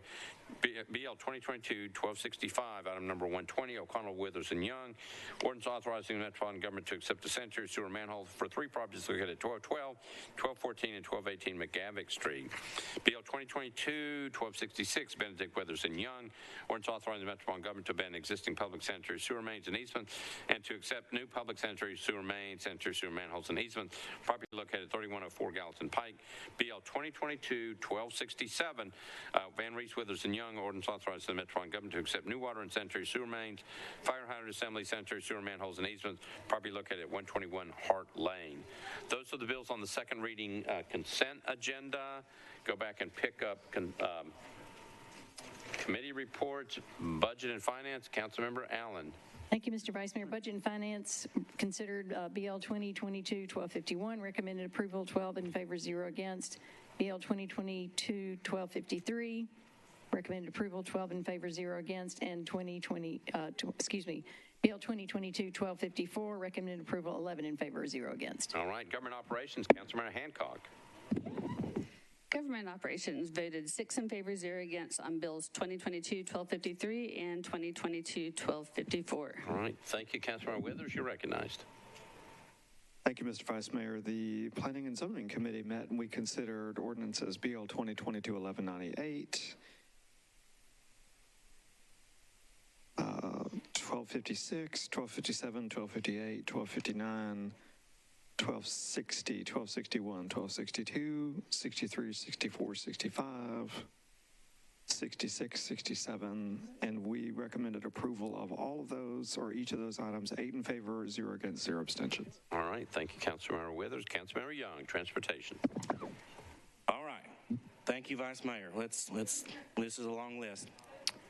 The Transportation and Infrastructure Committee considered BL 2022-1254, 1256, 1257, 1258, 1259, 1260, 1261, 1262, 1263, 1264, 1265, 1266, and 1267, and we voted to recommend all of those, 8 in favor, 0 against, and I will move the second reading consent agenda. All right, Councilmember Young has moved the second reading consent agenda, properly seconded. Any discussion on the second reading consent agenda? Seeing none, all those in favor say aye. Opposed, no. Second reading consent agenda is adopted.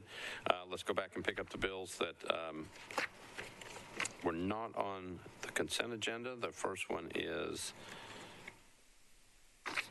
Item number 101, BL 2021-971 by Councilmembers O'Connell, Evans, Orr, and others.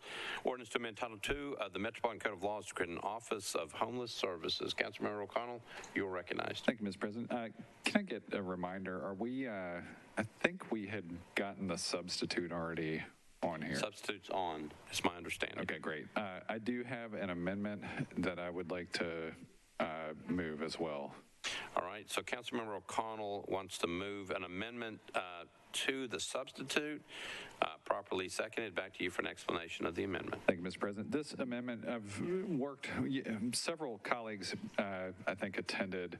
You all will remember several months ago, we approved funding for a report to look at homelessness performance. I think the report revealed a few things that were very validating to people who've been pretty invested in this work for several years. It also, I think, revealed a consensus that we should have a standalone office that is focused on delivering service to homeless individuals in Nashville. So the substitute,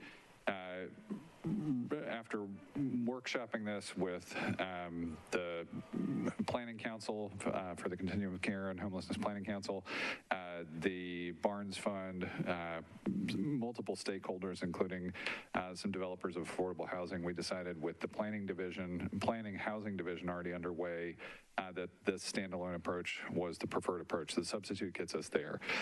The amendment seeks to satisfy a potential legal issue with selecting the director of the department, and so that is what the amendment is for. There is still a conversation underway with the administration, and I'd be happy to entertain suggested new language before third reading, but I think to keep us on track to get this office up and running potentially in the next fiscal year, I'd like to go ahead and move the amendment, get that passed, move to third reading, and kind of see where we are, if we've made any progress on coordinating approach here. And one sticking point that I'm not sure we'll get to consensus on is I think it's actually preferable to have some type of independent selection of that director rather than having it be a simple mayoral appointment.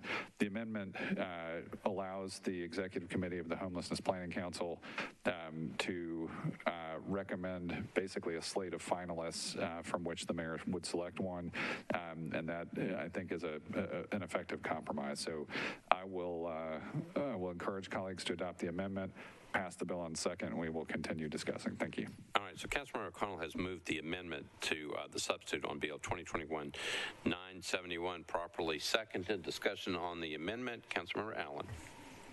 Thank you, Mr. Vice Mayor. And I appreciate all the work that the sponsor has done on this. I think we're moving in a great direction to have a separate Department of Homeless Services. My understanding is the amendment is driven by the need to change the way that the director is appointed from the committee doing it, because that's not a good governance model. I understand there may be some issues with how that sets up that person as a civil servant or not, and I'm going to ask the administration if they can sort of explain what's being proposed is the three suggestions from the committee being given to the mayor. Does that put them in the right categories that they need to be in to be effective as in that position? Mr. Jameson, you're recognized. Thank you, Vice Mayor. Thank you, Councilmember Allen and O'Connell. Grateful for the progress that the substitute reflected with respect to the study that this council asked for months ago and was, I think, completed last week and distributed. And Councilmember Allen is right. So what the amendment does with respect to the appointment of the director is, in the original version, it was simply appointed by the Homeless Planning Council. The amendment tweaks that to create a universe of candidates, 3 candidates that are then submitted to the mayor for selection from that universe. We consulted with Metro Legal and HR and with the consultant, SHK Consulting, both Stacy Koch and Andronisha Morris. The 2 comments that emerged, and this all happened today, so I apologize for the the last-minute rush of this, but the two comments were the consultants noted that this was a departure from their recommendation. That is not the model that they have recommended in the report, and is not the model that they've seen in any other city government governance structure for an HUD body. The bigger concern was that per HR and Metro Legal, if you select from that process, then the director would not have civil service protection, and that will probably be a key protective element for the director in this position. Grateful to Councilman O'Connell for receptiveness to an amendment on third to tweak that if we can. Again, sort of a lot of last-minute scrambling to find out the validity of that approach, and I did communicate to Councilman O'Connell that these are the first blush opinions of Metro Legal, Metro HR, and the consultant. So if we do have the time and the luxury to tweak that and amend that on third, we'd be grateful for the opportunity, because I believe the civil service protection will be crucial to this position. Councilmember Allen. Thank you. I appreciate that explanation, and it's just helpful to understand that we're still tweaking on this. So I would ask the sponsor, and maybe it's a process question, are we better off waiting and tweaking and coming back with a fully fleshed amendment on third, knowing that we have to suspend the rules? But I suspect this body is supportive of us getting this right, as opposed to passing something that we know we probably need to come back and make further tweaks on and suspend the rules anyway to get it right. Councilmember O'Connell. That's a question. Thank you, Mr. President. Appreciate this. I think we can certainly get further analysis from Metro HR and Legal. I will say, concerned that we were going to get to a place where we had a lack of consensus about selection. I asked the consultant directly in the presentation, and they acknowledged that their recommendations are not prescriptive. So I'm less concerned about their observations and more concerned about ensuring that we set the department up for success, and that we allow for some independence to be established for candidates to be evaluated. So I am personally more comfortable passing it as is, and think that we can, again, evaluate the various ways in which department heads are selected, often by boards or commissions. And, if we need to adjust something about that, we can. To be clear, one of the things that happened after our 2018 bill was somewhat of a mingling of the HUD-based continuum of care process with what used to be our Metro Homelessness Commission. Even that was strange, because it was effectively a commission within a commission, where the staff focused on the Metro Homelessness Commission were still housed in Metro Social Services. If we, want to down the road take the approach of separating this, what is now the Planning Council, back into a fully Metro entity, we can look at that. If there are, other scenarios that make sense, whether it's the Barnes Fund Commission or whatever, we can look at that. I'm happy to also understand the ways in which the lack of civil service protection would impact other Metro positions that are appointed by board or commission. But in the meantime, I think I would prefer to go ahead and pass this amendment and wait for another opportunity to revisit. Councilman Allen, anything? I'll listen to other council members. All right. Councilmember Sepulveda. Thank you, Vice Mayor. I've been serving on the Homelessness Planning Council with Councilmember O'Connell and Councilmember Evans for some time now. And I'm going to be voting in favor of this amendment. I think it's important for us to realize that what is happening on the Homelessness Planning Council and the lack of communication that we are seeing between the council and this administration needs to be figured out. And I think that this is a compromise and a sense of independence that we really need to see. Who better to know what is needed than those partners who are on the ground, and them being able to contribute some input. I think there has been a lot of frustration, and there was frustration on my part watching the presentation, because I know just how hard all of the partners work, and it would be so much simpler if a couple of things were different. So all of that to say is I will be supporting Councilmember O'Connell's amendment. Right, thank you. Councilmember Evans.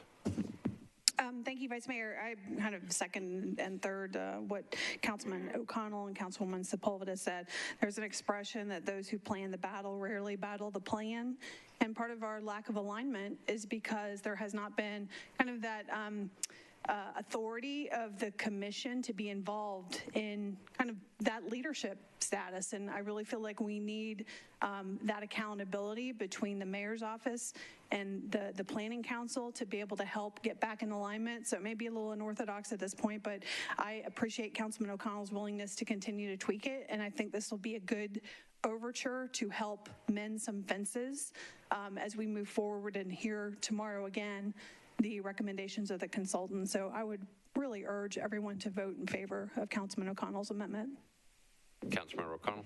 Thank you, Mr. President. One final note that I think is worth observing as we consider the amendment is that the previous director of the Metro Homeless Impact Division, Judith Tackett, did not have civil service protection. So again, I think it's not a stopper to ensuring that we get quality leadership in the department.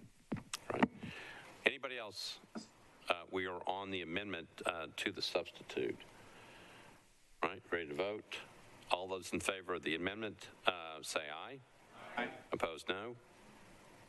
Okay, the amendment's adopted. Councilmember O'Connell, you're on your bill on second reading. It's a substitute as amended.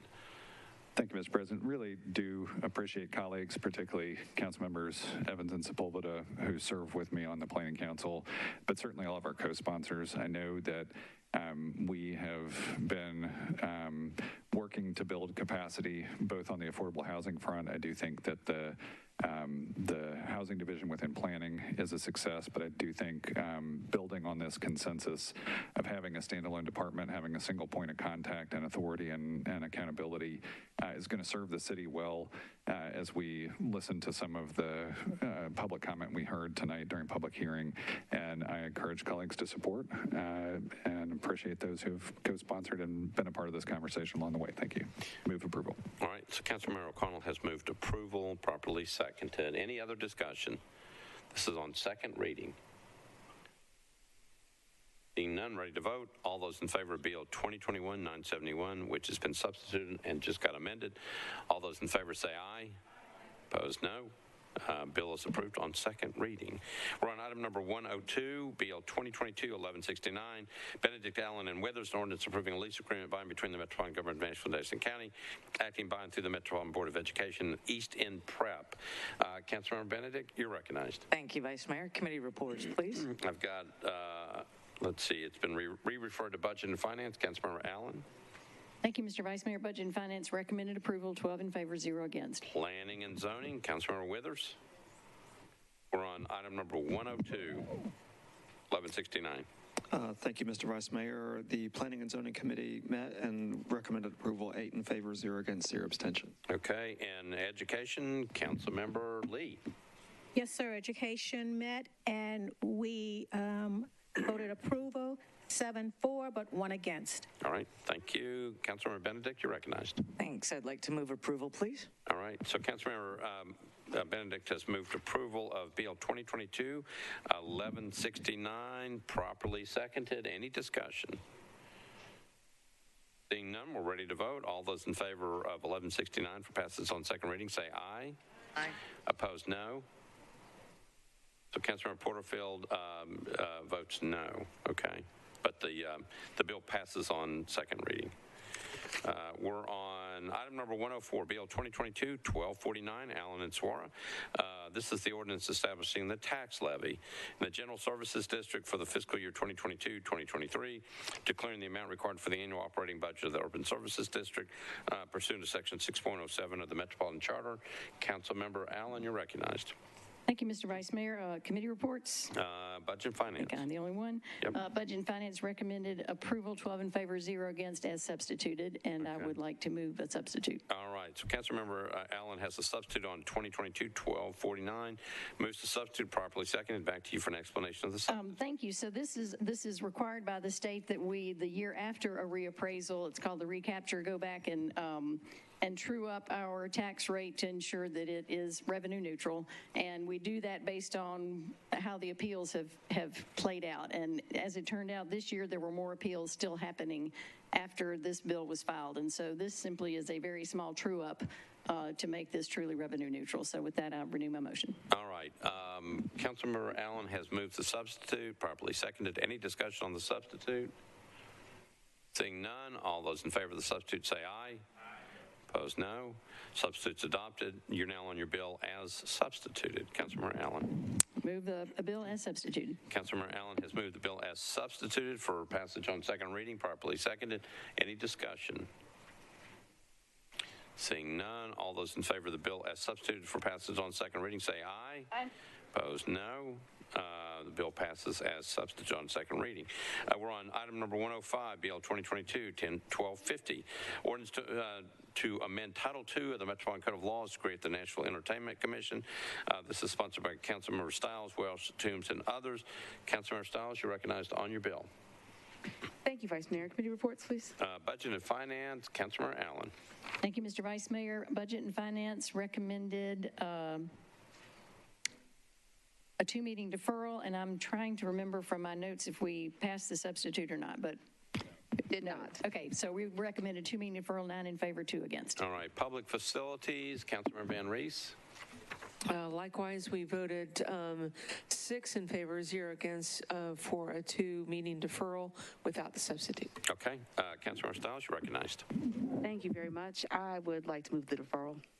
2 meetings? Yes, please. Okay, Councilmember Stiles has moved to defer 2 meetings, properly seconded. Any discussion? Seeing none, all those in favor of the 2-meeting deferral say aye. Aye. Opposed, no. This one's deferred 2 meetings. Next one up is item number 107, BL 2022-1252 by Councilmember Stiles, Gamble, Bradford, and Porterfield. It's an ordinance to amend Title 8 of the Metropolitan Code of Laws relative to animals. Councilmember Stiles, you're recognized on this one. Thank you, Vice Mayor. Committee reports. Budget and Finance, Councilmember Allen, you're recognized. Thank you, Mr. Vice Mayor. Budget and Finance recommended a 2-meeting deferral. 1 meeting deferral, 11 in favor, 0 against. 1 meeting or 2 meeting? Hang on. This is 1252, correct? 1252. Yes, sorry. We recommended several things, several amendments, 11 in favor, 0 against, and amendment number 2, 10 in favor, 1 against, and then the deferral. 2 meetings, I'm hearing. 2 meetings. 2 meetings. Write that down, 11 in favor, 0 against. Okay. All right. Public Health and Safety, Councilmember Evans. This is 2022-1252. Thank you. So Public Safety and Health considered this legislation. We voted for the amended. Do you need all the amendment votes or just the final outcome? All 3 of them. Okay, so Amendment 1, we voted in favor, 7 in favor, 0 against. Amendment 2, we voted in favor, 4 in favor, 3 against. And then with the legislation as amended, we voted 5 in favor, 2 against to defer for 6 months. 5 in favor, 1 against. 2 against. 2 against to defer 6 months? That's correct. Okay. All right, Councilmember Stiles, you're recognized on your bill. Thank you. Councilmember Pulley, point of order. Yeah, I just wanted to make a slight correction. I think the vote on the 2-meeting deferral and budget was 9 in favor, 2 against. I know Councilmember Urch and I were opposed to that vote. Oh, wait a minute, on which one? On the 2-meeting deferral in Budget Committee. In Budget Committee, it was what was the vote? 9-2. 9 in favor, 2 against.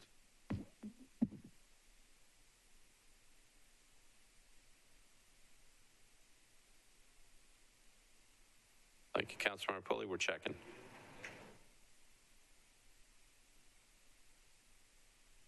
He's correct. 9 in favor, 2 against Okay, for a two-meeting deferral. Okay. for 2 meeting deferral. All right, Councilmember Stiles, you're recognized. Thank you. I would like to pass the amendments. All right, so Councilmember Stiles, you want to move, which amendment do you want to move? Can we move both of them at the same time, or do we have to do one at a And time? you have to do them separately. Okay, I then think. I'd like to move the first amendment. Okay, so Councilmember Stiles moves amendment number 1, which was actually filed by Councilmember Gamble. The motion is to approve amendment number 1, properly seconded. Back to you for an explanation of the amendment. This amendment takes out the 3 minutes for barking. And really, I would love to allow Councilmember Gamble, since you put the amendment in, to go ahead and give a description.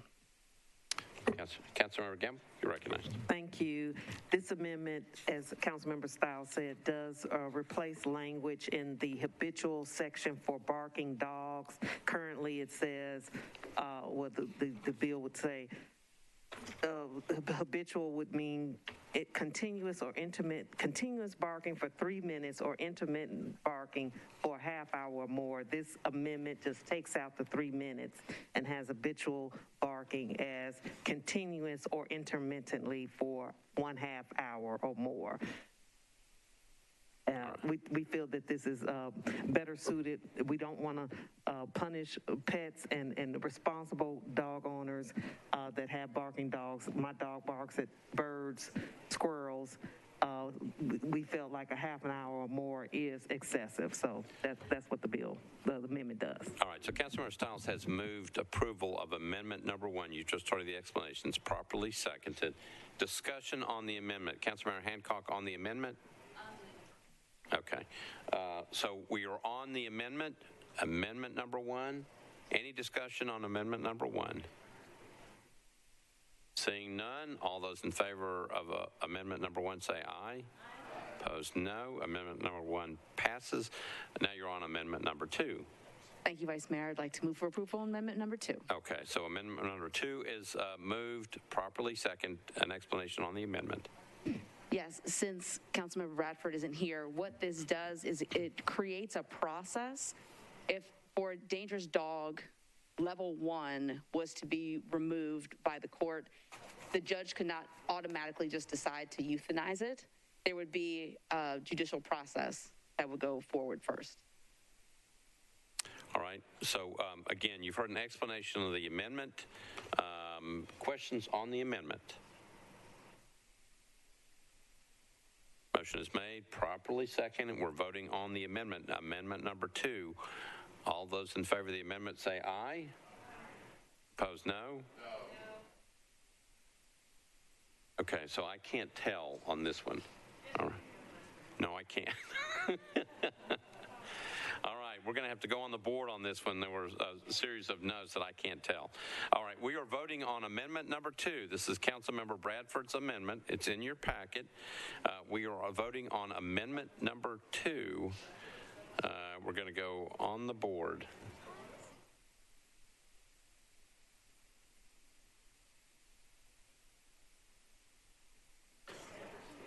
Mr. Clerk, tell me when you're ready.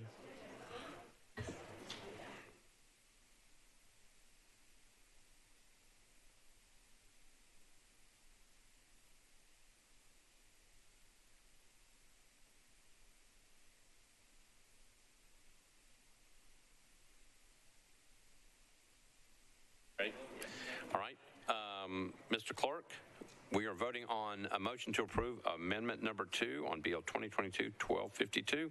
Open up the machines.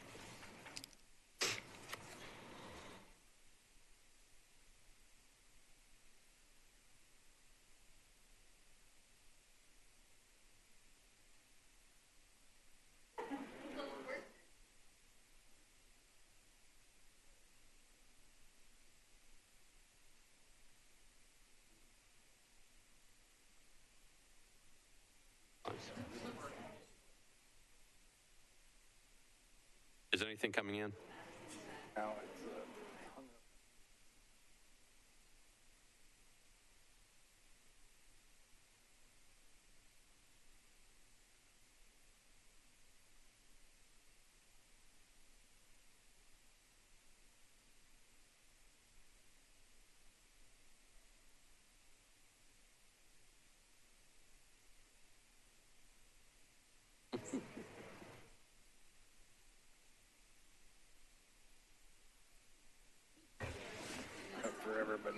looks like votes just came in. Okay, so it was slow. Super slow. Super slow. Okay. Okay, I'll let them know. Sorry.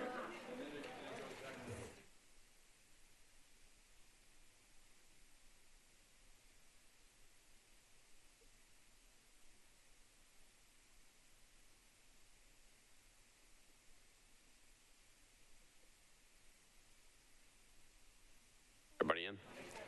All right. Mr. Clerk, close machines, take the vote.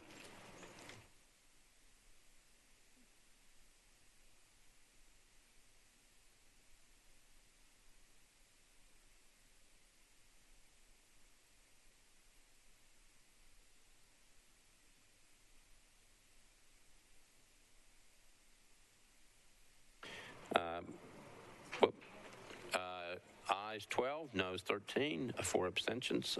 The motion fails. Amendment doesn't pass. Okay. All right. Councilmember Stiles, back to you. Thank you very much, Vice Mayor. I do want to defer this bill. I have spoken with several of the organizations that have sent in emails over the last week. I've scheduled a meeting next Wednesday at 6:30 at the Southeast Community Center. Metro Animal Control is going to be there, and we're going to discuss all the questions and concerns. So I know previously it had been just deferring 2 meetings to the first meeting in July, but I'm willing to go to the first meeting in August. All right, so the motion is to defer to the first meeting in August? Yes. Properly seconded. Councilmember Hancock, you're recognized. I'd like to table the deferral, please. Okay, so Councilmember Hancock has moved to table the motion to defer. Pursuant to Rule 35, if a motion to table is directed at a motion to table may only be debated by the maker of the motion to table and the maker of the motion against which the tabling motion is directed. So, again, pursuant to Rule 35, what we will do is we will have Councilmember Hancock speak first, and then Councilmember Stiles will speak after that.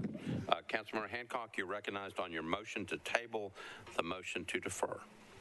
Thank you, and I'd like to thank Council Lady Stiles for bringing this animal legislation to the attention of the full body and to all the animal advocates and farmers across Metro Nashville that have written in their comments. I don't know how many people here were intimately familiar with Title VIII regulations prior to this, or if you even are now because you've had a lot of budget things to read. But on September 11th of 2018, I went to meet a neighbor.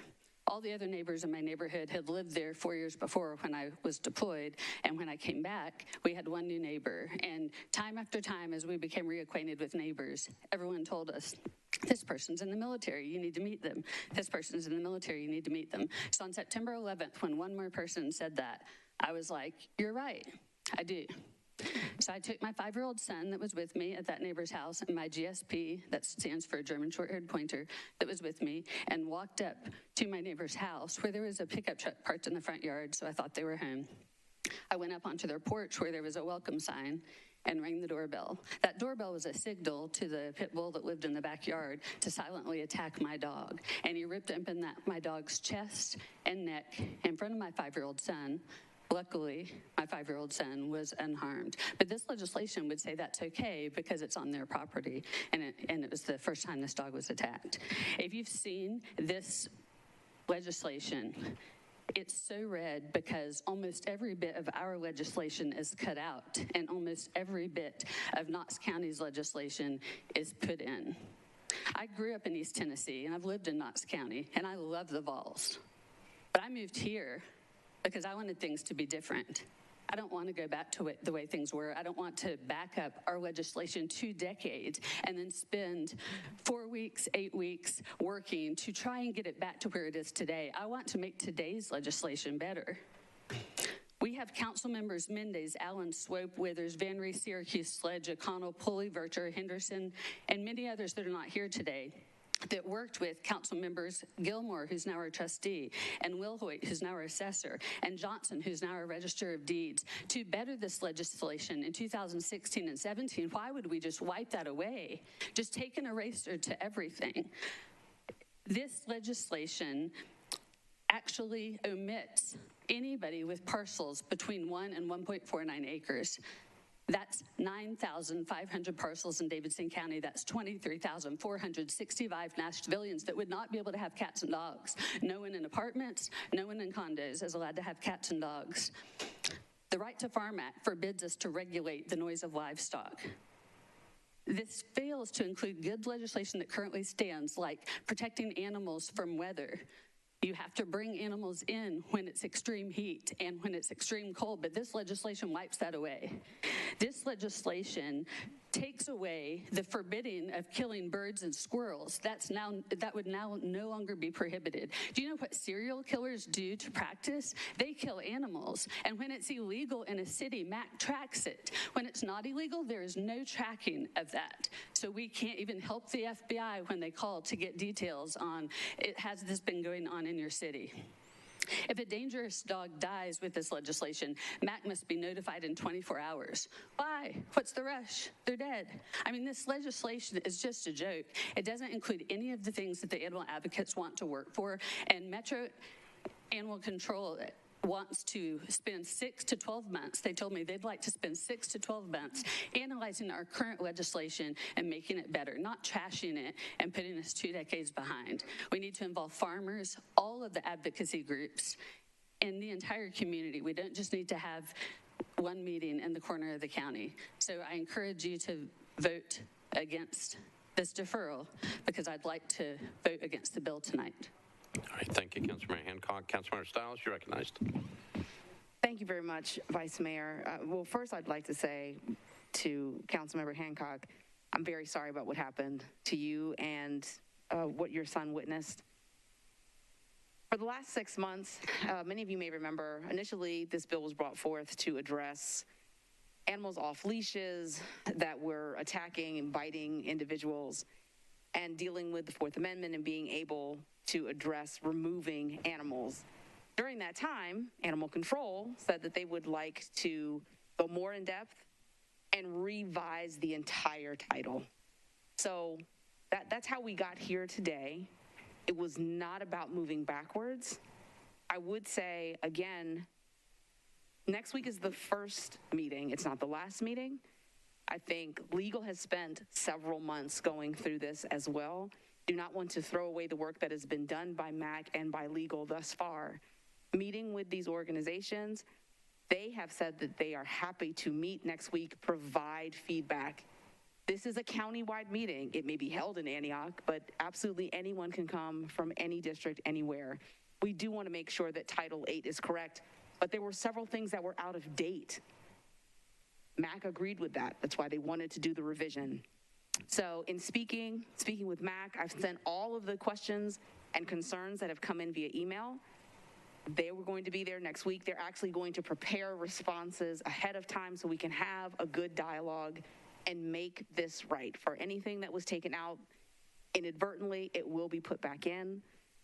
Again, I would like to defer this until the first meeting in August. I do ask for your support. A lot of work has gone into this bill. It is not haphazard. Thank you. All right, thank you, Councilmember Stiles. Okay, so here's where we are. Councilmember Stiles had moved to defer this bill, Bill 2022-1252, as amended to the first meeting in August. Councilmember Hancock then moved that deferral motion to the table. So we are now voting on Councilmember Hancock's motion to table. What it basically means is if you're for Councilmember Hancock's motion to table, you'd vote obviously aye on the motion to table. If the motion to table is successful, it takes the deferral motion off the table. So obviously we're now back, we would be back on the bill. Does that make sense? Is everybody clear what we're saying? Okay. So if, again, if you're in favor of Councilmember Hancock's motion to table, you vote aye because we're voting on the motion to table. If that passes, then we're back on the bill, but there is no motion to defer. Okay? Any questions before we vote? Mr. Clark, we are voting on a motion to table the deferral motion that Councilmember Stiles made. Councilmember Hancock made the motion to table. We are voting on the tabling motion. If you're for the motion to table, if you're for what Councilmember Hancock wants to do, you'd vote aye. If you're against it, then you'll vote no. Tell me when you're ready. Machines ready? Mr. Clerk, open up the machines. You're voting on a motion to table.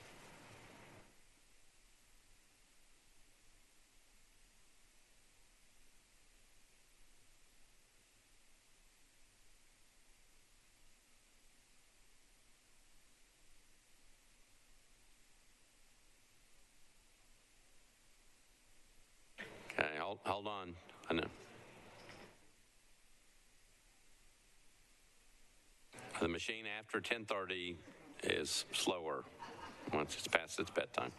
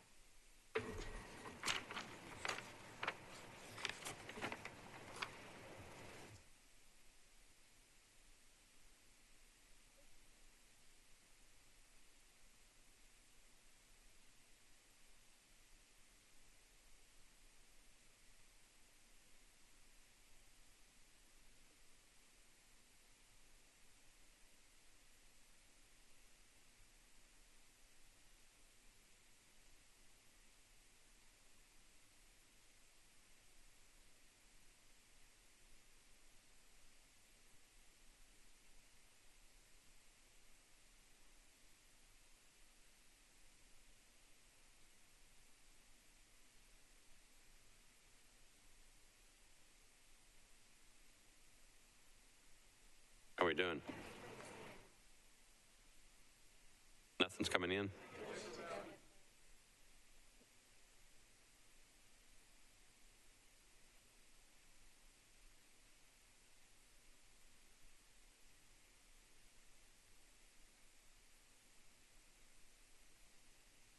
Hung up for about 3 minutes.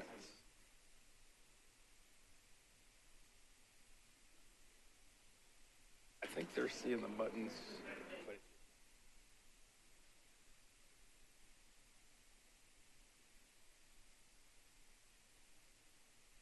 They starting to come in? Nothing.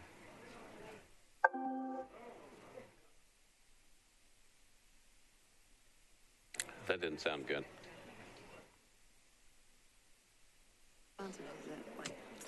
It shouldn't matter. Okay, they voted.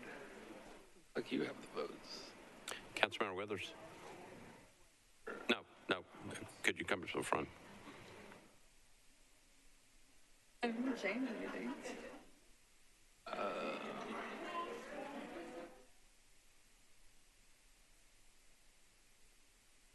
Option to click record.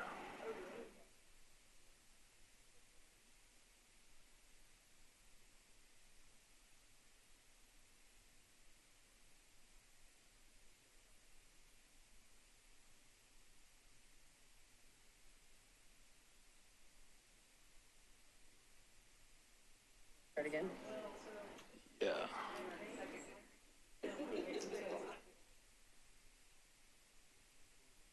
Froze almost entirely. No, mine's freezing too.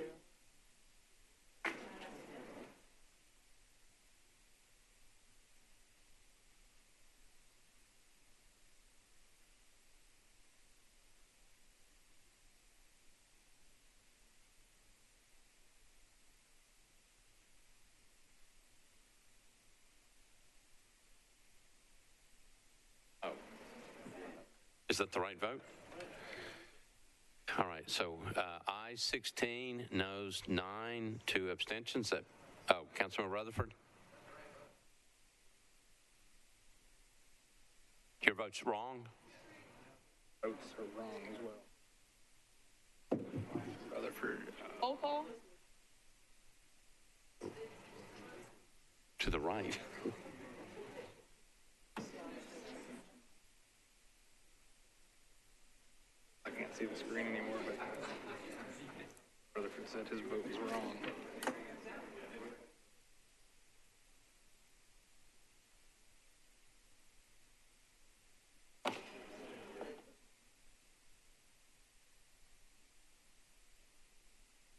this doesn't work when I ask you to put your heads down. Councilmember Stiles, we're in the middle of a vote, so I can't take a question from you.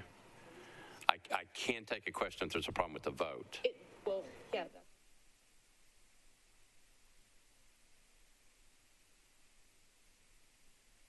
Okay.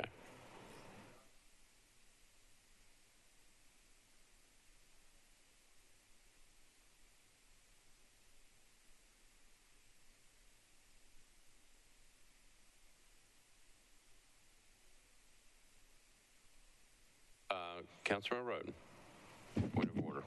Unless I'm missing it somewhere down the line, it's not showing me as having voted, but I voted. Okay, so here's what we're going to do. We think we have the right votes in front of the clerk.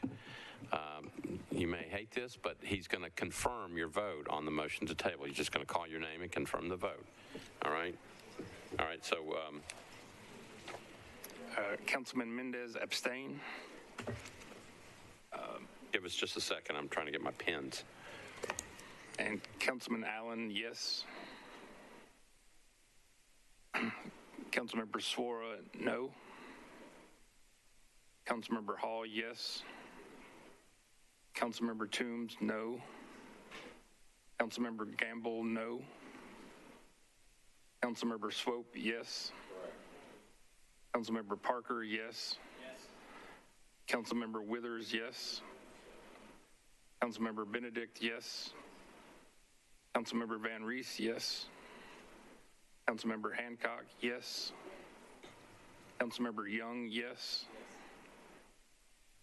Councilmember Evans, I don't have a vote recorded. And Councilmember Roden, I also don't have a vote for you. I was a yes. Councilmember Syracuse, yes. Councilmember Welsh, yes. Councilmember Sledge, no. Councilmember Cash, no. Councilmember O'Connell, I don't have a vote for you.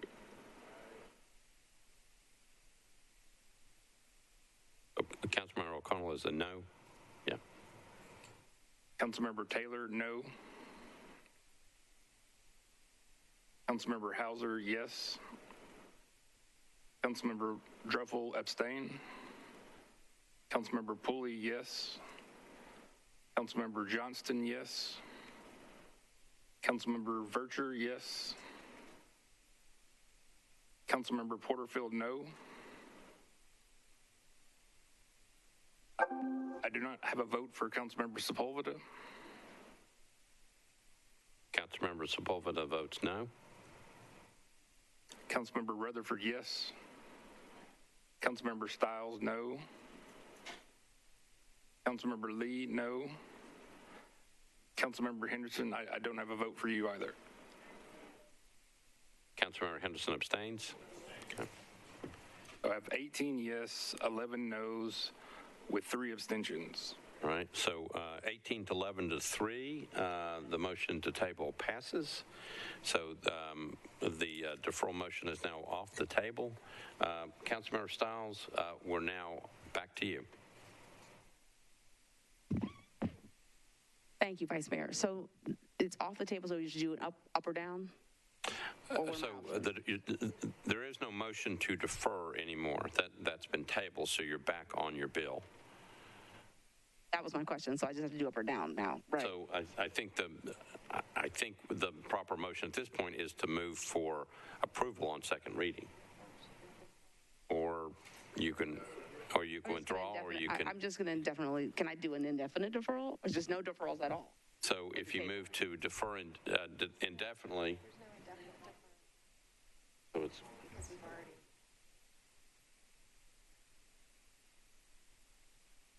Okay, so you can't move to defer indefinitely according to our legal counsel. So it sounds like you have 2 options.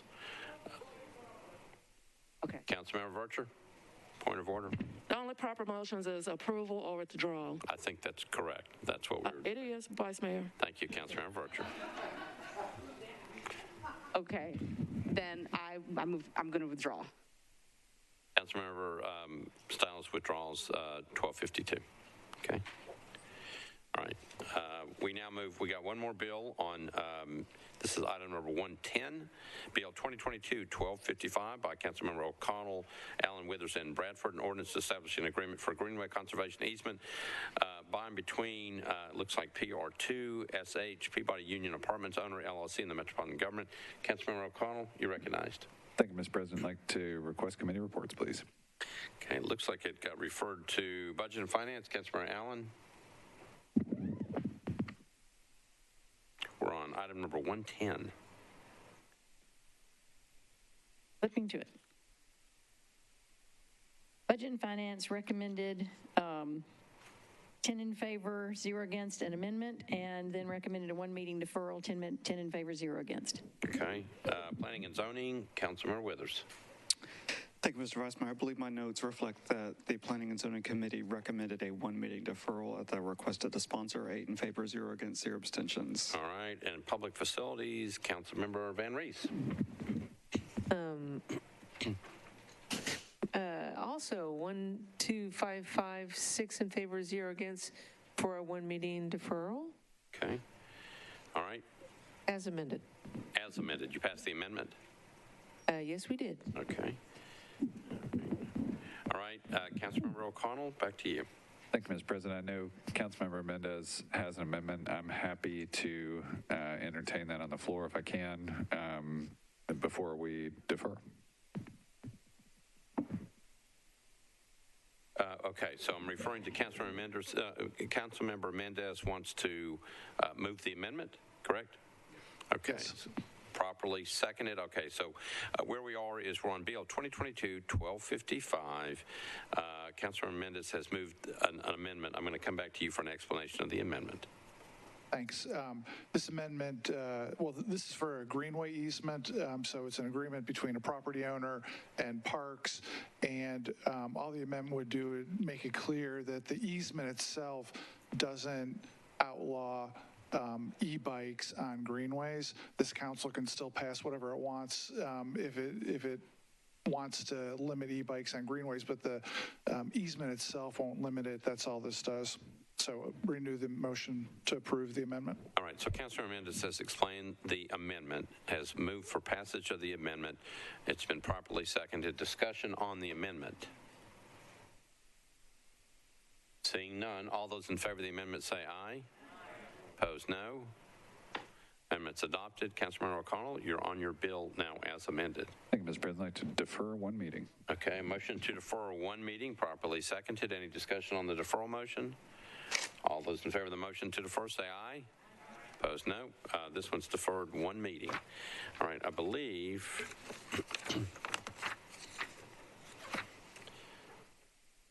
that takes us through all bills on second reading. I'm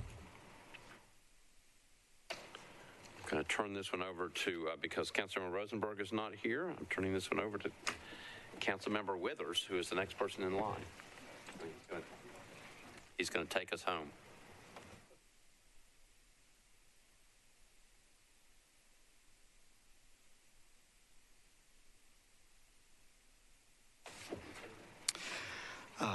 Thank you, Mr. Vice Mayor.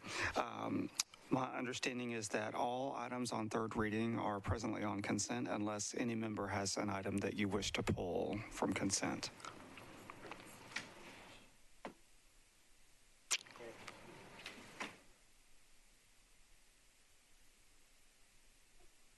I'm just joking.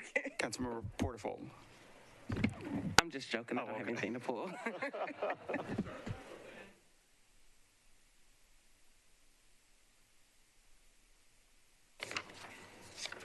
All right, well, if everyone can settle in for just a minute, I'll try to talk as fast as I can. So bills on third reading, the first is item number 123, ordinance number BL 2022-1189. The sponsors are Councilmembers Murphy, Withers, and Young. It's an ordinance authorizing Metro government to abandon existing public sanitary sewer manhole and easement, and to accept new sanitary sewer manhole and easement for property located at 3800 Charlotte Avenue. Item number 124, ordinance BL 2022-1234. It's an ordinance to provide for the designation of public property within specified areas of downtown as a temporary special event zone during the time period beginning at 9:00 p.m. on July 2nd, 2022, and ending at 11:59 p.m. on July 5th, 2022, relative to the use of these areas in conjunction with the 2022 July 4th celebration and related activities and events. The sponsor of that one is Councilmember O'Connell. Item number 125, ordinance number BL 2022-1235. The sponsors are Councilmembers Withers and Young, an ordinance authorizing Metro government to accept new public sanitary sewer mains, sanitary sewer manholes, and easements for property located at 9828 Split Log Road in Williamson County, also known as Rosebrook Phase 3. Item number 126, ordinance BL 2022-1236. The sponsors are Councilmembers Taylor, Withers, and Young. It's an ordinance authorizing Metro government to abandon existing public water mains and to accept new public water mains and fire hydrant assemblies for property located at 39th Avenue North, unnumbered. Item number 127, ordinance BL 2022-1237. The sponsors are Councilmembers Sledge, Withers, and Young. An ordinance authorizing Metro government to abandon existing fire hydrant assemblies and easements and to accept new water and sanitary sewer mains, fire hydrant assemblies, sanitary sewer manholes, and easements for property located at 1501 Hillside Avenue, also known as the Reservoir Zone 7. Item number 128, ordinance number BL 2022-1238. The sponsors are Councilmembers Roberts, Withers, and Young, and this is an ordinance authorizing Metro government to abandon existing sanitary sewer main and easement and to accept new sanitary sewer main, sanitary sewer manhole, and easement for property located at 7131 Centennial Boulevard. Item number 129, ordinance BL 2022-1239. The sponsors are Councilmembers Benedict, Withers, and Young. An ordinance authorizing Metro government to accept new sanitary sewer main and sanitary sewer manhole for property located at 1100B Sunnymead Drive, also known as Sunnymead Commons. Item number 130, ordinance number BL 2022-1240. The sponsors are Councilmembers Young and Withers. An ordinance authorizing Metro government to accept new sanitary sewer main and sanitary sewer force mains, sanitary sewer manholes, and easements for property located at 2126 Marcia Drive, also known as Rivergate View Subdivision. Item number 131, ordinance numbers BL 2022-1241. The sponsors are Councilmembers Van Rees, Withers, and Young. An ordinance authorizing Metro government to accept public water and sanitary sewer mains, fire hydrant assemblies, sanitary sewer manholes, and easements for two properties located at 204 Ben Allen Road and 121 Hart Lane, also known as Ben Allen Phase 2. Item number 132, ordinance number BL 2022-1242. The sponsors are Councilmembers Withers and Young. An ordinance authorizing Metro government to abandon existing public sanitary sewer easement rights for property located at 3038 Lakeshore Drive. Item number 133, ordinance BL 2022-1243. The sponsors are Councilmembers Lee, Withers, and Young. An ordinance authorizing Metro government to accept new water and sanitary sewer mains, fire hydrant assemblies, sanitary sewer manholes, and easements for properties located at 1200 Cottage View Lane, also known as Timber Trails Phase 3. Item number 134, ordinance BL 2022-1244. The sponsors are Councilmember Stiles, Withers, and Young. An ordinance authorizing Metro government to abandon existing water main and to accept new water main for property located at 2100 Century Farms Parkway. Item number 135, ordinance number BL 2022-1245. The sponsors are Councilmembers Taylor, Withers, and Young. An ordinance authorizing Metro government to accept a new public sanitary sewer manhole for property located at Long Boulevard, unnumbered.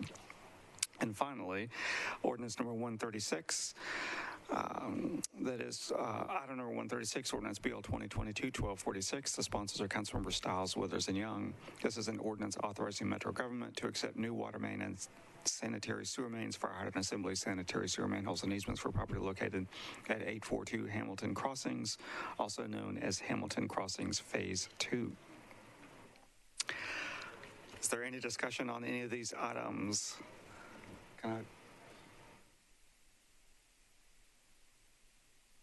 Could I call upon my Planning and Zoning Vice Chair Rutherford to bring a motion? Motion to approve the consent calendar. Thank you. Is there a second? None of these, I don't believe any of these have committee reports. These committee reports were given on second reading. So With that, all in favor, please say aye. Any opposed? Any abstentions? Can I entertain a motion to adjourn? All right. So the council has concluded about a 4-hour and 40-minute meeting. Agenda was 46 pages long, involved about 136 pieces of legislation. Perhaps the biggest things the council did tonight was hold public hearings on both the new operating budget for Metro that will take effect on July 1st, as well as the capital improvements budget. That's a 5-year planning document. Doesn't spend any money, but anything the city wants to do in terms of projects, capital projects, has to be in that. The council approved both those on second reading. After the public hearing was held, no one spoke on the capital budget public hearing. We did have about 43 people who spoke on the operating budget. That took about 2 hours, the biggest single amount of time spent tonight on the agenda. A lot of heartfelt presentations to the council, many from Metro employees who are concerned, and others in the community who are concerned about the lack of affordable housing, the high cost of living in Nashville that is growing, also concerns about homeless services, also concerns that Metro employees want a higher pay increase than the 4% they're being given or being recommended by the mayor. Civil Service Commission have been recommending 5%. There may be some talk about changing that in the council. There were two bills on resolutions on second reading before the council tonight that would have approved the new pay plans. The council is limited in what it can do about that. If it makes changes, it has to be across the board, and apparently taking it from 4 to 5% would be somewhere around $5.6 million. The council is going to be looking at those in committee over the next week or so. The operating budget will come back for approval on probably the next council meeting on the 21st. The capital budget has to be approved by June 15th, so the council will have a special meeting next week at 6 o'clock here in the chambers to give final approval on that. They'll begin making changes that they want to make within the capital budget beginning as early as Thursday and bringing it back for final approval on Tuesday. There was no mention tonight because no one spoke during the capital budget public hearing. There were a couple of mentions about the new potential Titan Stadium with the retractable roof. It wasn't mentioned. It was mentioned during the operating budget. Some people saying if Metro had $2.2 billion to spend on a new stadium, they'll be able to do some of the other things they wanted more money to be spent on. So again, no direct things about whether that was good or bad, other than if we're going to do that, we need to do that for something else. The council also gave a final approval for a number of other things that the council was before them tonight. They approved in somewhat of a surprise. They approved by a 20-9 vote with 2 abstentions. This was the third time the council had considered approving an option to purchase property from the state of Tennessee located at 88 Hermitage Avenue. State owns that property. The sale price would be $20.3 million. It's about 3 acres of land. There was some concern by the council how high that was. The council turned down the idea of purchasing that property a few years back for about $11 million. And the current appraised price, at least according to the city's assessors, is about $11 million. No, excuse me, $14 million. So at this point, it appears the city will move ahead with that. The one promise that the administration made to the council was that they would keep the historic property there, the historic building there. It was once a Tennessee School for the Blind back in the 1940s, and they would also look at having affordable housing on that property. There were still some efforts by some council members who didn't like the fact that we didn't have a plan for this at this point, but the council decided to move ahead on it tonight with, again, by 20 people in favor of the resolution, 9 against, and 2 abstentions. By the way, it does not take 21 votes to pass a resolution. That's only for ordinances on third and final reading.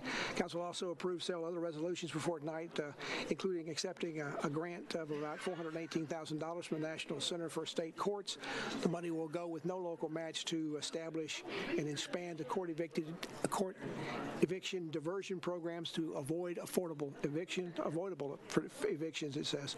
Also, in a related matter, another resolution, the council appropriated $2.6 million in American Rescue Funds to provide legal representation to low and moderate income Davidson County residents to defend against landlord evictions in court. Also, another resolution approved a $1.8 million in American Rescue Fund plans to expand critical immigration legal services here in Davidson County. Was support for that for the immigrant rights group that held a news conference about that earlier tonight.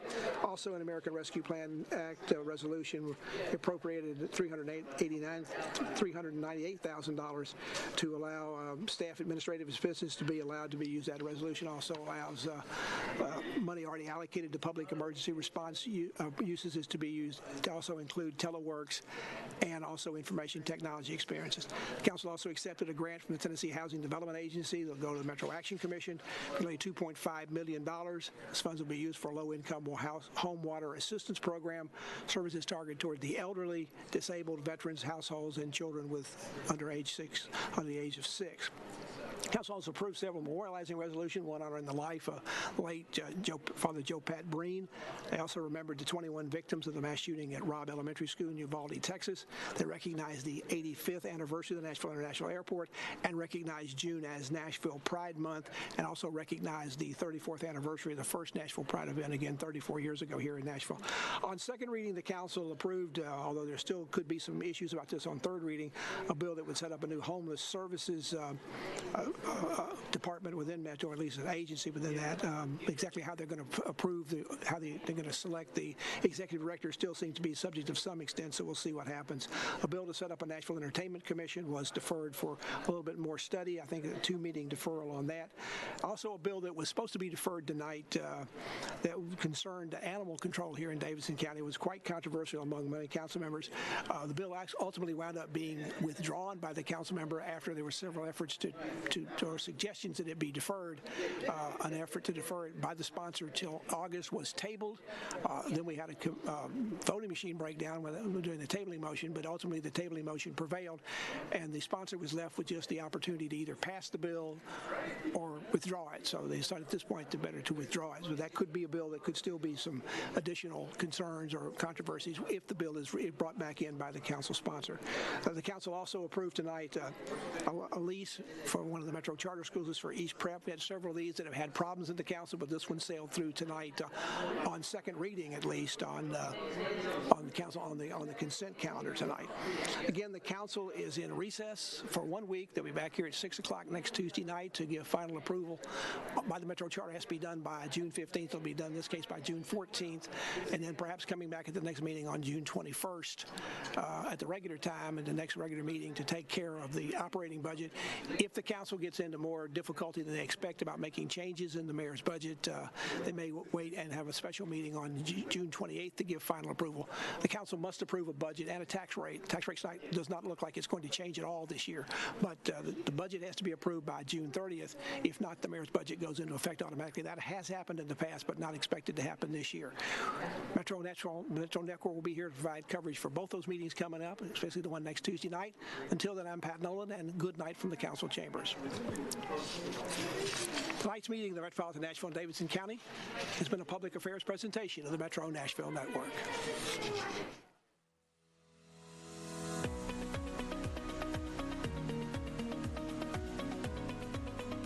This has been a service of the Metro Nashville Network. If you would like to see this presentation again, or for more information on this and other programs, visit nashville.gov.